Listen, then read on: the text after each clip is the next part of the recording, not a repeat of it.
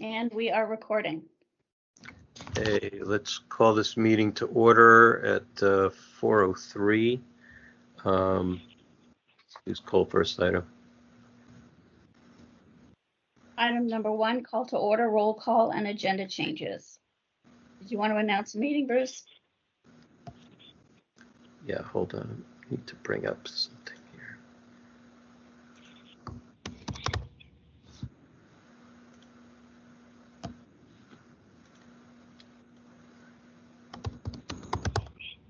Okay, there we go.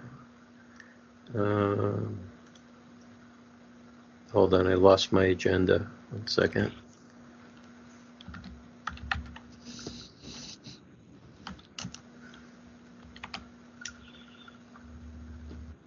Problem with electronics. Full task force. Okay, here we go. Okay, all right, please call the roll. Do you want to announce the meeting? I did. No, you didn't. Yes, I did. I said, let's call this meeting to order at 4:03. She means the preamble. Oh, the preamble. This is the Sunshine Task Force meeting date. Okay, this is Sunshine Ordinance Task Force, June 2nd, 2021 at 4:00, right now it's 4:00, coming up 4:05 p.m. Please call the roll. Member Schmidt? Aye. Member Schmidt? Oh, present, sorry. Member LaHood? Present. Member LaHood present. Member Frazier? Member Frazier? Member Frazier not present. Oh, yeah, Member Frazier is excused. Oh, excuse. Contacted me for medical. Member Padmanabhan? Present. Member Padmanabhan present. Member Wong? Present. Member Wong present. Member Stein? Present. Member Stein present. Vice Chair Yankee? Present. Vice Chair Yankee present. Member Highland? Present. Member Highland present. Member Neighbors? Present. Member Neighbors present. Member Forsley emailed me that she might be appearing at 5 p.m. tonight, Bruce. Yes, I got that same message. All right. Chair Wolf? Present. Chair Wolf present. We have a quorum. Okay, thank you. Any adjustments or changes to the agenda? Yes, we heard from Zach Karnazes asking for a reasonable accommodation that his case be heard earlier in the agenda than is scheduled in the agenda. He wants to be first. Okay, and when did he contact us for that? I believe it was May 18. It was May- time. Okay. All right, members, shall we adjust the order of the agenda? Sure. Well, need a motion to do that. This is Member Stein. I make a motion to allow Mr. Karnazes to be first in the agenda. Second, Mr. Schmidt, Member Schmidt. Okay, so moved by Member Stein, second by Member Schmidt. I will just ask, is the Mayor's Office on Disability present?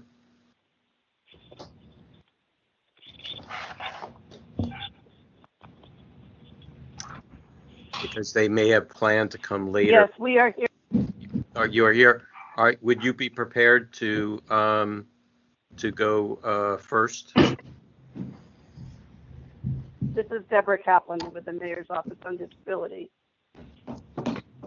Hi, Ms. Kaplan. If we move this item to the top of the agenda, are you prepared?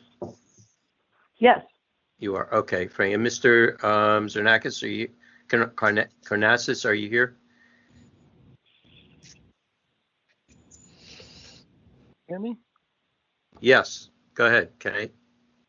Wait, you're here? Hi, I think the system just unmuted me. This is Zach Carnegie. Okay. And so both parties are here. Okay. All right. Members, any further discussion on moving this item number 7 to item number 3, and then all other items will be moved down appropriately. Hearing none, let's open it for public comment. Public comment on the changes to the agenda. Yes.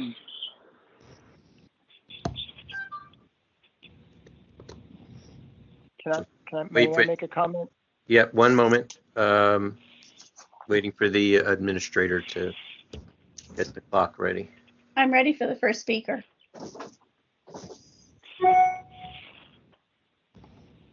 Hi, this is Zach Carnegie. This is a public comment for the agenda moving. Is that correct? Correct. Thank you. I appreciate the granting of this accommodation. It's really important for me because I have multiple severe disabilities. I'm in a lot of pain right now, and I cannot endure really long meetings. So I really appreciate it. I just wanted to clarify. I was just asking to be for item number 7 to be the first of the items heard today. I was not asking to be in front of general public comment or other sort of, preliminary things that this body does. Thank you.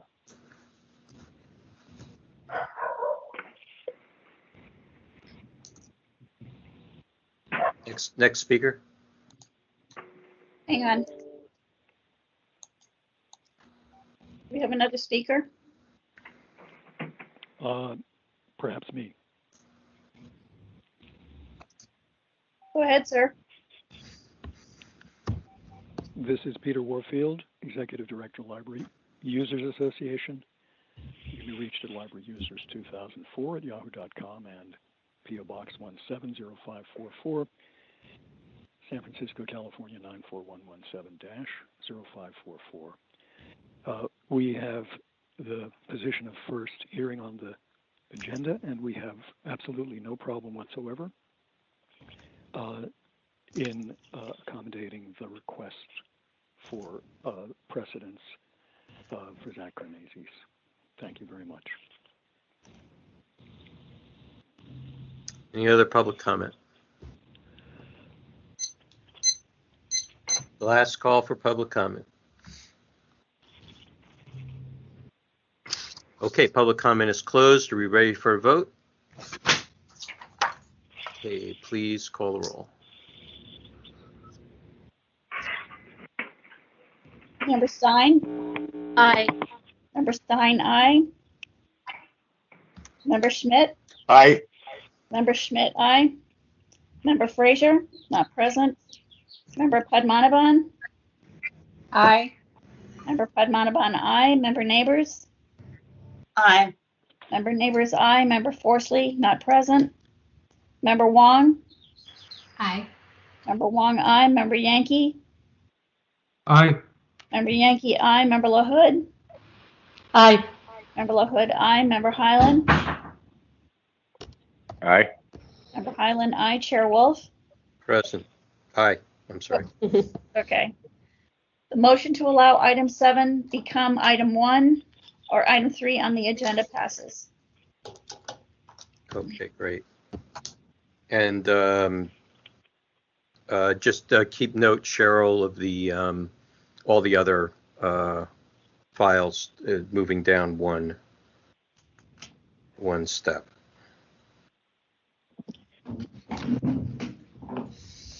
Okay. All right. Let's do our opening statements. Shall I begin? Yes, please. Remote access to information and participation. In accordance with Governor Newsom's Executive Order N3320, declaring a state of emergency regarding the COVID-19 outbreak, and Mayor London N. Breed's proclamation declaring a local emergency issued on February 25th, 2020, including the guidance for gatherings issued by the San Francisco Department of Public Health officer, aggressive directives were issued to reduce the spread of COVID-19. On March 17, 2020, the Board of Supervisors authorized their board and committee meetings to convene remotely and will allow remote public comment via teleconference. Members of the public may participate by phone or may submit their comments by email to cheryl.leger@sfgov.org. All comments received will be made a part of the official record. Ordinance Task Force agendas and their associated documents are available at sfgos.org/sunshine. As the COVID-19 disease progresses, please visit the Sunshine Ordinance Task Force website regularly to be updated on the current situation as it affects the legislative process. Shall I read meeting decorum? I'll read it. Meeting decorum. Any member of the Sunshine Ordinance Task Force may call for decorum due to disorderly conduct of meeting participants. Persons who engage in threatening and/or menacing behavior may be asked to leave. I also have a communication from the Sunshine Ordinance Task Force. We'd like to make a statement about recent public comments that have inaccurately referred to the hashtag Say Your Name campaign and referencing others. As per their website, quote, launched in December 2014 by the African American Policy Forum, AAPF, and Center for Intersectionality and Social Policy Studies, CISPS, the hashtag Say Her Name campaign brings awareness to the often invisible names and stories of Black women and girls who have been victimized by racist police violence and provides support to their families, unquote. The week of May, again, a quote from the same website, the week of May 20th, 2015, AAPF and CISPS, in partnership with Andrea Ritchie, released a report entitled Say Her Name, Resisting Police Brutality Against Black Women, which outlined the goals and objective of the hashtag Say Her Name movement. The report provides an intersectional framework for understanding Black women's susceptibility to police brutality and state-sanctioned violence and offers suggestions on how to effectively mobilize various communities and empower them to advocate for racial justice, unquote. We, the Sunshine Ordinance Task Force, acknowledge the structural inequality and racial bias that disproportionately affects communities of color and the goals of the hashtag Say Your Name campaign, among others, which are not to be taken lightly or appropriated by those outside of such communities. We will address concerns with public commenters directly and any other parties, and we appreciate those who have contacted us and urge you to continue to do so, that we may, here in this chamber, set an example for all meeting bodies, and so we may continue our own due diligence and self-education. Okay, let's move to the next item, item number 2. Item number 2, approval of the minutes from the Sunshine Ordinance Task Force May 5, 2021 meeting. I have to say that in trying to get the minutes prepared, Matthew and I worked on it on Friday, and as I thought I was saving the correct version, I wasn't. And so the version that has been included in today's agenda is not correct. What is uploaded is correct on the website, but I think we should forward this last month's minutes to July. Oh, you want to, okay. Sorry, Matthew, it's not your fault, it's mine. Oh, that's okay. All right, one moment here.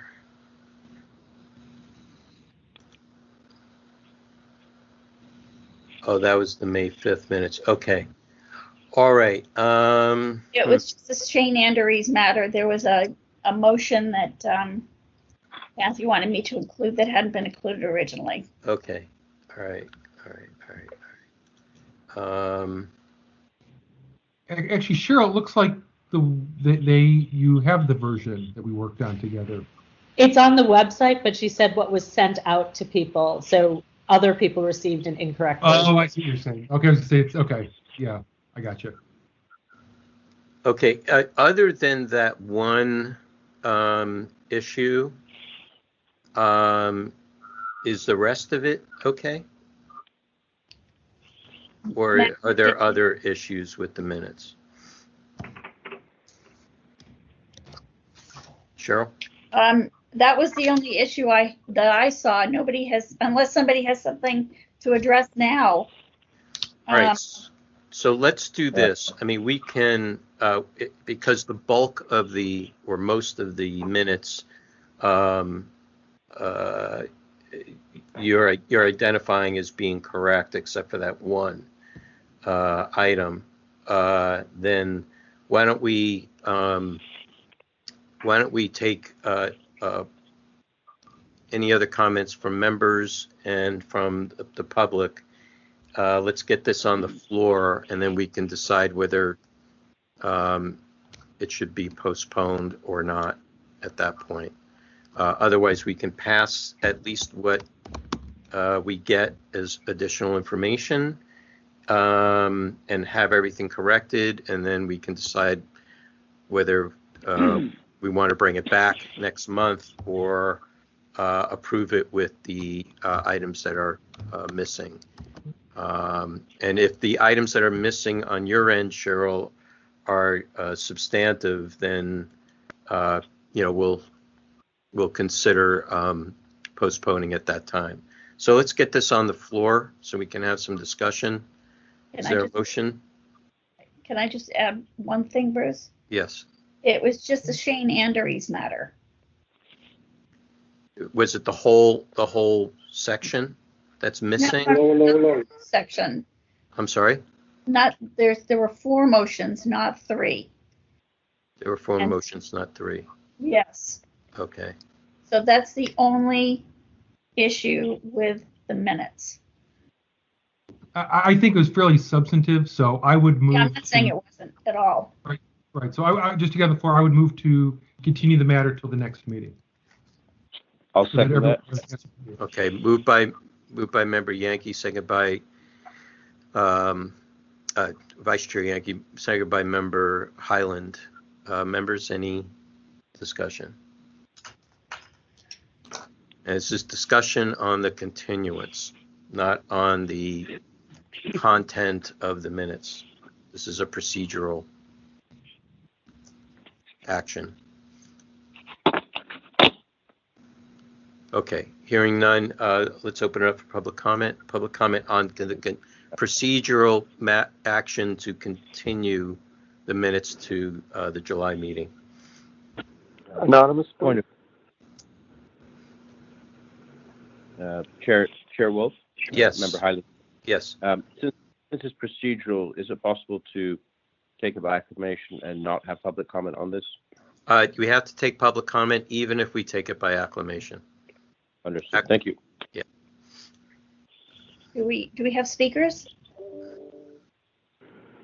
Yes, Anonymous, Yes. please. Yes, please.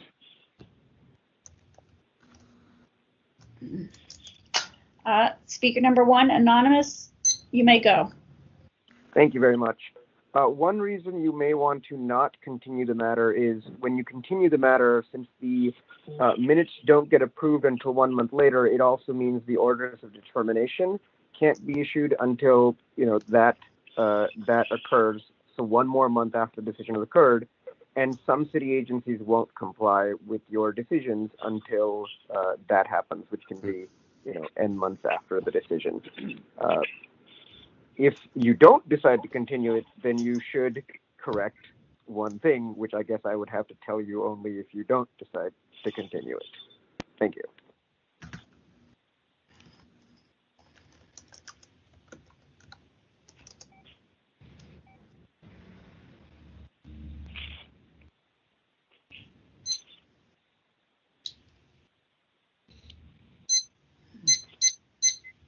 Do we have a second speaker?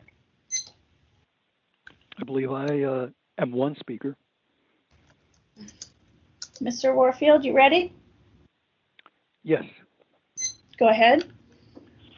this is Peter Warfield, Executive Director excuse me, of Library Users Association. We can be reached at libraryusers2004@yahoo.com and at P.O. Box 1705, 44, San Francisco, California, 94117, excuse me, dash 0544. And I say that because I consider it important to have the same, or at least a chance at similar accessibility that one would have at a real meeting, where anybody could come up and say, liked what you said, didn't like what you say, and so on, and would like it in the minutes. I did look at the minutes, and the postponement, I think, first of all, if what Anonymous says is correct, and I don't doubt that it is, that is a very serious problem with postponing minutes. We've already talked about the problem of delays, and especially delays in anything that has to do with the actions of the Sunshine Task Force in promoting and defending open government matters for the public.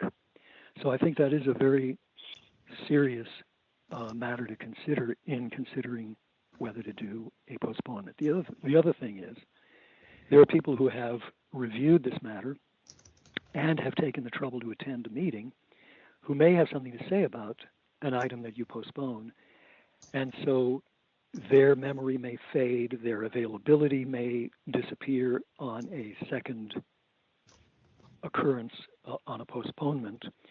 And so there is a correction to our address that I would like to make, which is incorrect and I think is important. It's the third time, I think, in a row that there's been some error in our contact information, which we've pointed out is important.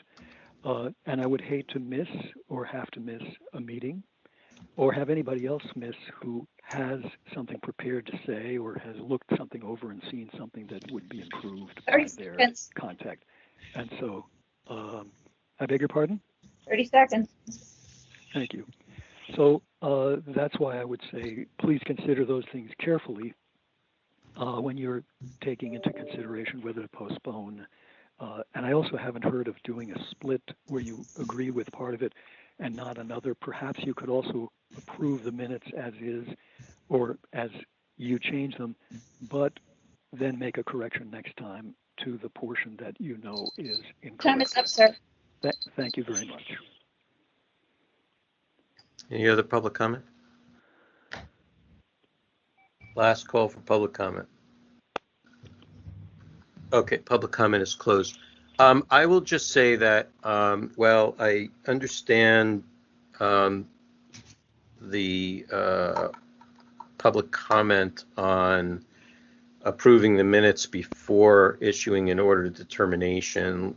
Let me just explain that usually in deliberative bodies and parliamentary procedure, a previous meeting is not considered to be like validated until the minutes are approved by the body.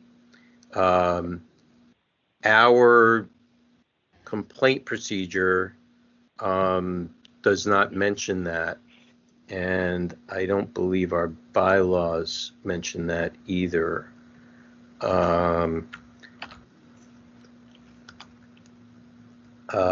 Let's see. Yeah, our bylaws don't mention that either. So, considering that that we are governed by Robert's Rules of Order, that in Robert's Rules, I believe, I don't have the section number, but it's generally accepted that that the previous meeting that the minutes refer to, if they're not approved by the body, then the meeting isn't validated. Now, I can, unless you want to track that down, or we can ask our legal counsel, who is here, for advice on that. We can do that if members wish to continue discussion on this.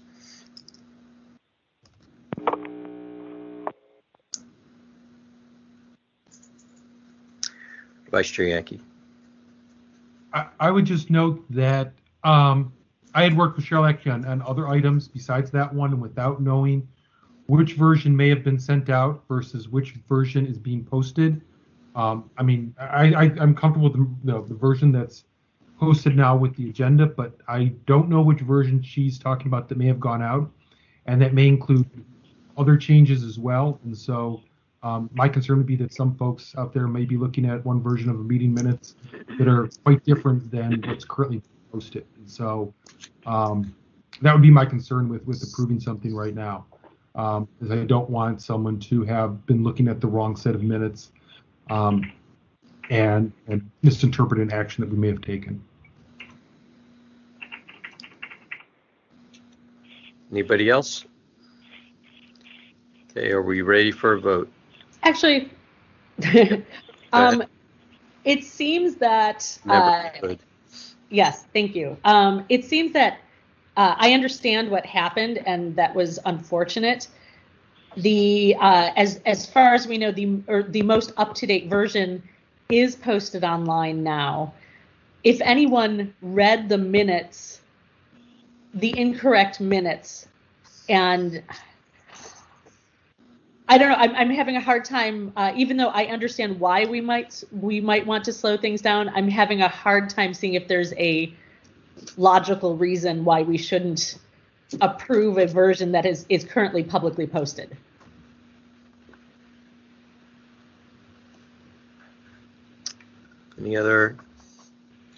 Anybody else? Any other comments? Questions?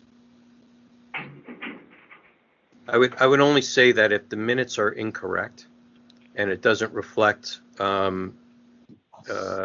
facts or events from previous meeting, then it's kind of altering reality. If it's missing like a whole section, they're incorrect. If we approve a set of minutes that have like an incorrect vote on it, then we're approving that vote because we're approving the record of the previous meeting. Right, and the current version of that. In any case, I said what I had to say. It seems that the version that we will vote on next month is currently live on our website. That's right, but that only got put up today. So that means the public who's been preparing for this meeting at least 3 days ago may not have been able to see that, and there's no way to distribute it. So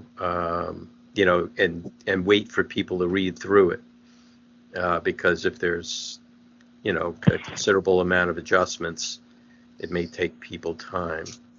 So I don't know how else remotely it's hard.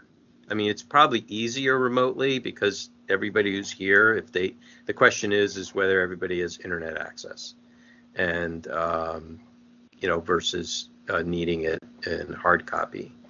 So I would tend to agree to continue it. I think it is unfortunate that we would have to wait a whole month before orders of determination could be approved based upon an approved set of minutes. That's where we're Chair at. Wolf, Member Highland here. Member Highland. I just wanted to add that, this is yet another example of our failure to provide proper minutes, properly grammatically edited. We spend way too much time correcting minutes week in, week out. I think we need to do much better as a body to get minutes right the first time, distributed correctly. So I'll just say that for the record. Thank you. Thank you. All right, we ready for a vote? Okay, hearing no response, please call the roll. This is the motion to continue the minutes to the July meeting. Member Yankee? Aye. Member Yankee, aye. Member Highland?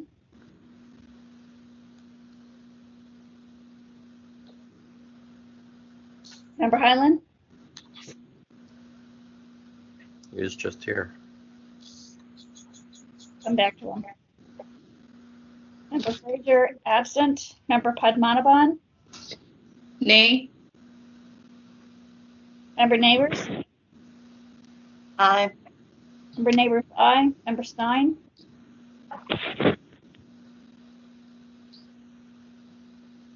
Member Stein? Aye. Member Stein, aye. Member Forsley, absent. Member Schmidt? Aye. Member Schmidt, aye. Member Wong? Aye. Member Wong, aye. Member LaHood? Aye. Member LaHood, aye. Member Highland? Aye. Member Highland, aye. Chair Wolf? Aye. Chair Wolf, aye. The motion to continue approval of the May 5th minutes passes. Can you announce the tally, please? Yes. Member Padmanabhan, no. Member Just the number. You don't have to name each person. One no. Cheryl? I know, I hear you. Okay. 1, 2, 3, 4, 5, 6. 8 in favor, 1 against. Okay. So the motion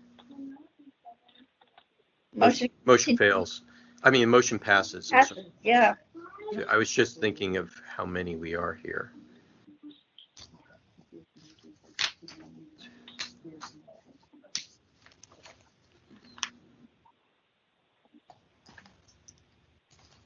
It 1, 2, 3, 4, 5, 6. 9 voted.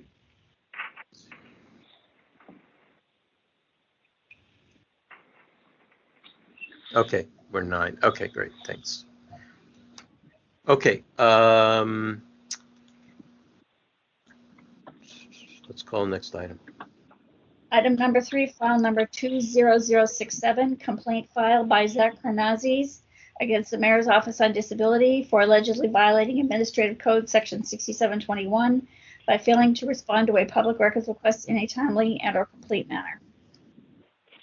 Complaint committee heard this case,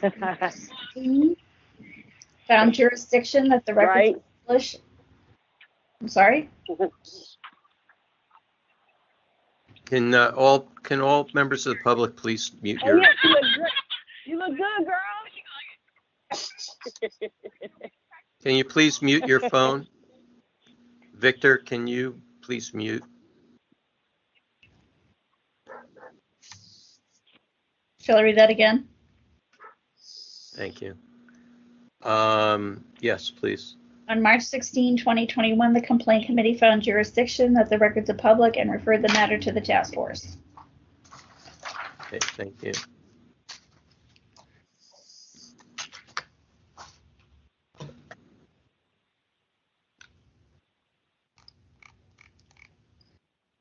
Okay, and I also to add that the committee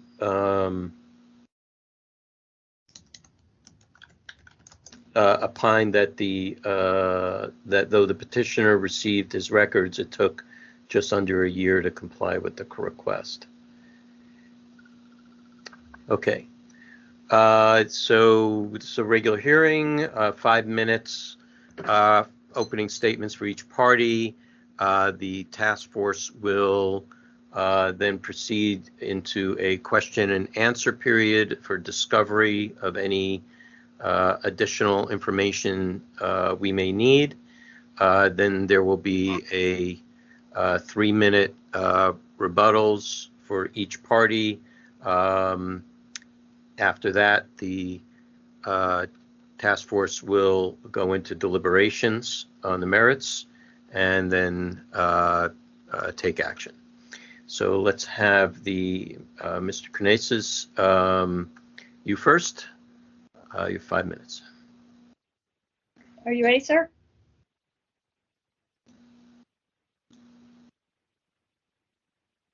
Sir, are you ready? Hi. Mr. Canazes? Hi, someone muted me, but I'm here. I pressed *6. Can you hear me now? Yes, we can. Are you ready to speak, sir? Yes, and I request that please do not give me a 30-second warning. I have a digital stop clock that I will start as soon as I begin speaking. All right. Go ahead, sir. Thank you. Hi, my name is Zach Karnazes. Thank you again for this disability accommodation to speak at the beginning here. I filed this records request in January 31st, 2020, and as mentioned, there is no disagreement that the final records were provided in January 8th, 2021, so almost a full year later. This case is pretty clear to me, and I think a number of folks. The Sunshine Ordinance was already violated long before the COVID pandemic, the emergency orders from the mayor. The mayor's memorandum to suspend Sunshine Ordinance was issued on March 30th, 2020, nearly 2 months after my original complaint was, my original public records request was filed. And just to give some history of how hard it was and how much I had to struggle. Keep in mind, I have to use voice dictation software whenever I use the computer. It's not easy for me, and the department knows this. The Mayor's Office on Disability is there to help disabled people, to help us with access issues with our city, not make them worse. So it's especially horrible that I'm even having to be here right now fighting for our access when this department is one of the departments supposed to protect that. So I sent an email on January 31st requesting these records. I sent an email on February 4th requesting the records. Nicole Bond, the head of MOD, replied saying, please clarify if you were also looking for the materials in your inquiry to be provided directly to you. Of course I was. It's super clear in my original request. And she did that to slow me down, I think, and make it harder. And so I said again, February 6th, please provide these records. February 10th, 2020, please provide these records. February 20th, please provide these records. March 6th, please provide these records. March 11th, please provide these records. April 14th, please provide these records. April 16th, please provide these records. June 11th, please provide these records. And so on. I had to work so hard to get my own records of my own disability cases with the city. I can just quote Deborah Kaplan when she spoke at the original committee meeting for this issue on April 20th, the Sunshine Ordinance Committee meeting. She said, and I quote, the final and complete response was sent as he stated on January 8th, 2021. I also quote, he was sent records on a rolling basis on June 19th, July 22nd, November 10th, December 11th, December 18th. So by her own admission, they did not start providing records to me until June of 2020. That was at 31 minutes in of the audio recording. You can hear that in the public record from the April 20th Sunshine Ordinance meeting that happened this year.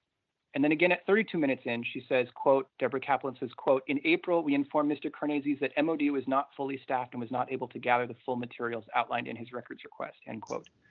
In April, I filed the records request in January. I don't see how this can be legal, like how this even remotely complies with the Sunshine Ordinance. And again, as a reminder, the mayor's memorandum was March 30th. So I don't, I imagine they're going to try to use COVID as an excuse, but I don't see how, because they had already violated that before the emergency orders. They'd already violated that. And so it's just been a nightmare. This whole thing has been such a nightmare, trying to get my own records from a department that is supposed to help disabled people.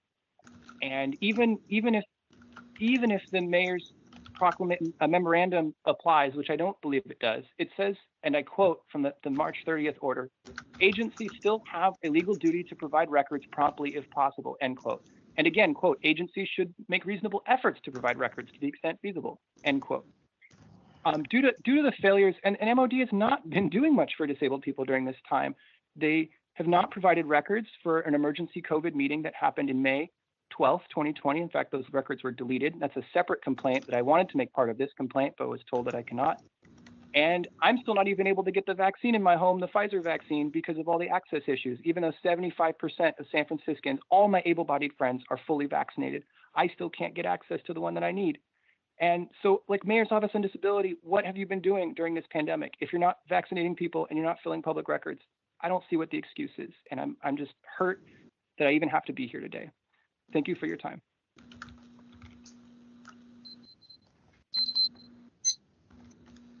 Thank you. Okay, Mayor's Office Disability. 5 minutes for opening statement.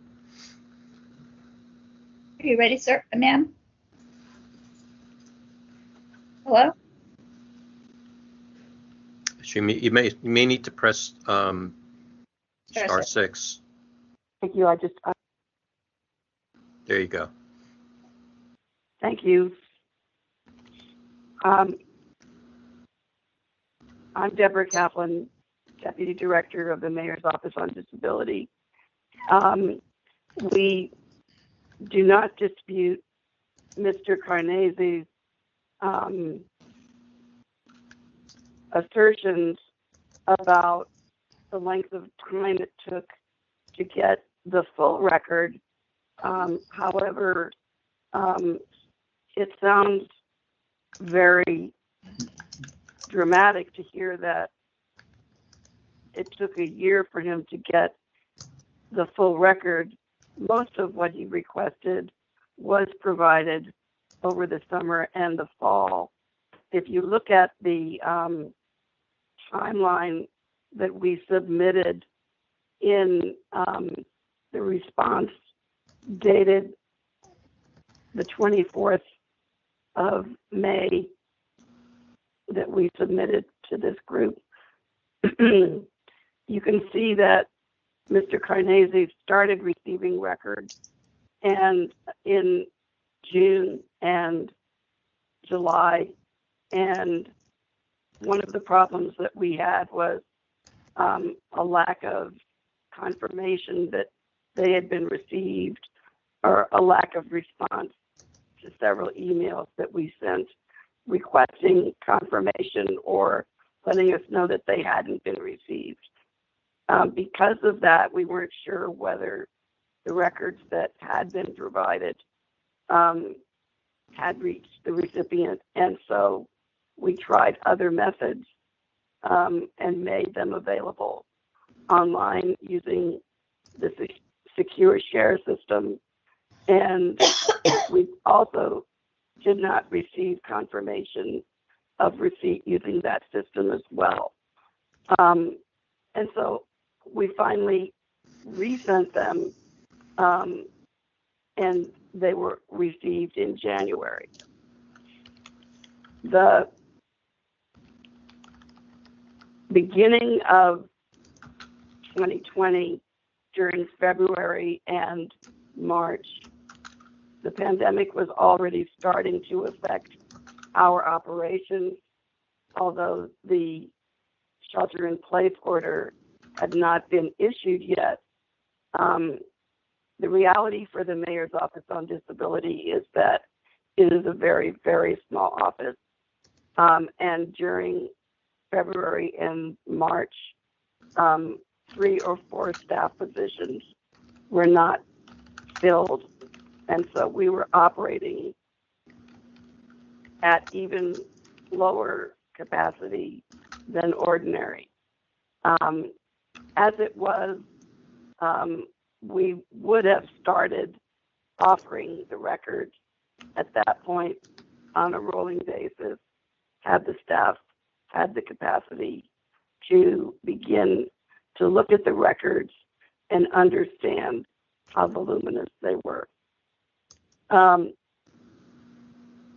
So yes, it did take a long time. However, most of the records were sent and delivered before January of 2021. They've all been received, and during most of the time, the MOD staff was working on the COVID pandemic, and staff were literally not doing their regular jobs. So that is why it took a long time, and MOD often has difficulty responding to voluminous requests like this because we do not have staff that are dedicated to responding to sunshine requests, and we need to take people away from their regular duties in order to search for records, confirm that they are the right records, and then redact them. And we will strive to do our best. Thank you.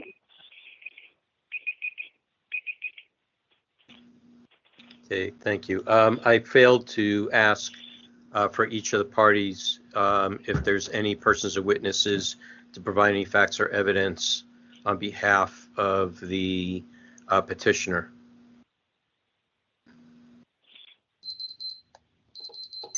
Okay, hearing none. Are there any persons or witnesses to provide any facts or evidence on behalf of the respondent?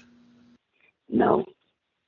That's not it. Thank you. It's just meant for anyone who wishes to speak on your behalf. Okay, hearing none. Okay, members, the matter is with you. If you wish to speak, please state your name first for the record. Okay, Member Wong. Hi, this is Member Wong. I have a question for the respondent. Looking in the packet for if there was a request for an extension due to the voluminous nature of the request, and I'm not seeing it. Does that exist in the packet, or was such a request sent to the petitioner?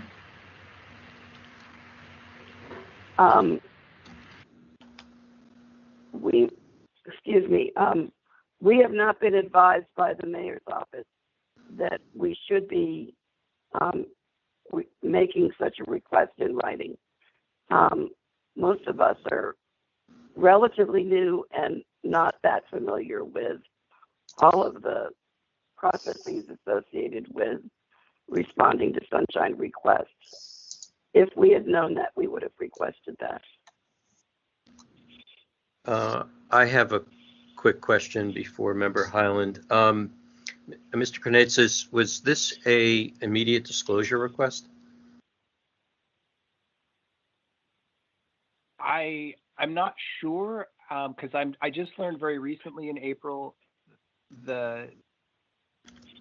I'm still learning all the legalities and all the different complex stuff. So I don't actually know the answer to that. I would refer to the original request document to see if that language was used, because I used kind of a template. Okay, because I would just say, okay, that's fine. It was, actually, I take that back. It was because one of the things that prompted this whole thing was Heather Cattell, who was an excellent employee from Mayor's Office on Disability, and she left, unfortunately. And what prompted this original request was I needed to get my records that she had, because previously there was a city employee that was working on a case of mine, and when they left, Department of Technology deleted all their email history, their whole records. And so I originally, this was an immediate request because I wanted to make sure that Heather Cattell's emails were not going to be deleted since she had been leaving, she was leaving MOD. And so many of her emails had, my ADA cases talked about. So yes, it was an urgent, immediate thing that I was asking for in these records requests, if that's the question. Well, we have a specific, the ordinance has two different ways to make a request. You can make a general request for records, and that has a particular time frame and process. And then there's an added feature which allows a person to make an immediate disclosure request, but that requires a special template. So it's important for us to know because it could change the way we make our final decision. Okay. All right, let's, we can, folks can, who have prepared the meeting on the task force can review the record and see if that's the case or not. Let's continue the meeting and we'll come back to that. Okay, let's have Member Highland and then Member Schmidt.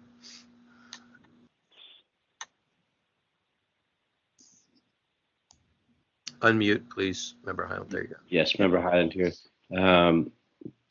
This is for the respondent. What is your record retention policy? Are you aware of what's required by law and by the Sunshine Ordinance? Yes, we are. Okay, and specifically for videos, how long are you required to keep those? I couldn't tell you off the top of my head. I would have to look and see. The video in question was not under the control of MOD. Okay. Yeah, the answer is permanently, just so you know. But okay, I logged your response. That's all I have. Okay, Member Schmidt. Yeah, question for the respondent. Probably a couple questions. The language you used in your presentation, you said that the people who eventually responded to this request, they had to go outside of their regular duties to do so. Who were those people? Iman Al-Ghazari, who handles 88 complaints for the office. Okay. Do you have anyone who considers this to be within the scope of their regular duties to answer public records requests? I mean, it would be probably under. We have one administrative support person, and we assigned it to Iman because she was familiar with the records. And I'm trying to remember at that period of time, Iman was brand new and first had to acquaint herself with the Sunshine Ordinance requirements and what our processes are. But I guess I would say it's not their primary responsibility. It is a responsibility, but there's nobody on staff who does mostly responding to Sunshine requests because we don't get that many. And as opposed to large offices that have people who that's a significant part of their job. That's pretty much what I meant. I was mostly explaining our capacity due to the size of our office. When we're fully staffed, we have 7 or 8 employees, several of whom do architectural reviews, and the regular staff who don't do the architectural work are 4, and we were down to 2 when this request came in, including our director. It sounds like you are now saying that you would prefer the language primary duties to regular duties in assessing this. Now, who in your office would be on primary duty to respond to these? Anyone? It would go to 1 of 2 people. Okay, and what's a primary duty and what's not a primary duty? Is there some definition that you can give me? Sure. The primary duties are listed in their position descriptions, and it's what they spend most of their time doing. Okay, so you have position descriptions for everyone in the office, And then you're saying that there's one or two people who have this duty as a primary duty within their position description, correct? No, No. this would not be a primary duty. It's not a primary duty. This would be a duty that they are required to do when necessary. Okay. No further questions. Okay. Members, any other questions, clarifications? Okay, I have a couple more questions. Mr. Karnatsits, am I pronouncing your name correctly? Karnatsits? Yes, yes.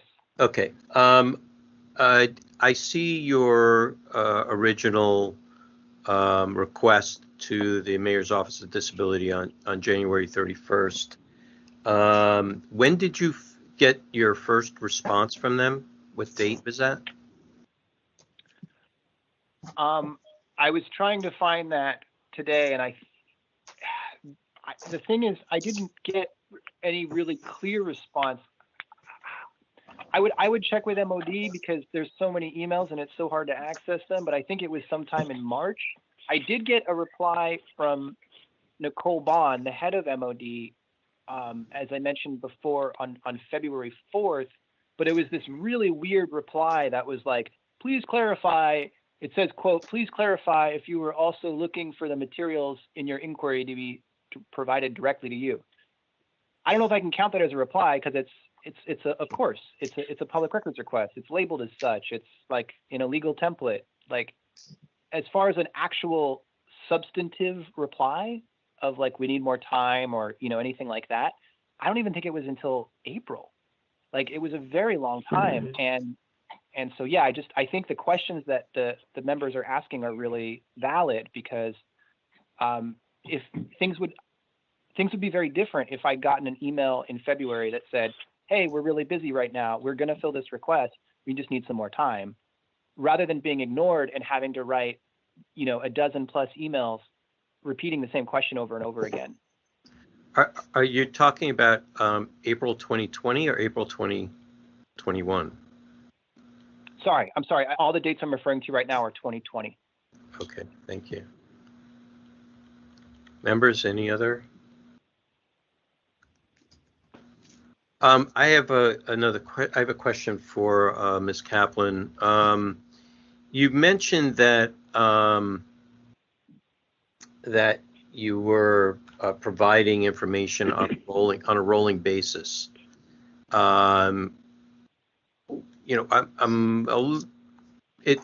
kind of triggering me a little bit because that usually comes with an immediate disclosure request. It's usually not, unless it's agreed to by the parties, it's usually not something that would be initiated for a standard request. So I guess then I would have a question, which is when a very small office such as MOD gets a request for literally hundreds of documents that must be found and identified and then confirmed by somebody who is familiar with the records and then redacted, which would take, to do so if somebody were working full-time on nothing but that, would take longer than the time frame given what is an office supposed to do. And during this time, our staff were deployed as disaster service workers and not available at all. So it's unclear to me how we're supposed to respond and get it done within the time frame when it's very, very voluminous. yeah, okay, I understand. Thank you. I would also just like to add one other thing. A review of our record shows that MOD provided confirmation to Mr. Carnese that his records were not subject to deletion or removal, and that email records from the previous MOD staff member, Heather Kittle, were retained. And those records were part of the search that we did for records that were requested. Okay, thank you very much. Member Highland. Yeah, just a question for the plaintiff. It sounds like, or was there a list compiled of everything you asked for and everything that was given? Is there an index that you kept or they kept? What I'm trying to get to is, what are you still missing, if anything? Perhaps you can answer that. Sure. I don't think there's any dispute on whether or not the records have been provided at this point. As far as I'm concerned, everything was provided by January 8th of 2021. I think there is some dispute on this rolling basis question and how many records were provided in June and July, and the accessibility of this this portal that MOD put the records in the fall of 2020, which was an issue, and the issue of whether or not I responded to confirm records being received, that kind of stuff. There's some disagreements I have, but as far as the actual records being received, I don't dispute that. I believe everything was received on or about January 8th, 2021. Okay, thank you. Okay, Vice Chair Yankee. Yes, a question for the respondent. Can you maybe explain what took your department such an extended period of time to get these records together? Was it trying to locate them, or was it a redaction process? It sounds like there was a voluminous request, but at the same time, it sounds like there was still a year that went by, and so maybe you can help to explain what was the biggest hurdle that you folks went through when trying to get these records over to the petitioner. Probably searching for them and finding them. I know that Ms. Alzagari had to literally look through and open hundreds, if not thousands, of emails in order to find the appropriate ones. And then we spent also at least 2 or 3 hours with her questions about what needed to be redacted and what shouldn't be redacted. I know she spent 2 or 3 days a week in the summer and in the fall working on this. And just as a follow-up to that, were these all electronic records that if your staff was working remotely, they could access? Or were any of them hard copy records that you did not have access to because of various building closures and such? They were all electronic. Okay, thank you. Member Neighbors.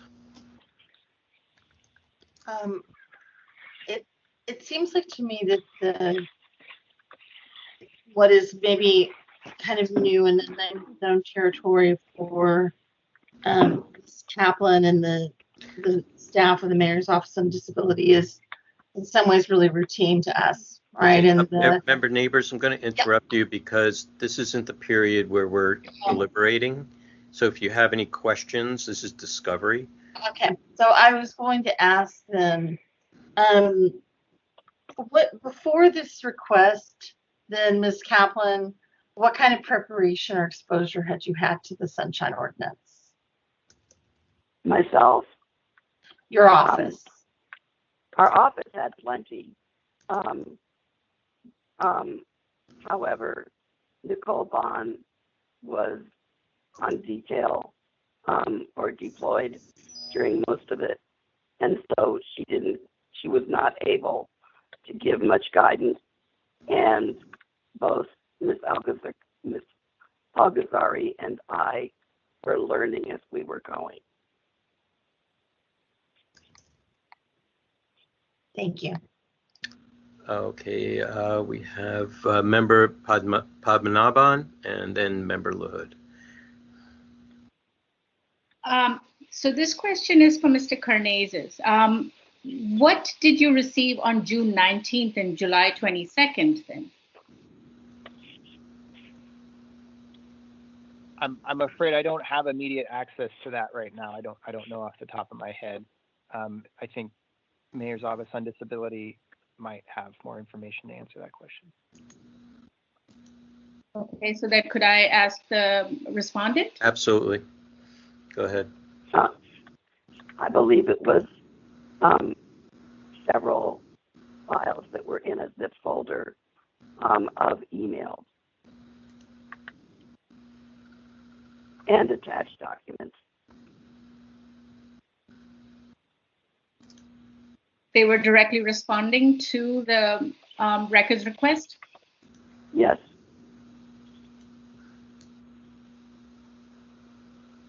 Okay, thank you. Okay, we have member LaHood.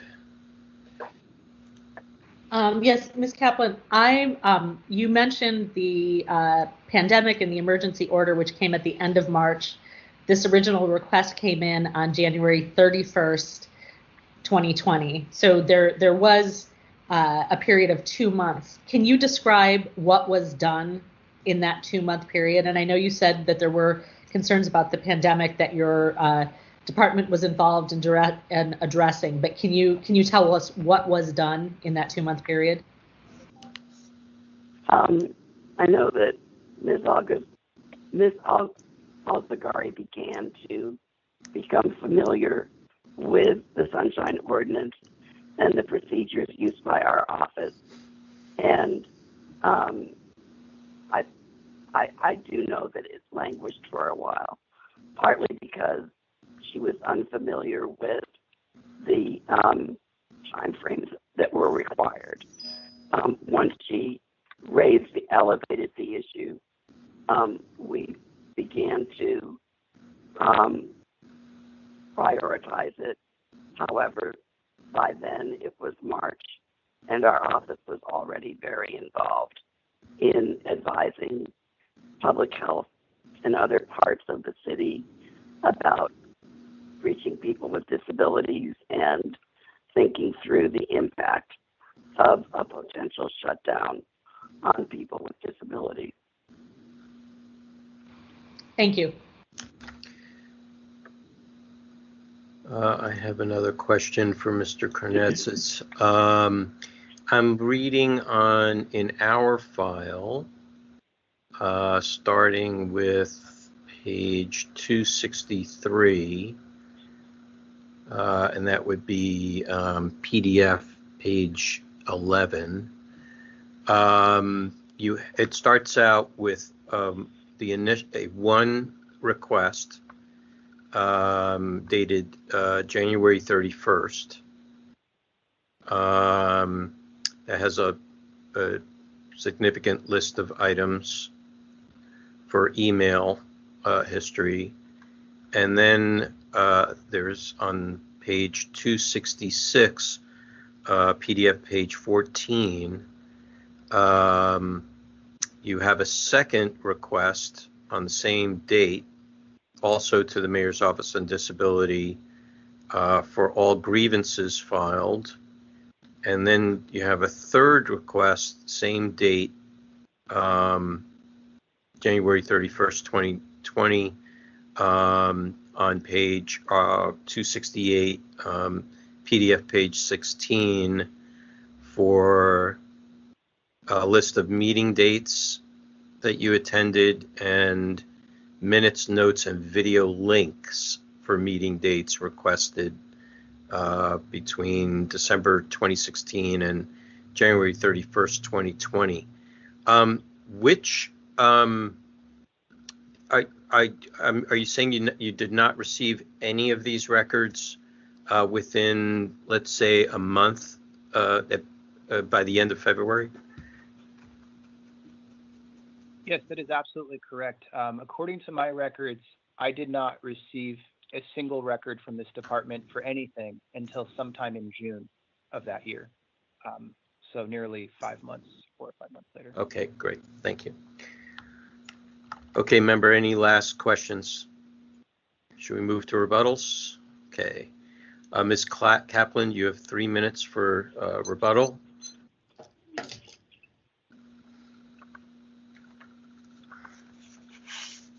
Ms. Kaplan, are you ready? Ms. Yes. Kaplan? Okay, Yes, I'm here. go ahead. Go ahead.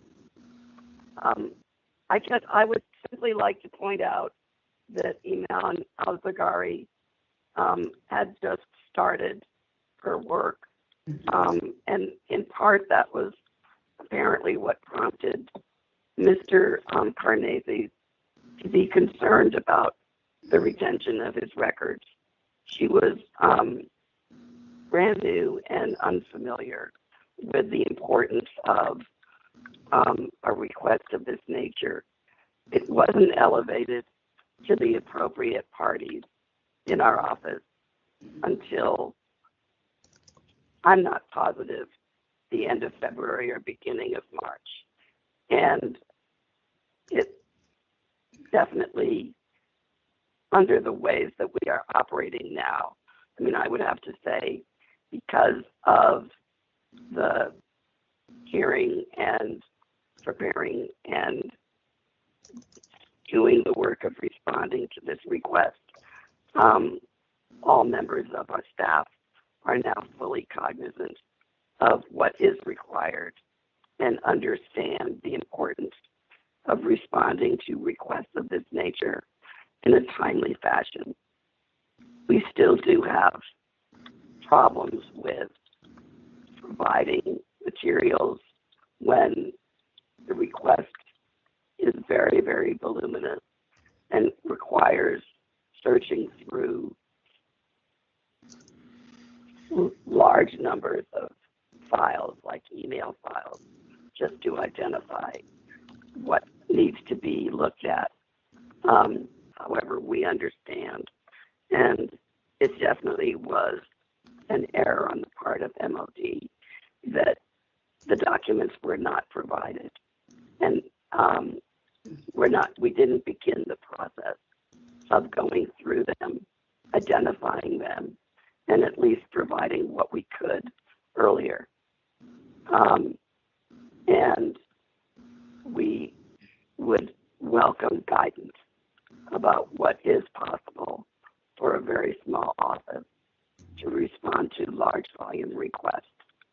What we've been told by the mayor's office is that we can respond by saying we have to do this on a rolling basis because we don't have the capacity of getting everything done within the time frames that are ordinarily envisioned.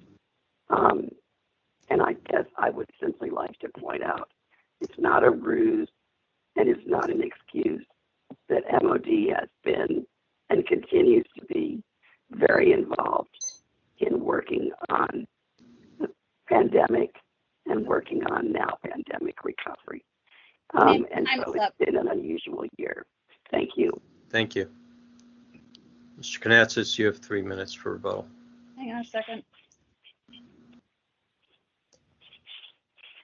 Mr. Karnazes, are you ready? Yeah. Go ahead. All right, thank you. You know, it's nice to hear, but also sad that here we are a year and 4 or 5 months later to finally hear MOD admit any responsibility for this debacle. And the only reason they have is because I've been fighting so hard for so long to bring this complaint to the Sunshine Ordinance, which I never wanted to do in the first place. It really sucks to be here as a disabled person, trying to hold the Department on Disability accountable for a very basic thing. Deborah Kaplan, you can hear in her responses today, her evasiveness. She won't even disclose the 2 people that are responsible for public records requests, even though the questions answered were very fair. Who are the people that answer those records? I still don't know. Do I have to open a public records request to find out who answers public records requests? I mean, the answers with this department are routinely evasive. And I think they figured they could ignore me and just ignore this issue. And they did for months and months and months. I addressed this issue to Nicole Bond directly, who's the head of MOD, who's very familiar with these issues. And she responded on February 4th, saying, like, are you sure that you want these records? And I said, yes. And for the whole month of February, did nothing. And so I just don't buy this whole, we're a small department, we're a small department, we're a small department. Deborah Kaplan has said that 4 or 5 times now today. And it's not an excuse. Like, they could have reached out to Sunshine. They could have reached out to other government entities that have more experience with processing records. And they could stop doing what they routinely do, which is ignore disabled people that have real needs. And, they keep citing the pandemic. Their response to this pandemic has been atrocious. 7 months of mayor's office of mayor's disability council meetings were canceled during the course of the pandemic. So the disabled public could not bring pandemic issues to them directly in a public setting. That was horrible. So like, they canceled all the meetings. They didn't get people the vaccine. What are they doing that's keeping them so busy that they can't fill public records requests? I don't understand. I still, I don't want to bring that into this because I feel like that's a separate issue. But when she keeps mentioning, we were busy with the pandemic, it's like, doing what? I mean, I don't know. I don't understand. And again, not a single record was provided until June. I mentioned how many emails I had to send just to get a basic response. And so I was ignored. I mean, I was clearly ignored. And MOD, I think, just figured I would go away. They wouldn't have to deal with this. No one's there to hold them accountable. Disabled people are too sick to do anything. And most of the time I am as well. But this was one I wasn't going to let go because it's really not okay. I'm at 2 minutes and 45 seconds. Thank you. Okay. And so I have 3 minutes, right? I appreciate your time here today.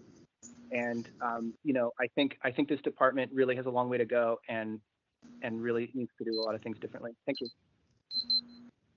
Thank you. Okay, members, now it's time to deliberate on the merits and take action.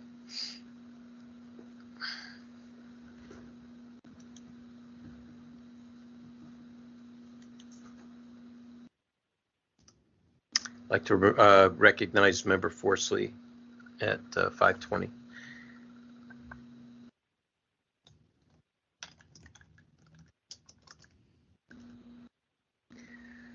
Okay, I'll start the ball rolling here on our records page 316, PDF page 64. You'll see the beginning of the email thread, which accounts for Mr. Karnetz's multiple times that he's tried to contact them. Not going to go through it, but if you read up from that, you'll see at least the first one at the bottom of page 316. A person from Mayor's Office of Disability, Heather Cattell, responded that she no longer works there. That may be an auto reply. Nonetheless, immediately thereafter, Mr. Karnetzis had contacted both the Department of Technology and our office that he was concerned that the records may be deleted since that staffer, may be leaving.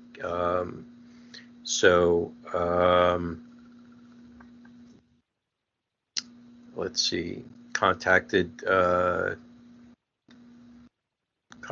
us again on February 3rd. And then he gets on February 4th, receives, so that is 4 days later, receives a message from the director of the Mayor's Office of Housing, Nicole Bond. That's on page 315.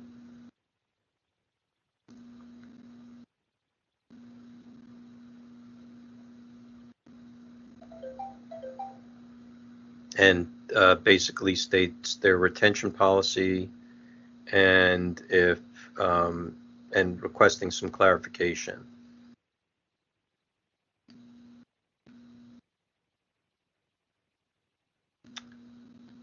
So you can follow that scrolling up. I will say that this is a regular public records request under 6721. Mr. Kurnetz has made the request under CPRA 6250, section 6250 at sequitur, meaning the entire CPRA, under the entire CPRA. CPRA does not contain an immediate disclosure request. That is an enhancement of the Sunshine Ordinance that is allowed by the CPRA under state law. So we'll be focusing on 6721 for this file.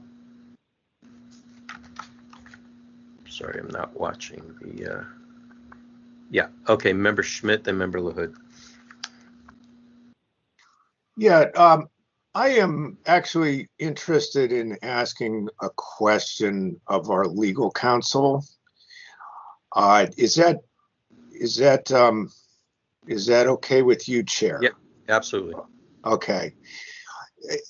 I don't know if this is the case where this question is a prime question, but I think we probably are going to, be seeing this situation often where someone makes a request and the volume of what they request is significant. And, the agency might need to spend a lot of man hours or person hours responding to it. And my question to legal counsel is there a sort of a line? Is there a point where, the law says that the agency is allowed to extend their time, they're allowed to object? Is there a sort of a burdensomeness standard as you would have in a civil litigation?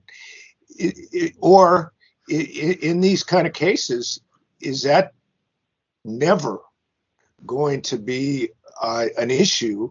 And do we just expect, which, I generally expect it, but that the agency be responsive and act immediately to respond? Any thoughts on that, legal counsel?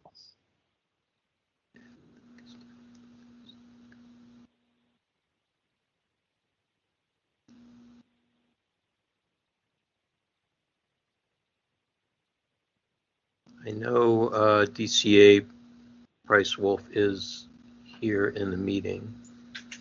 You'd have to press *6 to unmute yourself. I don't know if DCA Castillo is here. Don't see her listed. And I can certainly save the question because I don't know if it would affect my vote in this case. Okay. But I feel this like. Oh, there we go. Here he is. Go ahead. Okay. Hello. Yeah. Go ahead. Sorry. Can you repeat that? Do you mind? Okay. I'll try to state it better. But I'm wondering, in this kind of case where you're talking about thousands of documents or thousands of pages of documents that are requested, and there is a claim that, that there were so many hours needed to respond, to filter, etc.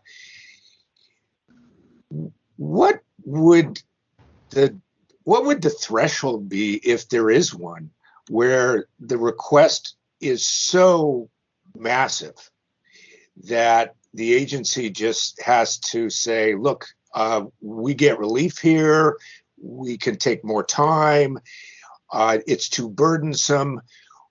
Because the standards they're not clear, and there's sort of like a language here and there that might apply. Do you have any thoughts on that? Yeah, no, that's a great question. And, you know, I haven't dug into this area of the law in a little bit, but the last time I did, I think your instinct is spot on. Like, it's just fuzzy. There's not really case law where this direct issue has been brought up. In other words, where someone has sued a local agency when they have invoked the excuse or the justification that it's just overly burdensome, and then they won, you know? Mm-hmm. So there hasn't been a real bright line drawn by a court. My sense is that this justification is used for when there's a public records request that says, you know, hey, department, please give me every single record you have. Hey, department, please give me every single record you have related to water. You know, something that is just like, that's just impossible. But otherwise, I think the expectation is, if you can wrap your brain around it, just take your time and get it done. Maybe it's only, you know, if the agency only has 3 people, and really, you know, the agency will not be able to function on its core mission by allowing more than 2 or 3 hours a week to fulfill this request, then it's going to have to take 40 weeks because that's all the agency can really devote, right? I think it's okay if you can explain it and it's reasonable to this body and just to reasonable people. I think that makes sense. So it's a sliding scale type answer where you don't want a public records request to eviscerate an agency's ability to work their core mission. And I'm not saying responding to public records is not important, but I think like it's also reasonable for the agency to turn around and say, okay, this is our plan. We're going to devote X number of hours a week. And if they can really show legitimately that they are doing that, I think that's reasonable. What I think is unreasonable is saying, well, this just feels too big. We're just not even going to do it. When in fact, you know, they could do it, but it would just take a really long time. You know what I mean? I think it's much the latter approach. So, yeah, I'm hearing some kind of a sense of a reasonableness standard. Yeah. And can you give me anything that's in a legal provision that would support, you know, applying that type of analysis as to what's reasonable, what's not, you know, are we over the line, not over the line, anything in terms of citations? You mean you don't want to cite me? That's not going to carry the Well, yeah, let me look at something. There we go. Now give me 2 minutes. I have a good idea where I could look to find something. Can I make a clarifying point? I think there's some. No, Mr. Karnatzis, okay. Your period of time for comment is over. This is now with if somebody on the task force wishes to get further clarification, they can ask, but the item is now before us. Okay, let's, if you need a little time, DCA Wolf, then let's move to Member LaHood. Thank you. Yes, I had a question. So obviously 6721 for timeliness makes sense. I'm wondering, would we also be looking at, and I just lost my notes, 6725D, which does allow for rolling, but the idea is that you're not supposed to wait until you have everything. And it seems that even though records were ultimately provided on a rolling basis, the rolling started several months late. And I understand that there was confusion about what was required, but it seems to me that there's a violation here, that the delivering of what could have been delivered earlier should have happened, even if it was going to take longer to deliver some of the records. Let's be clear that there is a distinction between 6721 and 6725. Okay, the rolling basis that you're identifying in 6725 referring to is only specific to immediate disclosure request. And I see, and it was, okay, even though it was urgent, it was not labeled as an IDR. And it wasn't even requested under the Sunshine Ordinance. It was requested under the California Public Records Act. Okay. And then he filed a complaint with the Sunshine Ordinance under the CPRA. So, I mean, the CPRA is, doesn't even speak to rolling. It requests, it basically makes a mandate that it has to be provided within a period of time. Now, under 6721, we have two areas that provide timeframes. In subparagraph B, it states that if the custodian believes the record or information requested is not a public record or is exempt, the custodian shall justify the withholding of any record by demonstrating in writing as soon as possible and within 10 days following the receipt of the request that the record in question is exempt under express provisions of this ordinance. And then in subparagraph B, so subparagraph B specifically referring to items that are exempt or that can be withheld.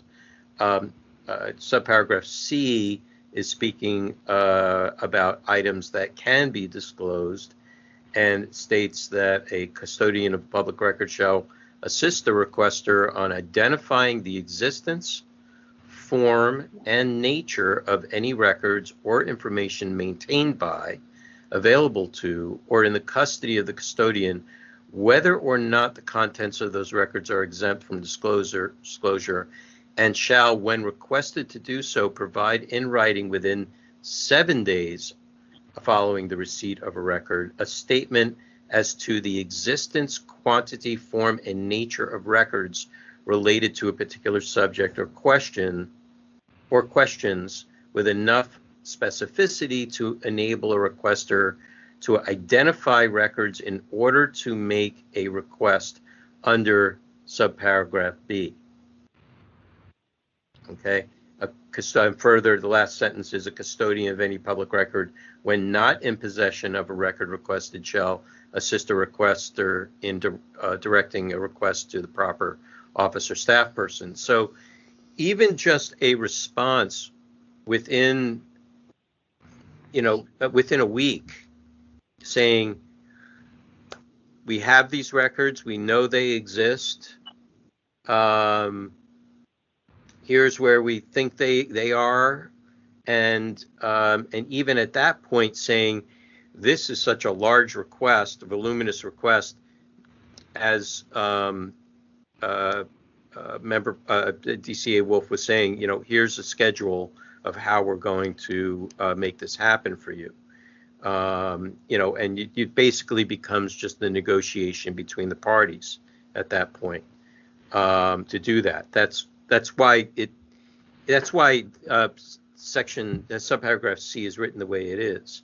There's an expectation that it be that the record be produced or disclosed within 10 days. So I would kind of refer to those sections. That's what I'm looking at here. I know we're for this, the response was way beyond. And on page 313, PDF page 61, you'll see on February 20th, Mr. Karnatzis writes to Iman Al-Zagari and to Director Bond that he's not received a reply in 16 days. So, and then it just keeps going on from there with Mr. Karnatzis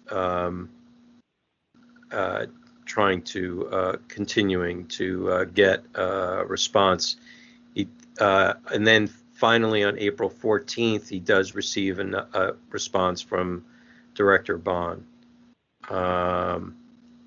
asking for clarification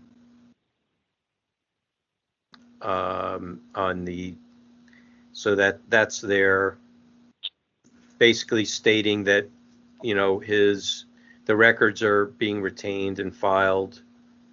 I'm not sure which number this is. And then if there is that's on page 310 or PDF page 58. That's April 14th. That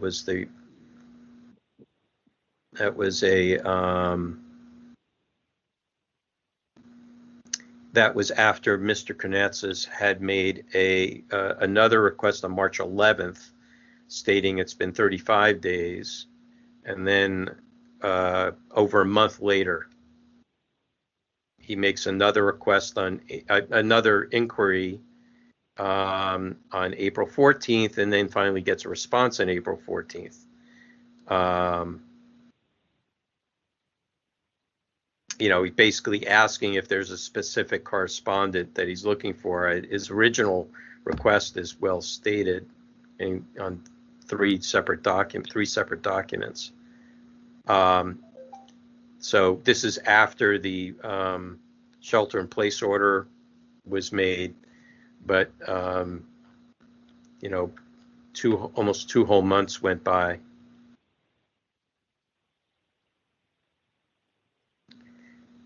Okay. Any other discussion on this? Formulating an action. Is there a motion?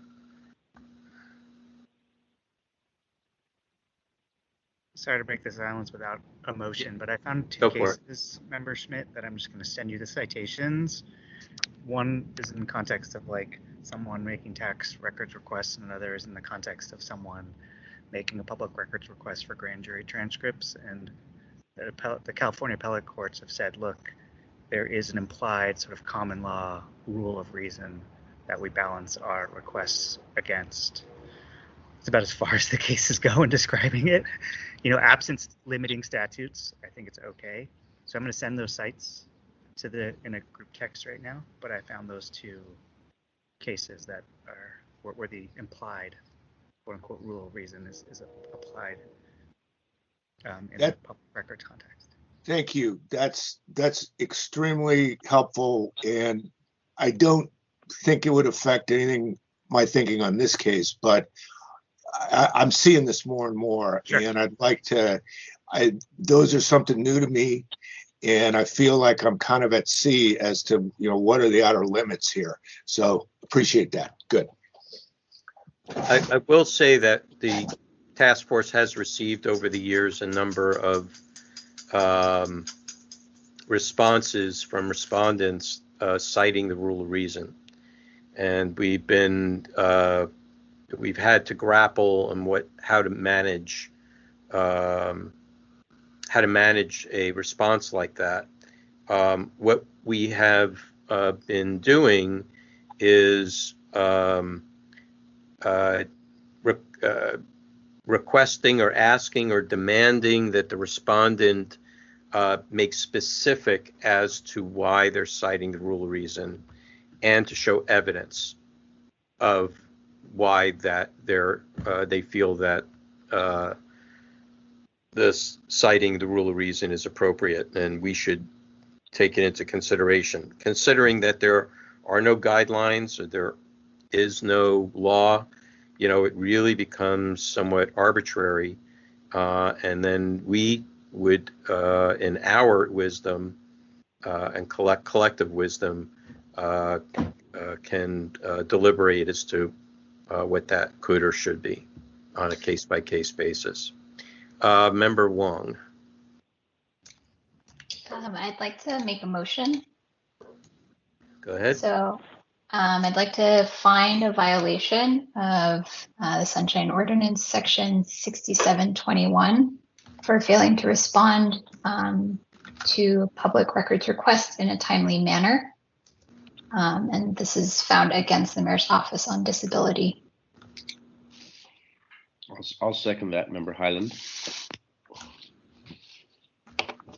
Okay, it's moved by Member Wong, second by Member Highland, to find a violation of 6721 for failing to respond to a request in a timely manner against the Mayor's Office of disability. Okay, discussion.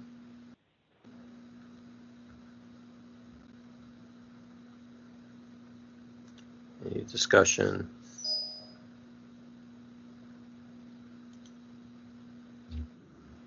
Okay, let's open it up for public comment. Anonymous, please. Ms. Leger, when you're ready, handing it over to you. Do we have, how many speakers do we have? I'm one, anonymous. Okay. Are you asking for public commenters? Yes, I just want to know how many there are so I can keep track. Well, I'm one. Thank you. Okay, anonymous is one. Do we have a third? Everyone's on the meeting? I'm sorry? They don't have the raise your hand thing. People literally can talk during the meeting. The public can like chime in. This is a public comment. Hello, is somebody there wishing to make public comment?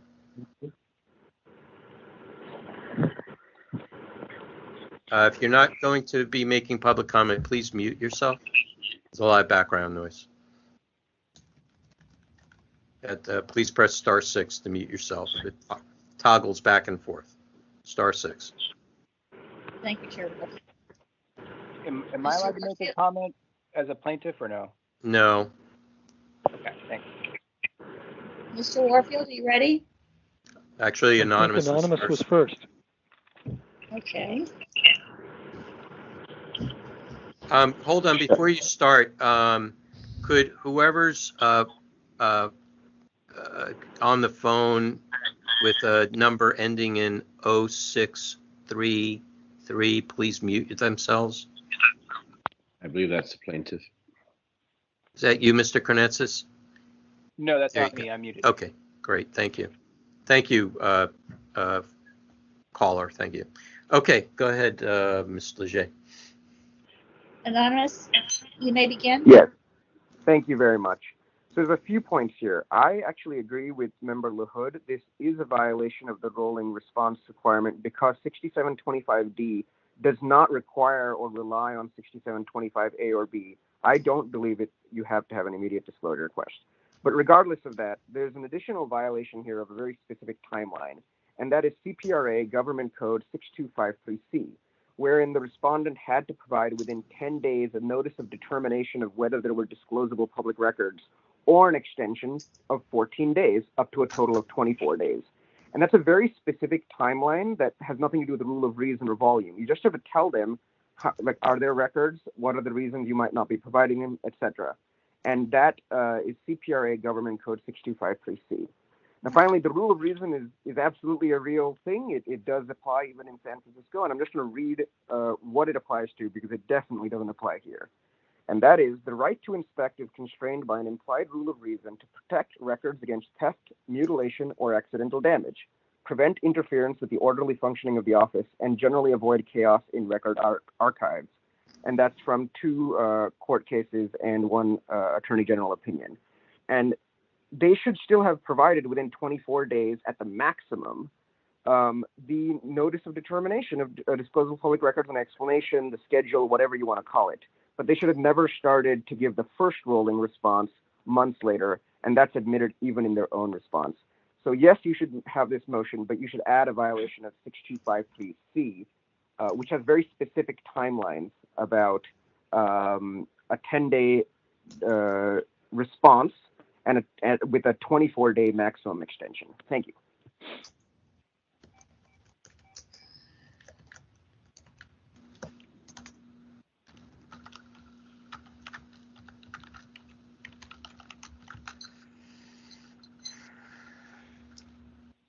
Next speaker, please.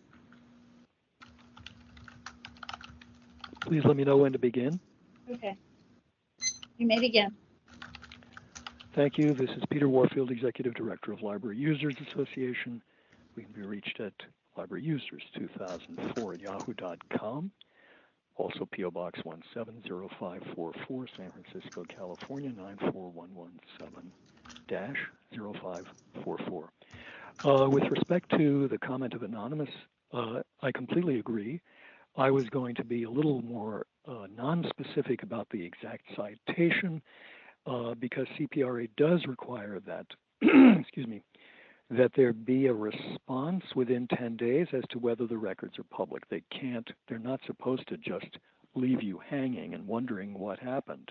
Did I drop this into a bottomless, literally bottomless pit?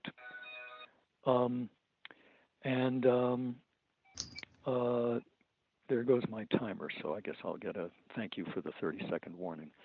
And as Anonymous said, there's then a further extension possible, but a deadline imposed. There were a number of things that I found troubling with respect to the testimony of the respondent, and that didn't seem to be fully taking responsibility or accountability. First of all, I thought that a lot of people are working from home, and I don't know how that would affect the ability of the staff to function. It might slow things down, but with technology, it seems as though even working from home, that it would be possible to do quite a lot. And to keep in touch with the, certainly as required by law, to keep in touch with the requester. I think the mayor said, the mayor's office said something about this being possibly a dramatic complaint. Yeah, it's dramatic when somebody has to wait a year. And I would be even more dramatic. I'd say it's not so dramatic. I would say people could die before getting what they're entitled to, especially under COVID. There was also a statement about taking people away from their regular duties. I think Member Schmidt was questioning that. I can't cite exactly where it appears, but I'm clear on it appearing at least in the voter handbook, and that is that responding to records is supposed to be a part of anybody's job, anybody in government, and it is not something separate or apart or secondary. And then there was stated that we made an error. Well, it was an error. It was also a violation of the law. That's a little more serious. The attorney talked about the core mission and 2 hours a week. Again, I think that core mission includes responding to records requests. So I agree with the motion. Thank you, and we support it. Thank you. Any other public comment? If you wish to speak in public comment, please unmute yourself by pressing *6.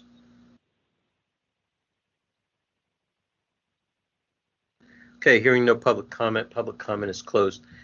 I have a couple of questions here. One is for our administrator. The agenda and the complaint summary both reference 6721. Was that brought to you by the complainant? I believe it was. Okay. I don't think it was an IDR. I thought it was just a basic request. No, but did you come up with 6721, or did the complainant mention or specify 6721? I haven't looked at the records recently, but if that's what the petitioner requested, I would have put that in there. Okay. Only because the complaint form that he used didn't specify. It just said alleged violation, public records, and public meeting. Yeah, I probably said 6721. Chair Wolf, this is Victor Young. Yes. Generally, if they just give us the general descriptions, we write in whatever Sunshine Ordinance most likely applies.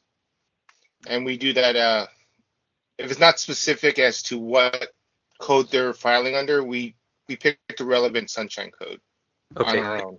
Okay, because under the request that they had made, their request was under the CPRA 6250. So I'm going to redirect my question then to DCA Price Wolf.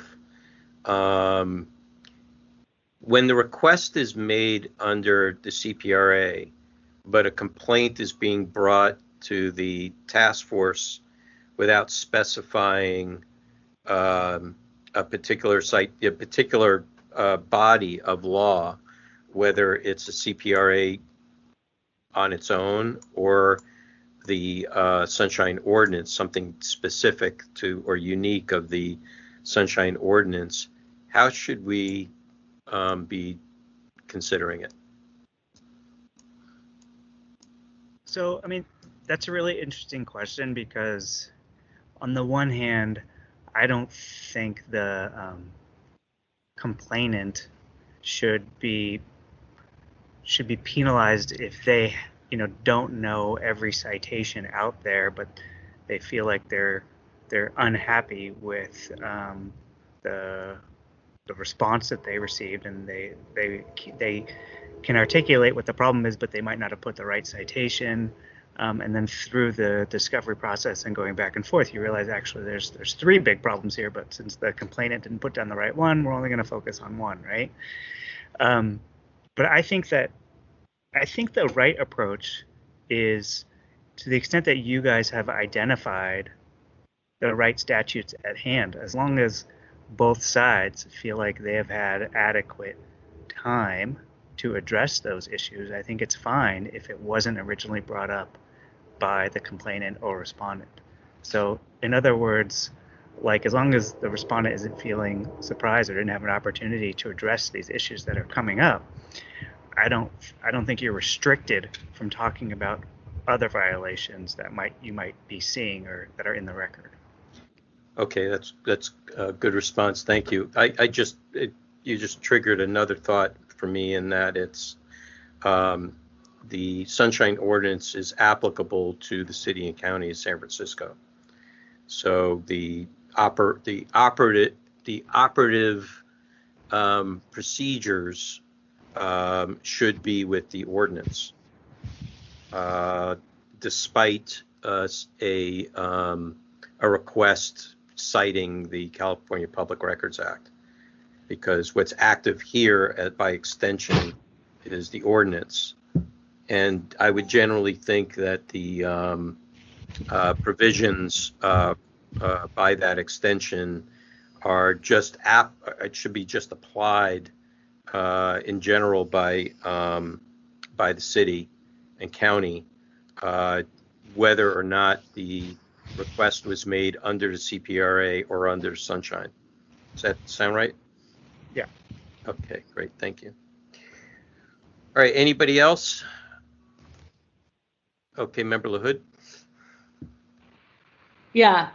So given that we're not limited to only considering what the petitioner mentioned, is the citation I brought up earlier relevant, or do you still think it only applies to IDRs, even though it seems unclear? But I mean, I'm just bringing it up in case you want to include it, but if you don't want to, I think there's enough, obviously, to find a violation under 6721. So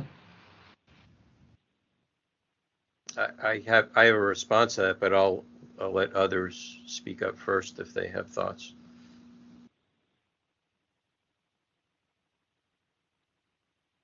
No one? Okay. My response to it is 6725 was a deliberate section created by the framers. And what's inclusive, if there's a subparagraph of that, I believe in constitutional construction that it's got to be applicable. I mean, we deliberated this with regards to Prop B for the Privacy Act, allowing the Board of Supervisors to make to amend the Sunshine Ordinance. We found it to be that the any changes to the Sunshine Ordinance that could be made by the Board of Supervisors should be specific to the Privacy Act, because that's what was inclusive of the ballot measure, and we are kind of subject to a single subject type of rule here in the city. When you make motions, it should be about that one particular subject. If you've got another subject that's coming in, there should be a second motion, but not contain no kitchen sink, like omnibus type of actions. So I contend that subparagraph D is applicable everywhere in the Sunshine Ordinance. Otherwise, it would have been repeated in 6721, and it's not there. So it may be an interesting thing for an amendment, a future amendment. But that's the way I read it. You know, others may. Wait, so to clarify, you said you think it's applicable everywhere. No, I'm saying it's not applicable. Oh, not. Thank you. Okay. It's specific to immediacy of response under 6725, starting with A. B it talks about voluminous nature of information requested, but that's in relation to A. It's all in sequence, and that's the way 6721 is written itself. 6721 could be seen as actually a guide in order of how a request is to be made. And so, you know, I would say that it's 6725D is not applicable under a 6721 violation. That's just my thought.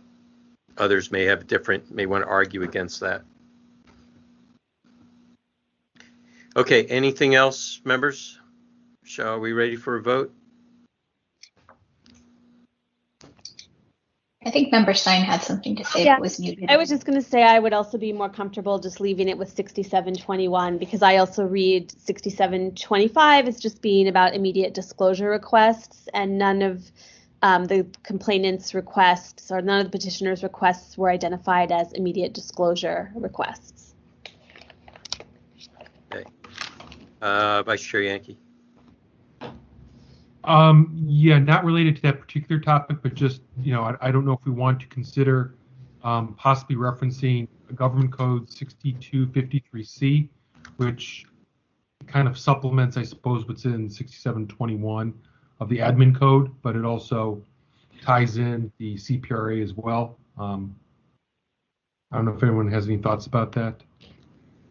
I would just ask, does it create any conflicts or misunderstandings about how the ordinance is an enhancement if it changes the time frame?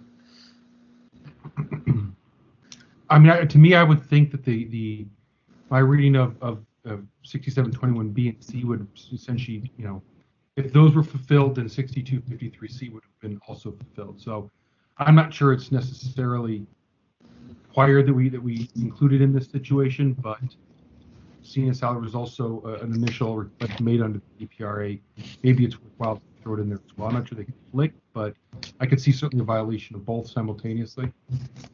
But is it in our authority to be supervising the CPRA? Absolutely. It is? Yes. CPRA, the Brown Act, and the Sunshine Ordinance. Okay. So I'll, unless you want to make, do you want to make an amendment to the motion, Vice Chair Yankee? I don't necessarily feel that strongly about it, since I think that Member Hood's initial motion, you know, sums up as well, but I didn't know if we wanted to. Or, I'm sorry, was it Member Wong's? I didn't make a motion. Oh, I'm sorry. My mistake. It's okay. It was a while ago. Member Wong's initial motion. But I just wanted to throw out there. I'm fine not discussing it further though. Okay. All right. Any last words? I'm ready to move this vote. Okay. Please call the roll, Ms. Leger. Member Wong? Aye. Member Wong, aye. Member Highland? Aye. Member Highland, aye. Member Frazier, absent. Member Padmanabhan? Aye. Member Padmanabhan, aye. Member Neighbors? Aye. Member Neighbors, aye. Member Stein? Aye. Member Stein, aye. Member Forsley? Aye. Member Forsley, aye. Member Schmidt? Aye. Member Schmidt, aye. Member Yankee? Aye. Member Yankee, aye. Member LaHood? Aye. Member LaHood, aye. Chair Wolf? Aye. Chair Wolf, aye. The motion to find a violation of 6721 for failing to respond to a public records request in a timely manner has passed. And the tally was 10-0. I will also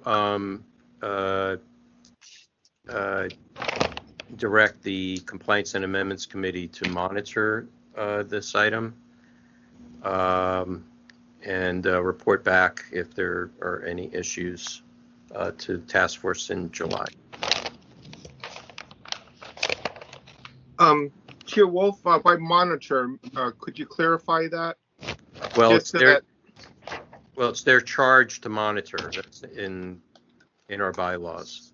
They regularly do. They'll, I'm just trying to get it for the record. What are they? What is the goal of the monitoring, just for our record-keeping purposes? Just so members of the public know. Everything was received. Yeah, that the records that were requested are received and that our order of determination is complied with. Thank you very much. Thank you. Okay, since we're past our 5 o'clock hour, we're going to go to public comment. So please call that item. Second. Item number 4, public comment. Members of the public may address the Sunshine Ordinance Task Force on matters that are within the task force jurisdiction, but not on today's agenda.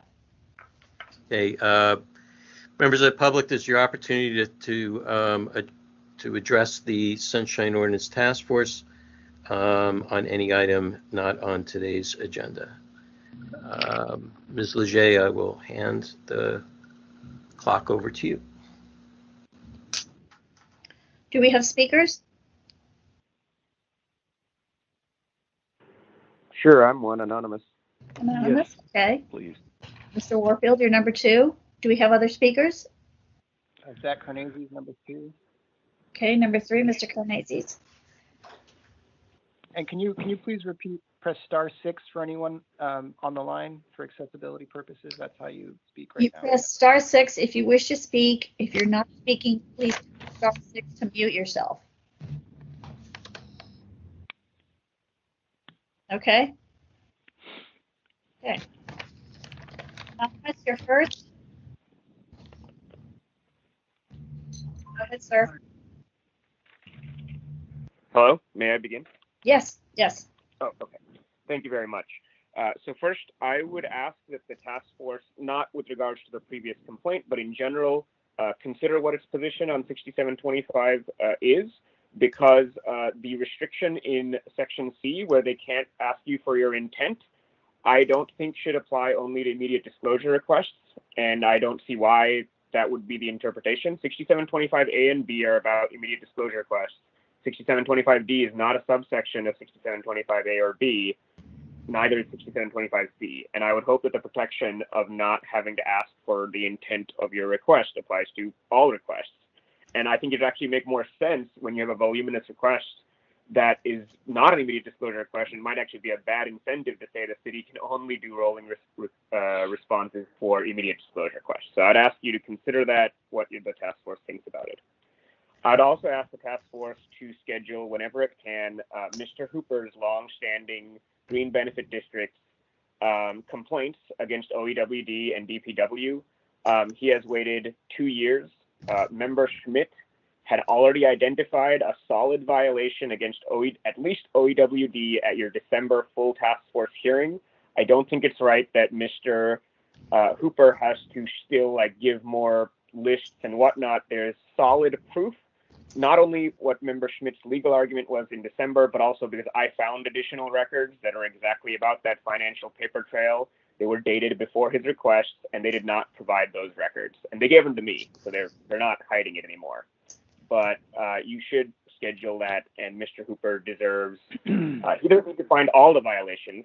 If you can find any violation, that should be good enough to issue an order against OEWD and force them to redo the search, including the way Member Schmidt discussed regarding contractors. Thank you very much.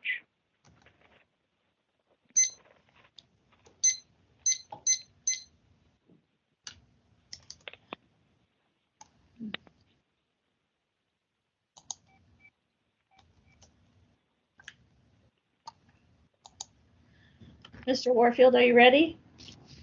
Yes, let me know when to begin, please. Go ahead, sir. Thank you. This is Peter Warfield, Executive Director of Library Users Association.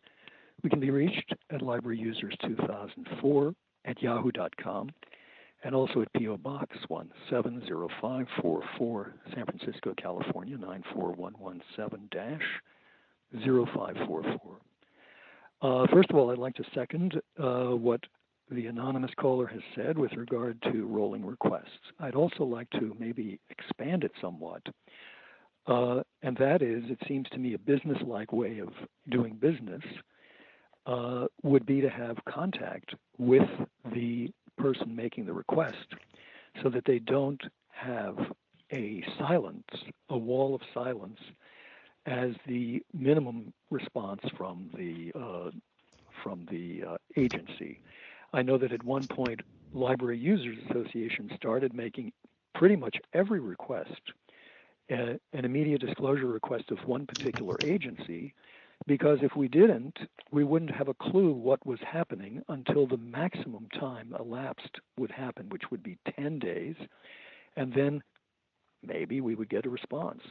With an immediate disclosure request, at least we would know that they got the request and that they acknowledged receiving the request and that presumably they're either satisfying it or working on it. And I think that somewhere, if that isn't in the law already, then certainly, well, what Anonymous said is in the law, but perhaps there needs to be more, especially with long delays.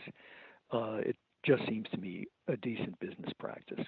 There was a mention, and I was glad of hearing about it, with regard to unapproved minutes.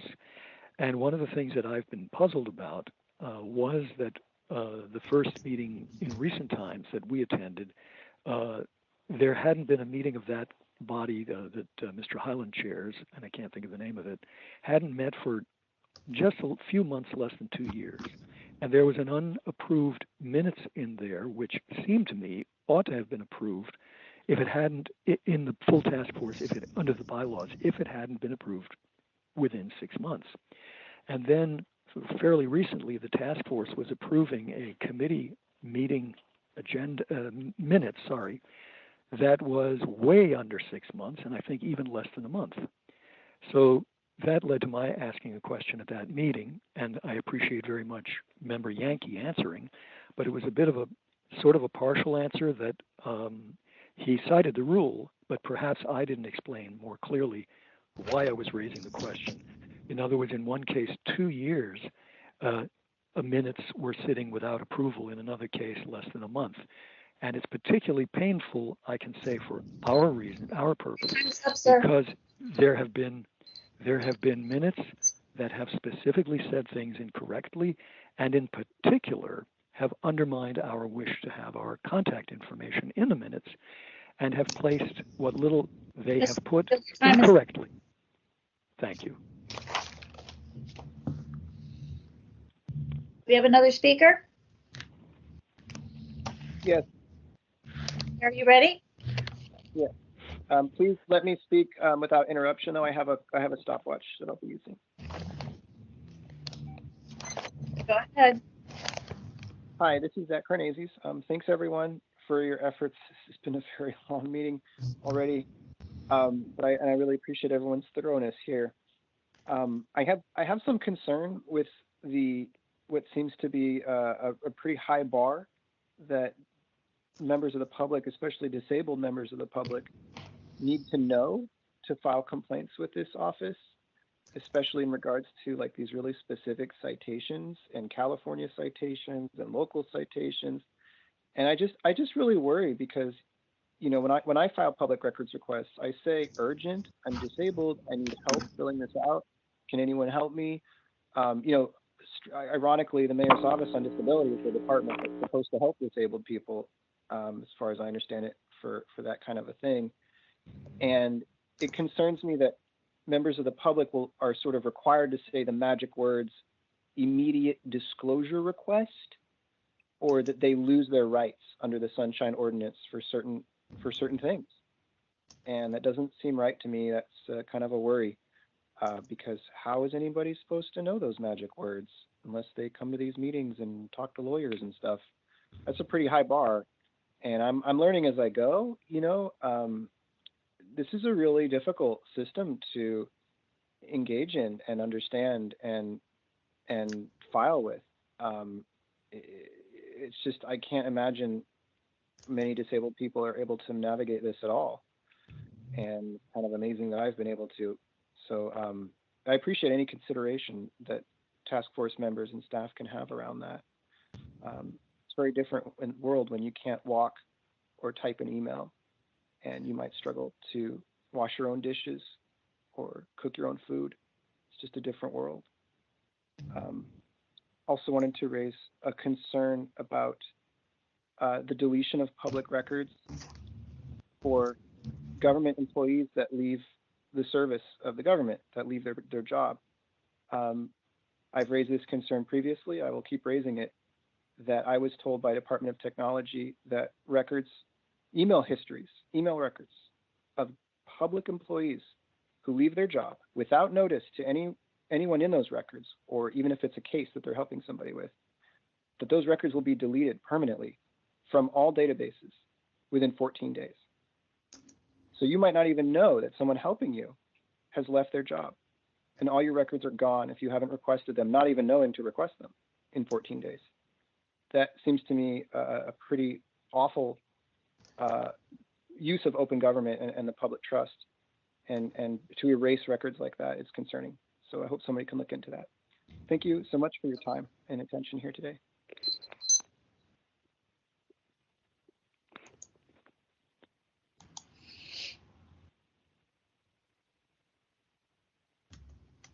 Do we have any other speakers? Last call for public comment. Chair Wolf, I think that's it.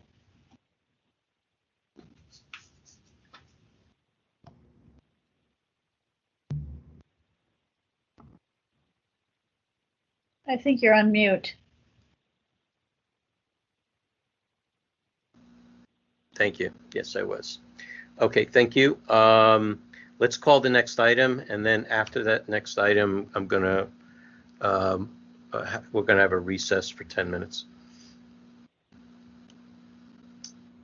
Item number 5, file number 20082, complaint filed by Library Users Association against Mary Giarduzzi and the Library Commission for allegedly violating Administrative Code Section 6715 by failing to allow participation in public comment during a remote Library Commission meeting dated July 9, 2020.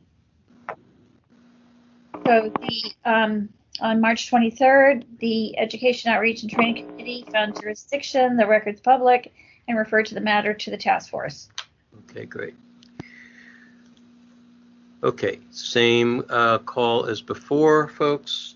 We'll have the petitioner speak first for 5 minutes, and then the respondent for 5 minutes, and then we'll have our discovery period, then rebuttals, and then deliberations and an action.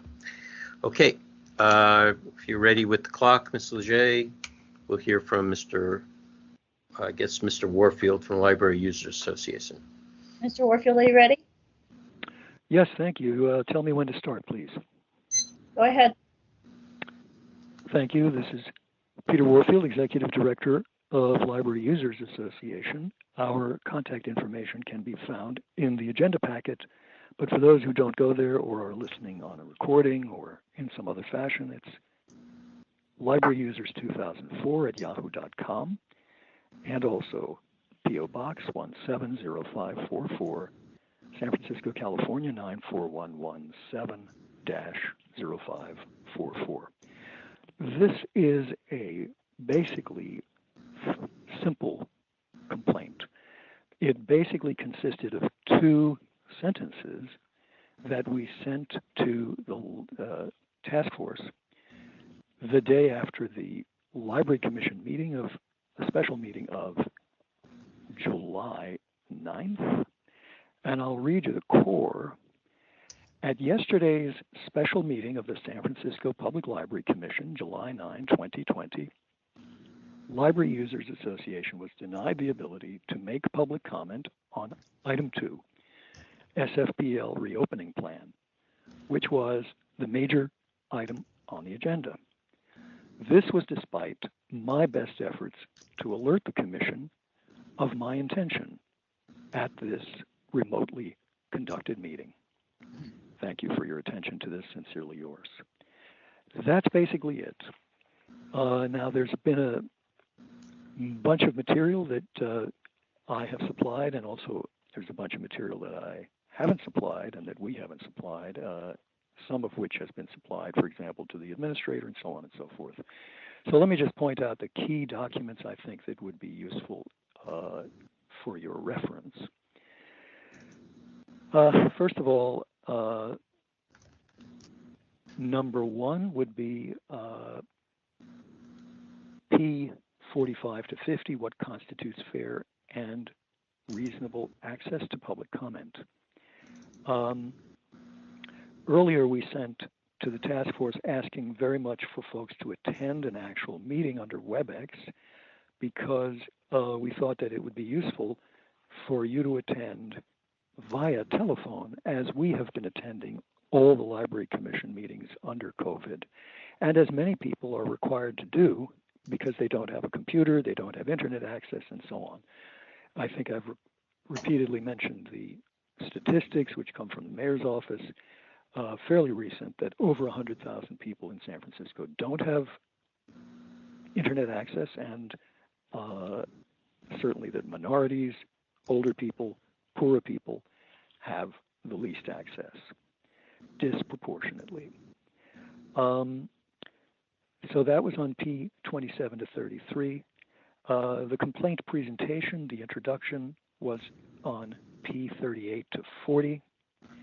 And we also made a little note of annotations on the library's instructions that were posted in the agenda and that were included in the library's argument, and that's on our, well, on the page P42. The annotations are hard to read. I'm disappointed that they aren't in the red ink that we actually sent. And the library's answer is on page P55 to 56.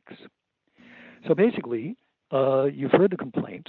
We tried our best under the rules to make public comment, and we're not able to make public comment. I'm glad to say that approximately 2 months ago, the library changed its procedure during meetings in a favorable way. And that is, they very pointedly and clearly said that they were going to take a pause with regard to going to the next item when the gatekeeper, the person who from the library staff is controlling access to public comment, when that person would say, there's nobody waiting to speak. 30 seconds. You've experienced that sort of thing right here, where the chair, for example, says, let's wait and see if anybody wants to make public comment. They can press *6 and so on. So at the Library Commission, they pause. And I think that was key, and I think I recognized that at the very beginning and commented that that's key to giving people a chance to make public comment and to do so better. And I'm glad the library has changed that. I think it indicates they understand they made a mistake previously. Your time's up, sir. Okay, are there any persons or witnesses providing facts or evidence on behalf of the petitioner? Okay, seeing none. Is there a representative? I guess it's Miss Giarducci? This is Margot Schaub. I'm the Library Commission Affairs Analyst. I'm here for the San Francisco Public Library. Okay, very good. You have 5 minutes for your opening statement. Thank you so much, and thanks for having me here this evening. In talking with folks for the meeting, I think this is one of the initial meetings coming back to do commission meetings, and looking at it is that the complainant had an opportunity to provide public comments, and looking at the minutes and videos from the meeting, he did on previous items and did not on this. It seems, we don't know, but there was a technical issue. I went over with the person who steers these commission meetings, and they showed me what it looks like when you raise your hand on the phone and when you don't. And if there's a hand there, you know who to call on, and you call on the phone number for the person who has their hand raised, but that's through WebEx. So we did not, San Francisco Public Library did not fail to allow participation in public comment. The public comment was not asked to be made. And as Mr. Warfield just said, I'm new to, well, he didn't say this, but I'm new to the role, and so I want to make sure that everyone who wants to make public comment can, and that was something that I asked us to institute, was to take a pause in case somebody is having difficulty with the technology, that we're going to be able to catch them. So again, it looks like that was a technical issue. A public comment was never asked, and so we were not able to enable Mr. Warfield to make a public comment. Thank you.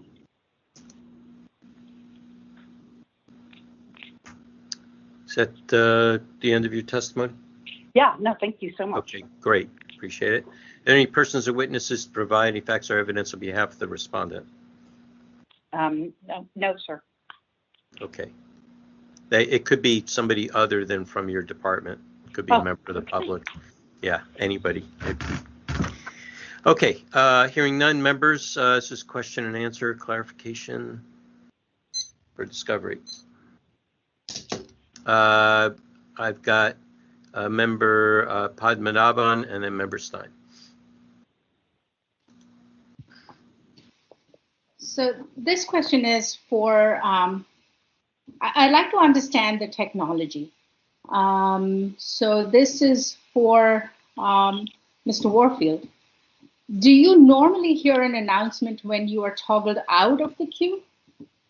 I have several leading questions from there. It seems like a bad connection, but I think you're asking, do I normally hear if I am toggled out of the queue? That's right. Generally, the system provides a message, and presumably the toggling out of the queue is done by the gatekeeper. I call the gatekeeper. I think the technology calls it the monitor. It's the person who lets people in or mutes them out of being able to speak.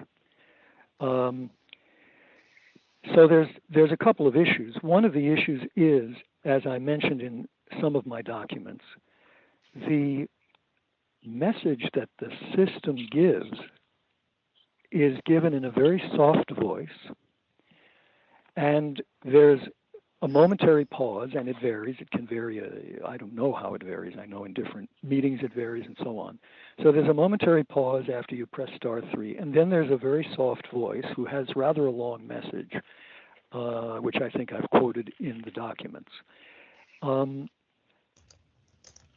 If you press *3 again, you get a similar message, but one of the key problems is it's very hard to understand because there is not a silence, as the library's instructions say, but instead there is a simultaneous sound of the system soft voice saying you've basically raised your hand or lowered your hand, simultaneous with the meeting going on. And so that's very hard to understand, and even sometimes hard to know that something was actually said. I was hoping that folks would have that experience. Now, there's another thing that evidently also can happen, and that is the libraries, whoever controls it, can also just sort of gang lower everybody's hand. And if that happens at a time when either the person taking part is not attentive, or it maybe isn't going to be my turn to make public comment for a while, I may not even be at the phone. If I've made public comment and then raised my hand, I go away to get a cup of coffee or a drink of water, and now while I was gone, there was an instantaneous message, as there actually was at today's meeting. Nobody else hears it except the people with their hands up, as I understand it. and they say the speaker queue has been cleared or some such kind of a thing. That actually happened today, and Mr. Carnazes actually spoke about it, and I heard it also. So now you've gone away momentarily or inattentive, or there was noise, or the message couldn't be heard because people were talking during the meeting. And now your status is reversed. You thought you had your hand up, but when they start calling on people, you're waiting and waiting, and then they don't call on you. So there's a whole range of problems, as far as I'm concerned, that I'm already aware of, and I certainly don't think that I know everything about the system and how it works. But one of the things that's very clear is that nobody who's on the video, for example, is going to hear my message that I'm getting saying everybody's hands have been lowered, or certainly not that your hand is up or your hand is down. I hope that explains it, and I'm very happy to answer questions to the best of my ability. I'd be very happy for that. And I might be able to play you an example of the simultaneous talking where it's very, very hard to understand what's happening. Okay, thank you. All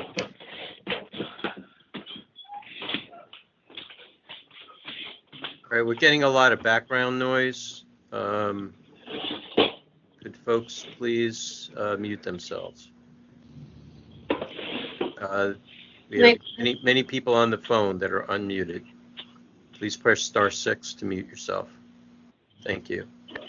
We have Member Stein and then Member Highland. Okay, so I just have a couple of questions for the respondent from the Library Commission, as well as one question for Mr. Warfield. So for the Library Commission respondent, I'm wondering if you wanted to comment on some of the technical issues that Mr. Warfield identified as problematic. First, the idea that *3 acts as a toggle that participants may not be aware of. This issue of multiple competing voices being heard by a caller that might make it confusing whether they are able to participate or not, or whether they're in the queue or not. And then there was this thing about toll charges, and I'm not entirely clear about that, but I'm wondering if you have any comments on any of those technical issues.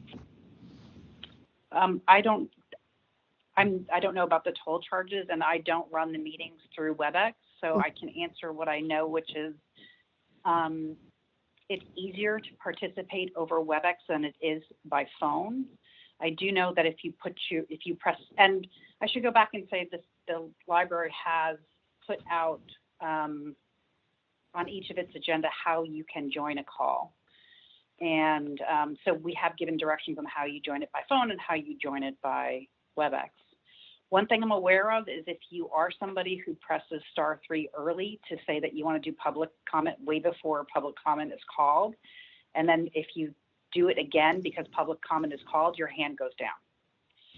So that could be an issue. But again, I don't know what issue Mr. Warfield faced, but again, if he walked away and something happened, that's a technical issue. That was not the library doing something.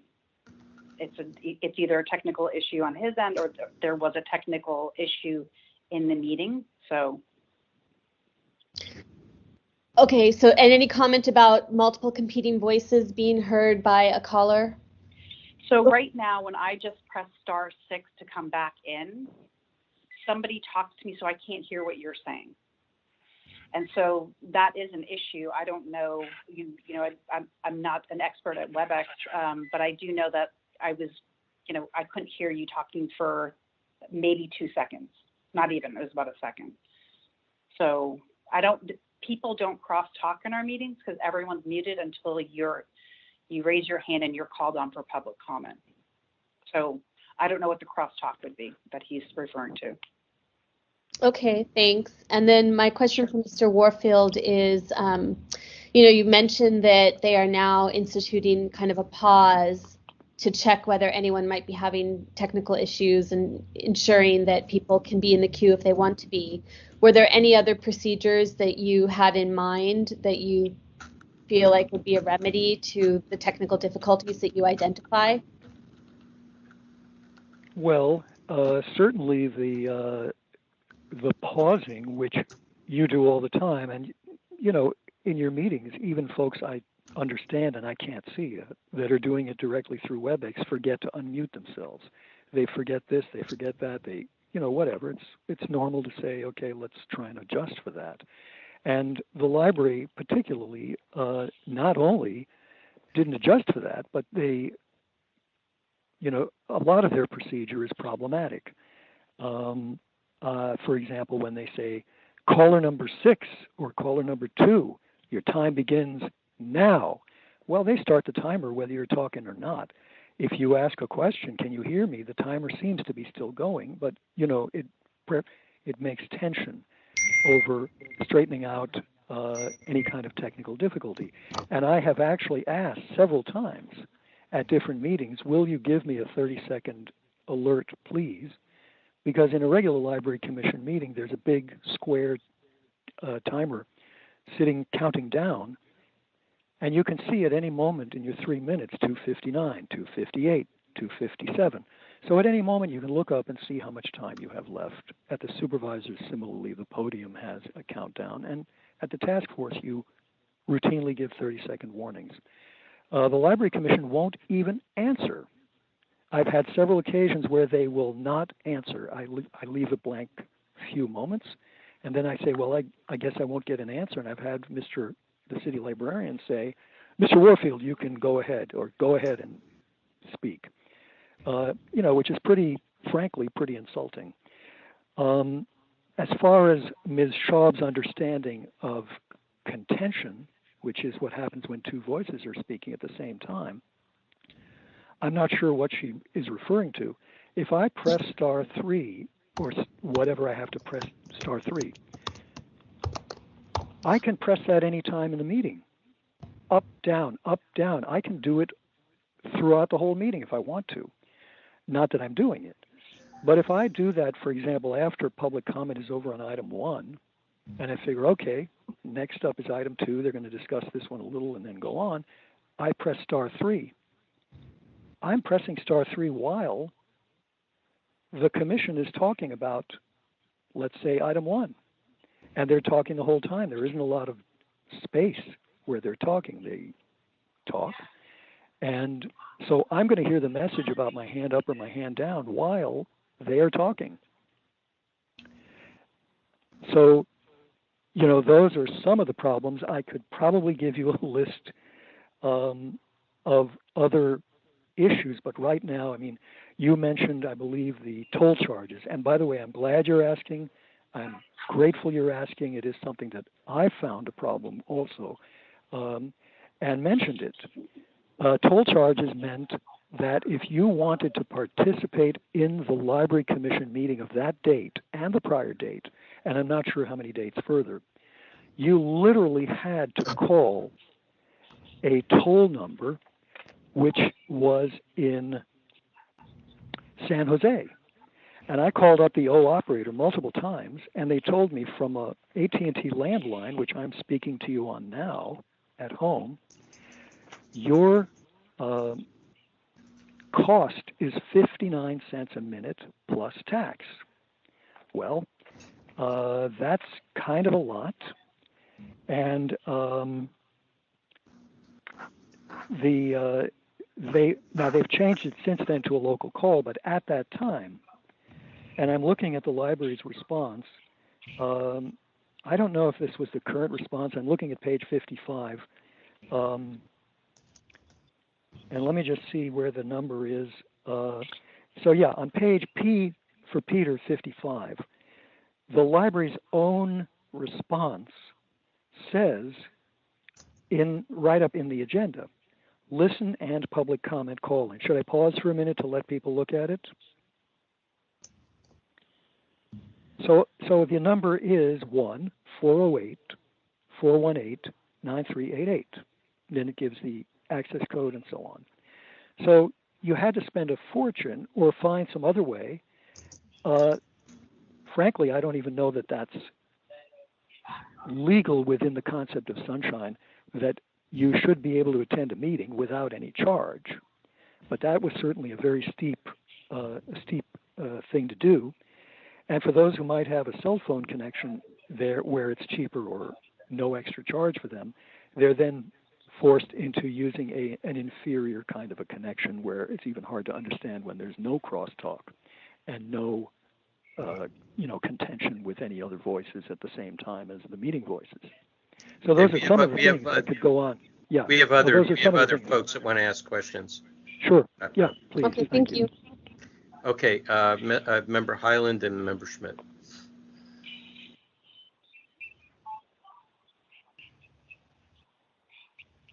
I had a question for Ms. Kaplan. I think you said in your opening preamble that public comment was not called at that particular item. Did I hear that correctly? Are you talking to Margot Shaw or is there a Kaplan? I apologize, Ms. Shaw. Yes. Oh no, public comment is called on every item. I know Mr. Warfield had made public comment on the item before and on items afterwards, so we just knew that he had the capability of doing that. So okay, I thought I heard you say that perhaps there's a technical glitch where public comment was not called on that item. Did I mishear? That's not what I didn't say that, but what I did say is that if you can, as Mr. Warfield said, you can toggle on and off by raising your hand. We can't do that to him, but he can do that, or a commenter can do that. So if he did if he pressed star 3 and then accidentally did it again and walked away and got coffee and didn't hear what have you, then he did not make a public comment, but we do call public comment on every item, and we did that day. All right. Okay, that's all. Thank you. Sure. Yep. Member Schmidt. Yeah, 2 questions for Mr. Warfield. First, about the meeting in question, that specific meeting, that specific day. So, were you did you have to call a 408 toll number to get into that meeting? Yes, absolutely. That's the only number that's listed on the agenda that I could see was available. Yes. So I assume that you ended up probably with a charge on your phone bill to call in. I decided that for the sake of the enormous charge, I would be willing to accept a very degraded flip phone, which would cost me less. Okay. But it was still a cost. It was still a greater than. It was above 0 for sure. Now, when you had the difficulty where there was an item and it was a point where public comment was being taken, and you weren't able to make a comment on that matter, were there subsequent items at that meeting where you were able to make comment? Yes, absolutely. In fact, I'd made public comment on the first item and the subsequent items, of which there were, I believe, 2, and at the first meeting in June that they had under COVID. So I made public comment there as well successfully. Okay.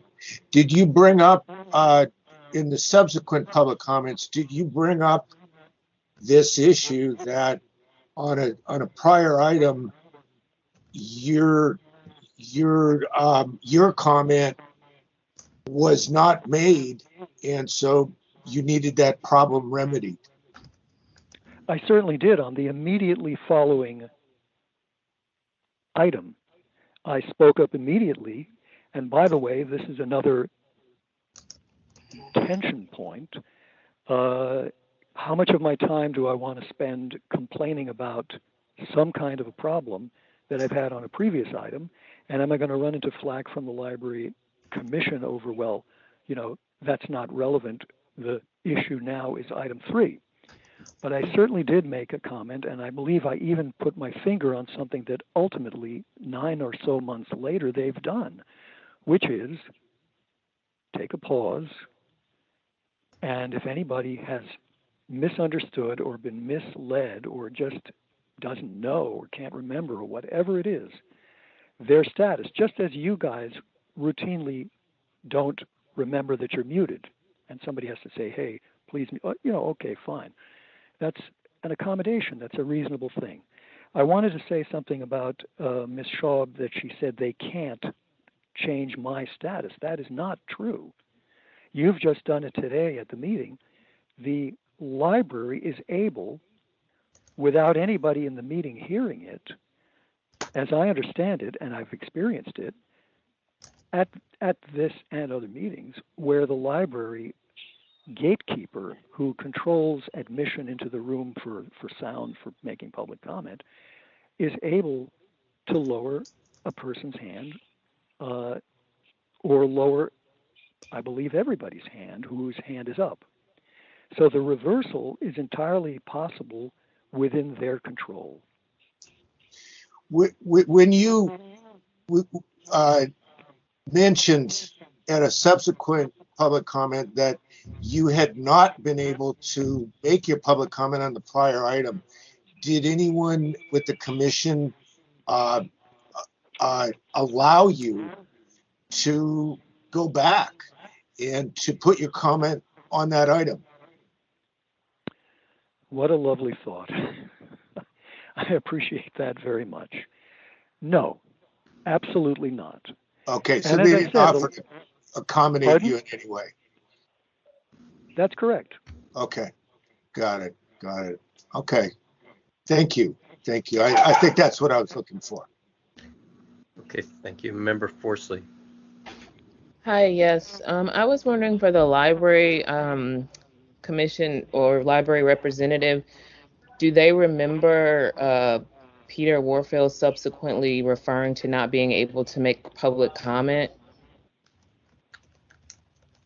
I'm new to this role, but I did watch the commission meeting, and so I did see that he seemed frustrated that he couldn't make a comment, or that he said he couldn't make a comment. And so just a follow-up question, since you had seen that portion of it immediately preceding that, you state that public comment was called for in the item that he was referring to? I'm not sure I understand your question, but if what you're asking is, when I watched this, I saw that he was able to make public comment throughout the commission meeting. Yes.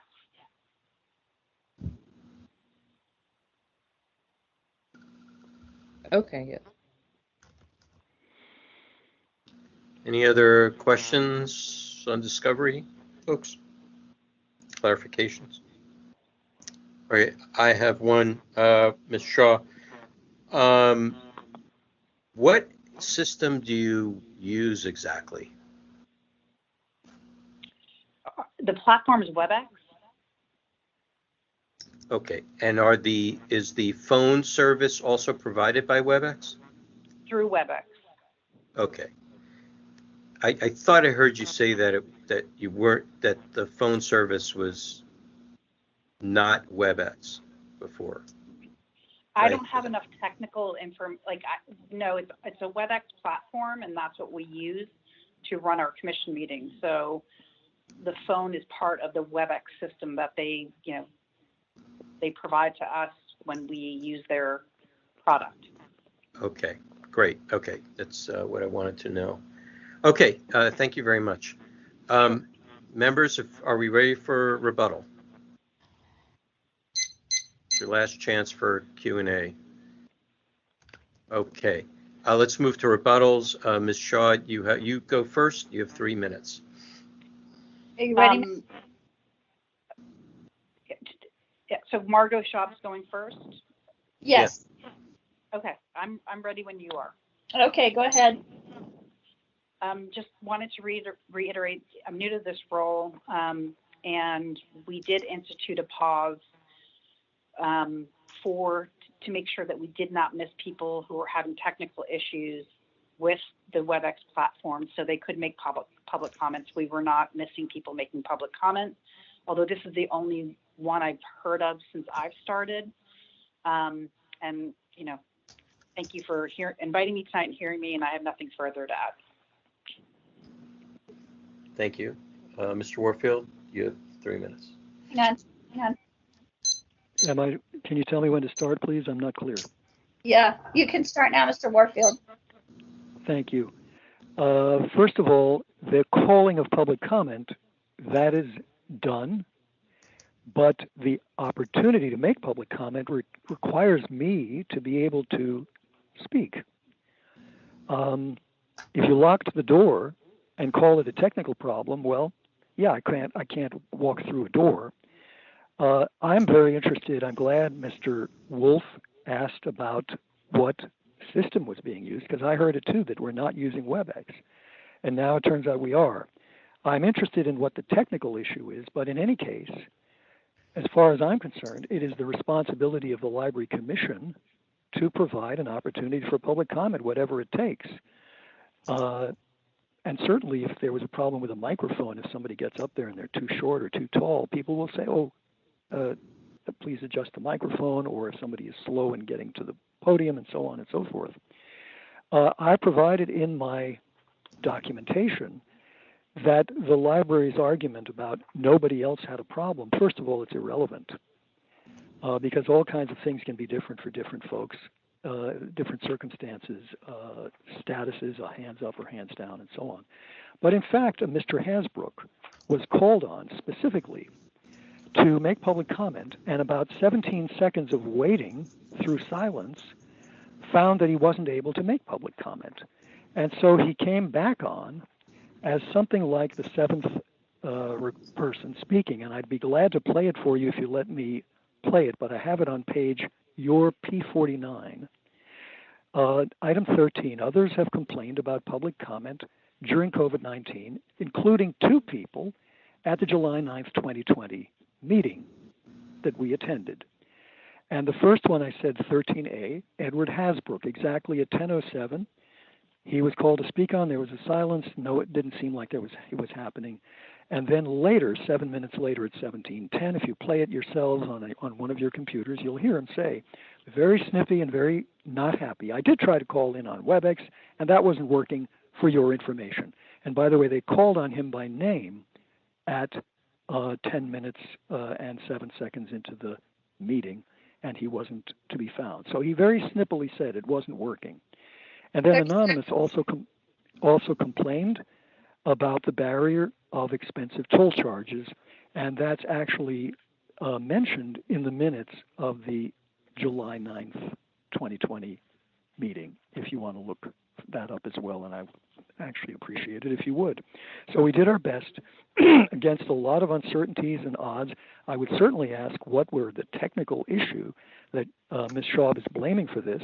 Let's hear it, and I think they still are responsible, even if no matter what the technical cause is. Thank you. Okay, members, time for deliberation and an action.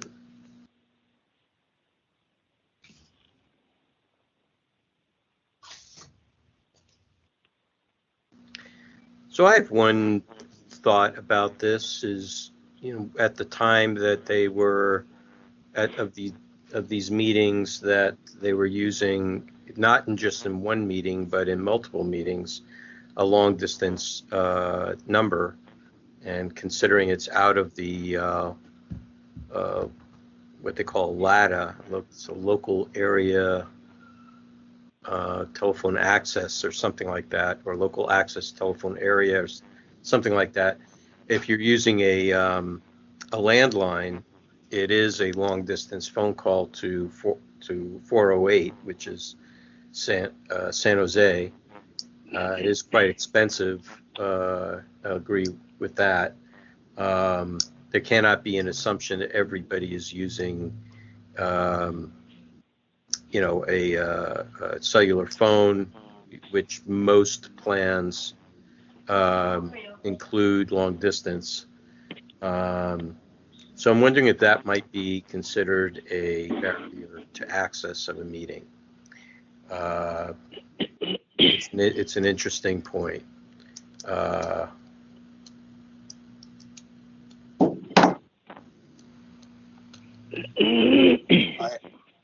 Member Schmidt, I'd agree that looks like a barrier to access that is probably a violation here.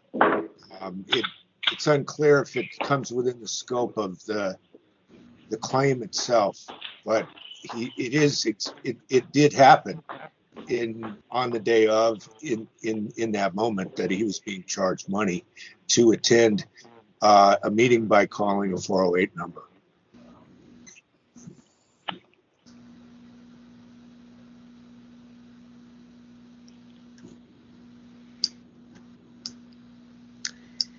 Okay, so if there's no other deliberation or discussion, is there a motion?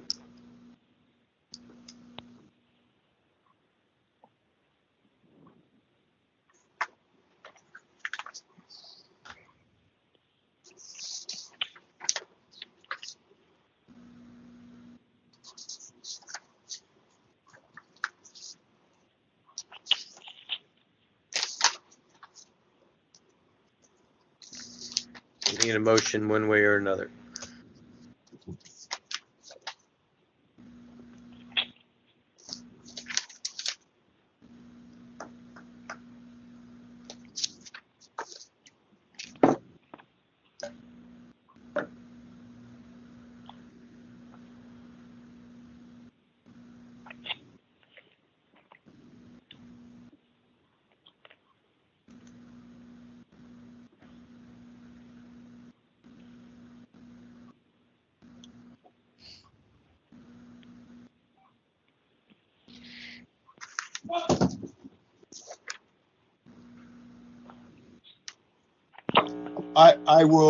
I will make the motion. This is Member Schmidt to find a violation of 6715,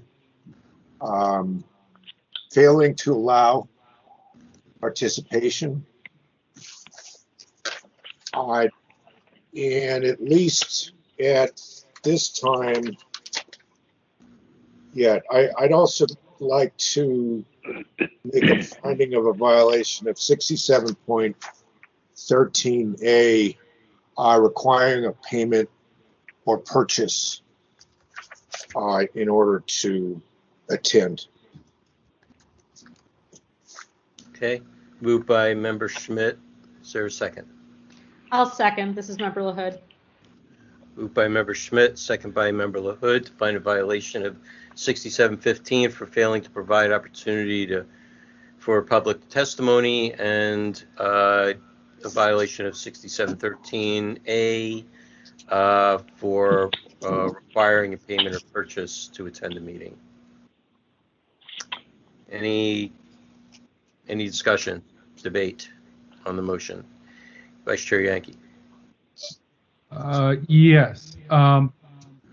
I don't know if this would apply, but maybe it's worth discussing. There's 67.6B.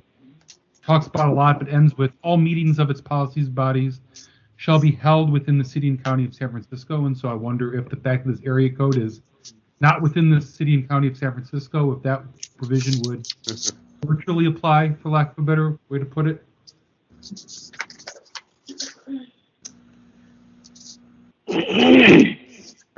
Are you making an assertion, or are you asking a question? I was raising a point of discussion. Okay. I don't know if anyone else has a thought on that. Well, we have a motion on the floor. If let's continue with that motion, unless you're one of the maker or the second wants to amend the motion to include that. Otherwise, I would say let's deal with the motion on the floor. We could discuss it afterwards. If it's another motion would be made, then we can do that too. That works for me. Okay. Any other debate or discussion on the motion? Okay, let's call public comment. Public comment is on the motion to find a violation of 6715 and 6713A. Mr. Leger, I hand it to you. Do we have any speakers?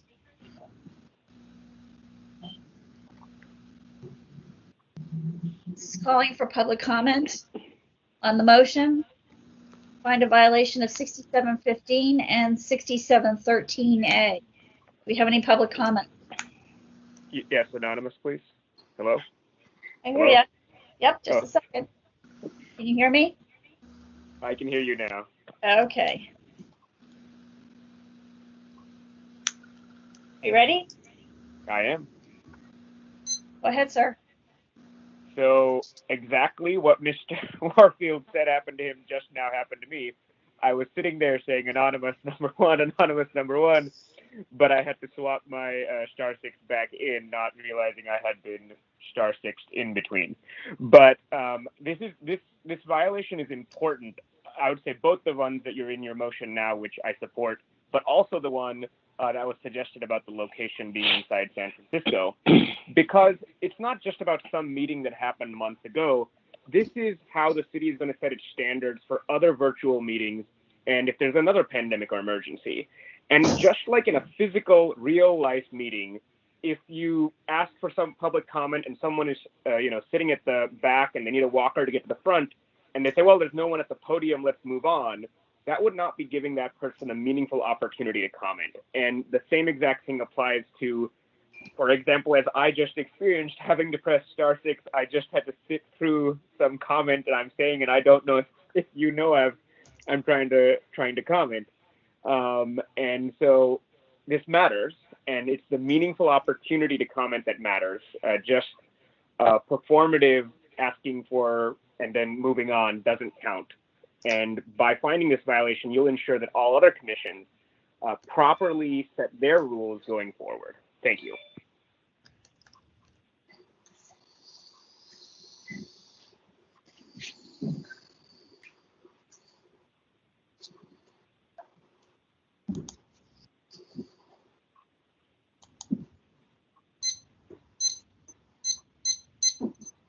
Do we have any other public commenters?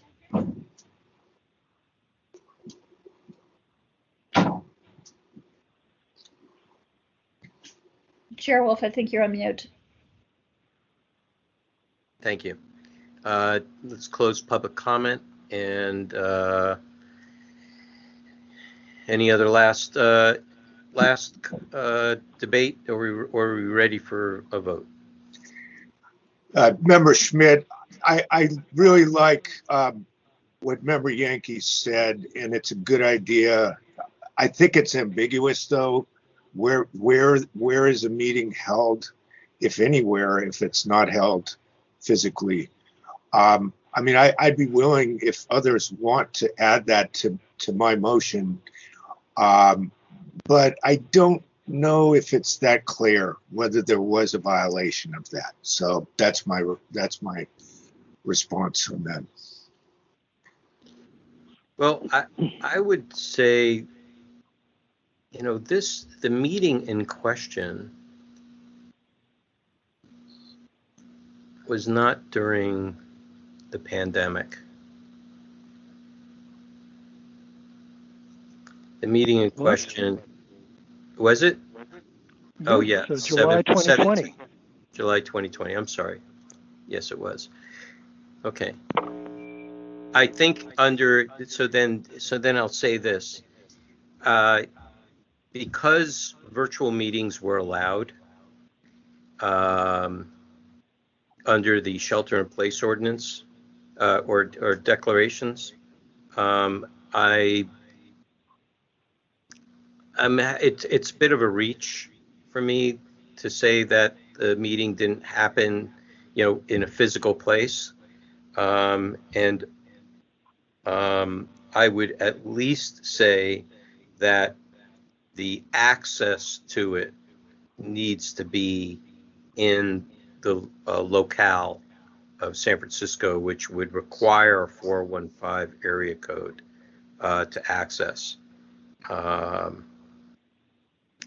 can't even think of an analogy that I can bring to that. I think it's just as plain as that is. So I would hedge against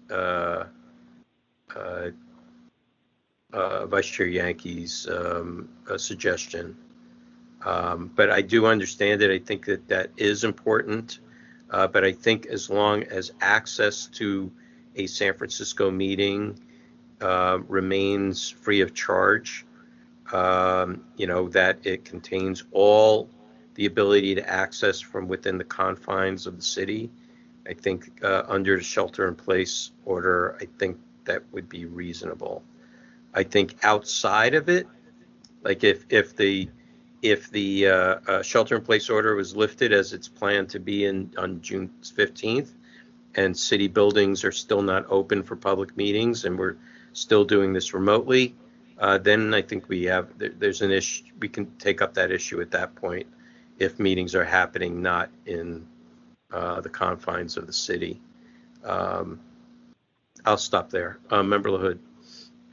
Yeah, I just wanted to support that. I agree, and as the second on this motion, I agree with what you just said, and that either a 415 number or a toll-free number to ensure that there were no barriers to access would have been sufficient. But anything where some members of the public, in order to call in, would have to pay is not acceptable.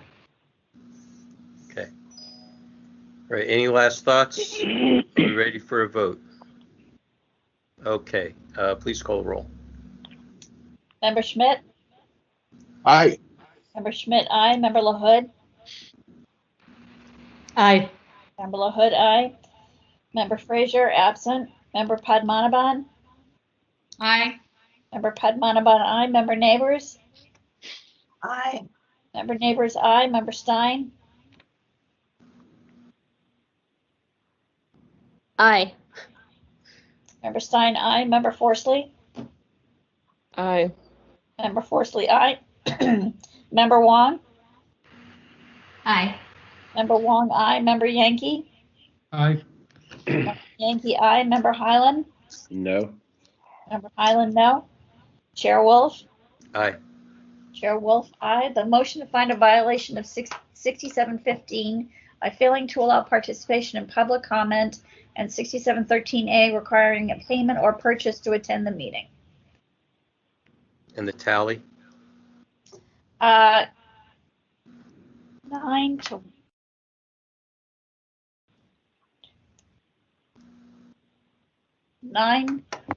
yeas, 1 no. Okay, thank you. Okay. I will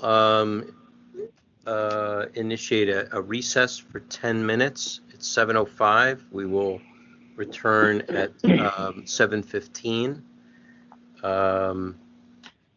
And with that, we are in recess.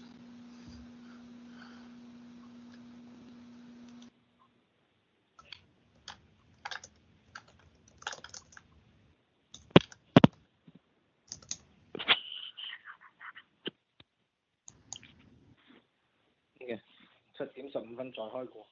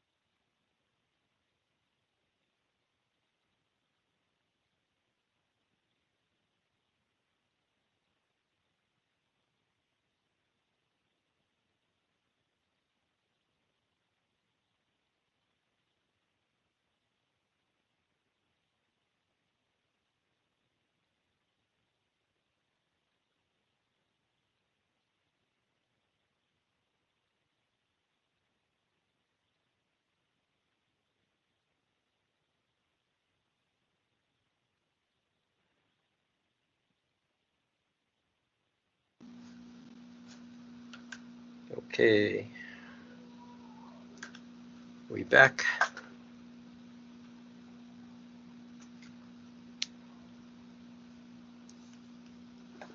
Mr. Leger, are you there?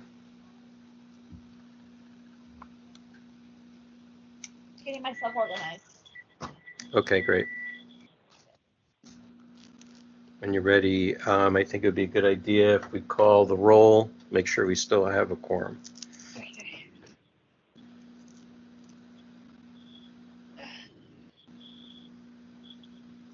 Want to wait a few minutes, or would you like me to call it now? No, call it now. Okay. Call for the recess to be over on 7:15. Member Frazier is absent. Member Padmanabhan? Present. Member Padmanabhan present. Member Neighbors? Present. Member Neighbors present. Member Stein? Present. Member Stein present. Member Forsley? Present. Member Forsley present. Member Schmidt? Present. Member Schmidt present. Member Wong? Present. Member Wong present. Member Yankee? Present. Member Yankee present. Member LaHood? Present. Member LaHood present. Member Highland? Member Highland?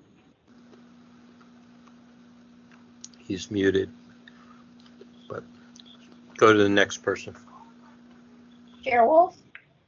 Present. Chair Wolf present. Okay, we'll note that Member Highland is absent, and when he arrives, we hope that he will announce himself.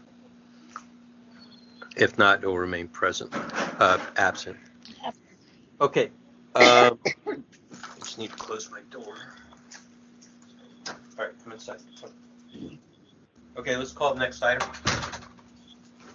Item number 6, file number 20068, complaint filed by James Chafee against the Library Commission for allegedly violating Administrative Code Section 6714, failing to make audio recordings available on the website, 6721 by failing to respond to a records request in a timely and complete manner, and 6729 by failing to maintain the Library Commission website. The matter was heard on March 16, 2021. Complaint Committee found jurisdiction, that the records are public, and referred the matter to the task force for hearing. Okay, before we begin, I'd just like to note that in Mr. Chafee's submission of the complaint of February 4th, which is on page 71 of our of the document, and page 5 of the PDF. It states that the violation is against the San Francisco Library Commission, the president of the Library Commission, Dr. Mary Wardell Giraduzzi, and secretary to the Library Commission, Sue Blackman, I'm sorry. So just so we're all clear as to who the respondents are. Okay. So this is a regular hearing. Again, we'll start with 5 minutes of introductory testimony, and we'll move on from there. Mr. Chafee, are you present?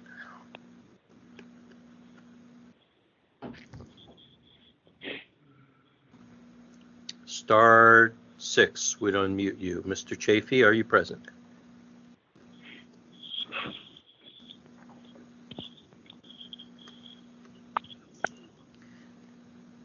Ms. Leger, did you receive any communication from Mr. Chafee? Not about today's hearing, no. The only communication I received was the letter that I sent to you. Which made no mention of... Correct. But I haven't heard. If it matters, I've been asked to say something on behalf of Mr. Chafee's reason. I'm sorry, who's that speaking? This is Peter Warfield. Do you have any communications from him regarding his presence? I spoke with him about it, and he had also sent me a short email. Basically, he said that he asserted in a previous email that he didn't believe there was a requirement legally for anybody to attend and that there was no need to attend. And since he had not gotten a response, he felt that there was basic agreement with that and not something contradicting it, so he didn't need to come. And of course, he had said he didn't want to. Okay. I received that same, thank you, Mr. Warfield, appreciate that. I received that same communication, but it didn't, it wasn't clear to me that it was specifically related to this particular case. It seemed to be a general statement. Maybe I missed something in the communication, but I'm just want to check our complaint procedure.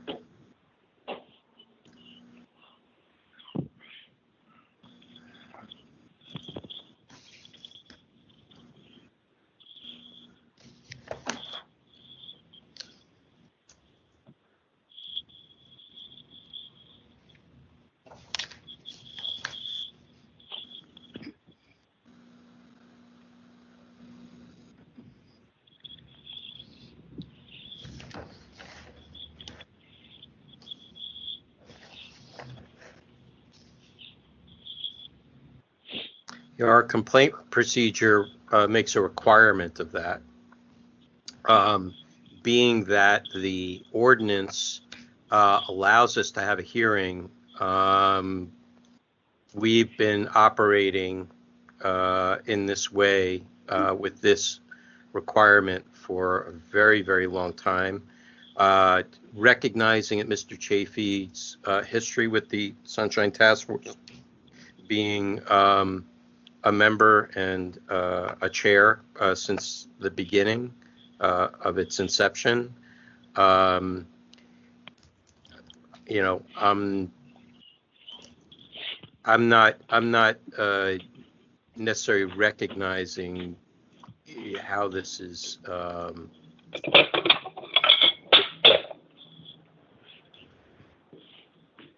This is Member Stein. Can I just ask, where does it say that in our bylaws or wherever, where does it say that a complainant has to be there? It's in our complaint procedure, number 7. Section C, paragraph 7. Attendance and requirements for complainant and respondent. A, subparagraph A. Unless otherwise provided in these procedures, the complainant and respondent are required to attend the hearings regarding complaints. However, at the discretion of the task force or its committees, accommodations may be made in response to special circumstances or requests made to the complainant and or the respondent.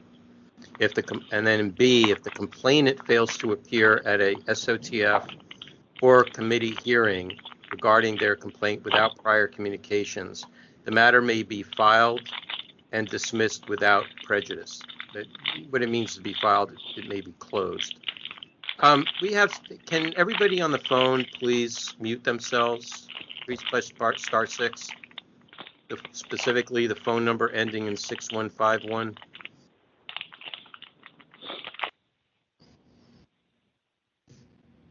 Thank you.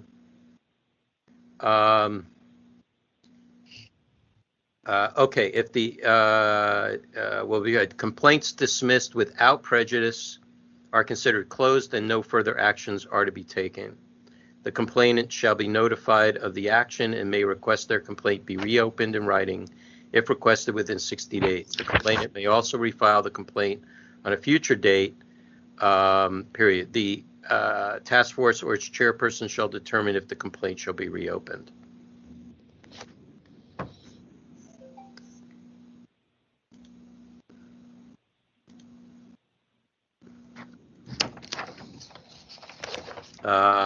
How shall we proceed, members? What is your pleasure?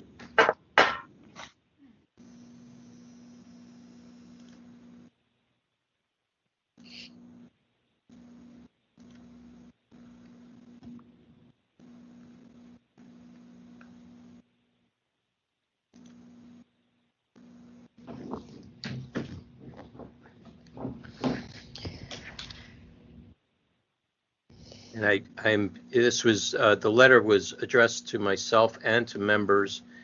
I'm not clear if it was sent out to everyone. Chair Wolf, this is Member LaHood. I don't know if you can see because it looks like we don't have the tile view anymore, but Member Forsley has a hand raised. Oh, okay. Member Forsley, go ahead. Hi. I was wondering if there's a possibility that the complainant, the complainant didn't know that they were, supposed to appear, and now that we're saying that they have to appear, if we could potentially just let them know that the case would be fine as long as they know they have to appear next time. Or is that not, if that's not the procedure, I would just prefer to do whatever the procedure is. Well, I would agree with you for, but in this case, with regards to Mr. Chafee, he is so knowledgeable about the task force because of his participation on it, involvement, and probably when this complaint procedure was created, either at the time or soon after. And he's gotten in writing that he has to appear.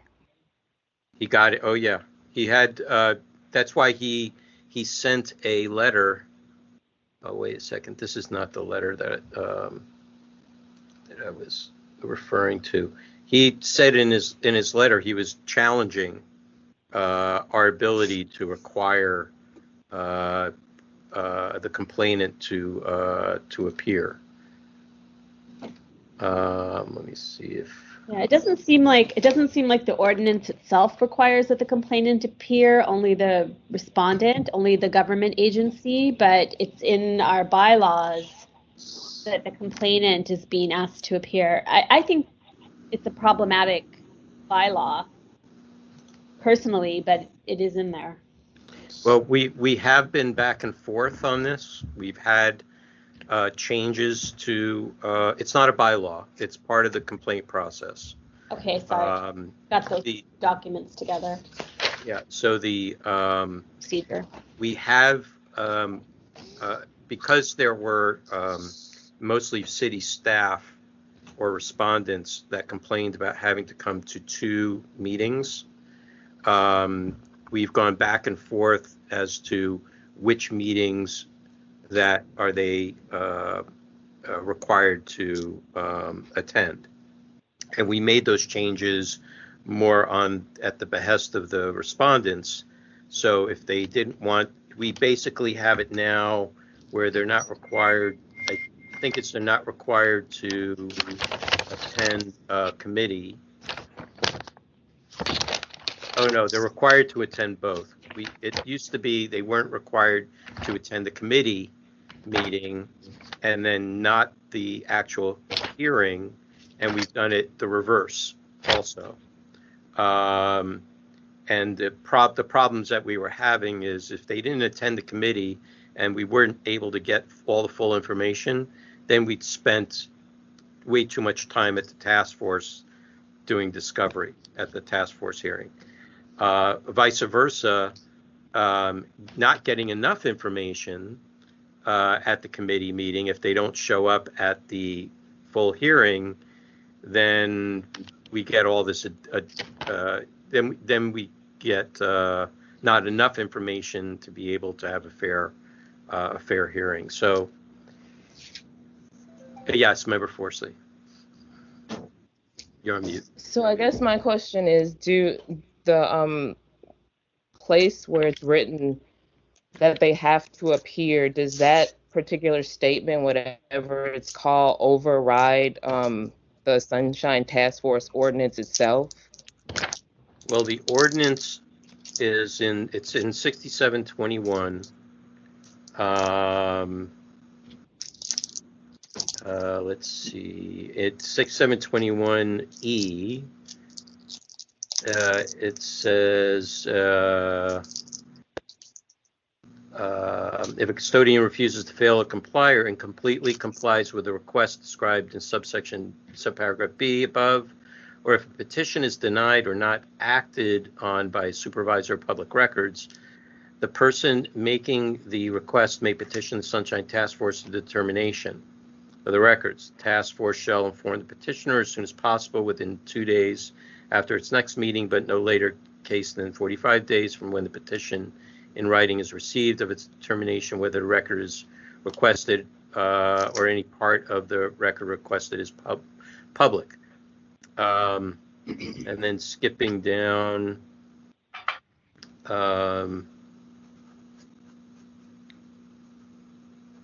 It basically says in the last sentence or two only that the custodian of public records should, from basically the respondent should attend the hearing. It doesn't specify that the petitioner has to attend the hearing. Well, true. I mean, at the last sentence of this section says, or two sentences says, where requested by the petition, Sunshine Task Force may conduct a public hearing concerning the records request denial, and an authorized representative of the custodian of public records shall attend any hearing and explain the basis for its decision to withhold the records request. But be it as it may, our rules are, we've created rules around how to conduct the hearing, and it includes having the person who makes the complaint attend. I mean, I don't know that any other administrative process would do that. I mean, we provide the ability to make anonymous complaints, but I don't think a court or any other, even the Ethics Commission, requires, allows for one or the other parties not to attend. But I think in this case, we have in it the option for the complainant to have the case reopened. This is Member Forsley again. Yes. I guess just goes back to that same question. Do our bylaws, governing documents, etc., whatever we're calling it, override like the law? So it would be like if the person wanted to like potentially just refer to the ordinance and say, I don't have to show up. Do our particular bylaws or documents override that? And No, or it are you doesn't. saying that we can decide? Our governing, these documents, our bylaws and our complaint procedure do not supersede the Sunshine Ordinance. But that means that the question is if a person is going to challenge the interpretation of the Sunshine Ordinance and we don't agree with that, then what? I mean, just because somebody says that they think it's to be interpreted some other way doesn't mean that it's correct. That's true, but I think the discussion that you and Member Stein were having is that it doesn't like specifically say they have to be here, just the respondent has to be here. So I guess we probably should be on one accord regarding if the respondent just has to be here or not. I mean, I just want to say I understand why it's in the bylaws and I understand your explanation, Chair Wolf, of why the task force has found it important to have both parties there for getting full information and for, hopefully not wasting time. But I also feel like it could be seen as a barrier to complainants because it's a high bar that we're asking of people that want to appeal a decision, just in terms of the amount of time they have to spend, writing up a complaint and then coming to, at least one committee meeting and then coming to a multi-hour task force meeting. So I mean, I'm kind of the mind, like in an ideal world, you might say to them something like, look, we recommend that you come. You have a better chance of succeeding if you come, but not necessarily requiring it. But I understand that it's there in our bylaws. So I mean, I can go along with that, but I do see it as a bit of a barrier to the complainant. And I feel like it's much more important to have the city there to be held accountable because that's sort of the whole aim of the Sunshine Ordinance. Okay, and we've got a couple other hands, but just again, a correction. It's not in our bylaws. It's part of the I'm complaint. sorry, in our procedure. procedures, yeah, in our Okay. complaint procedures. You know, I would just additionally say that I don't think any hearing that happens would actually hear the complaint without the person making the complaint. The other problem we have is if people do this at their peril if they don't want to show up. And our complaint procedure provides the ability to have it reopened if they feel that it was incorrectly managed. And we have a reconsideration process at the same time. But if for some reason if we move ahead to hear this file in this hearing and it doesn't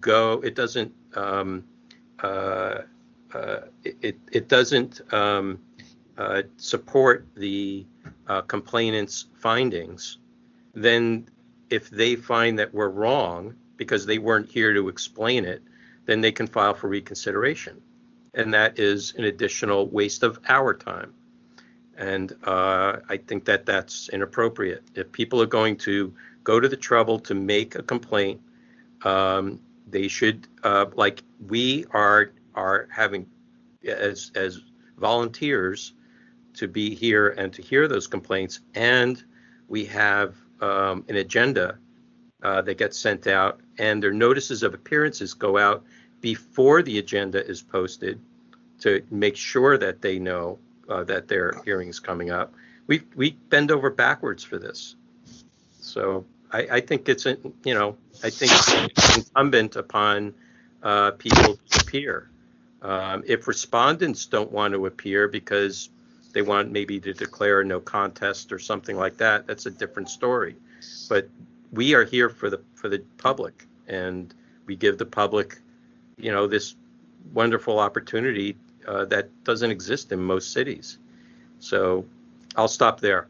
I've got Member Schmidt and then Vice Chair Yankee, and then Member Neighbors.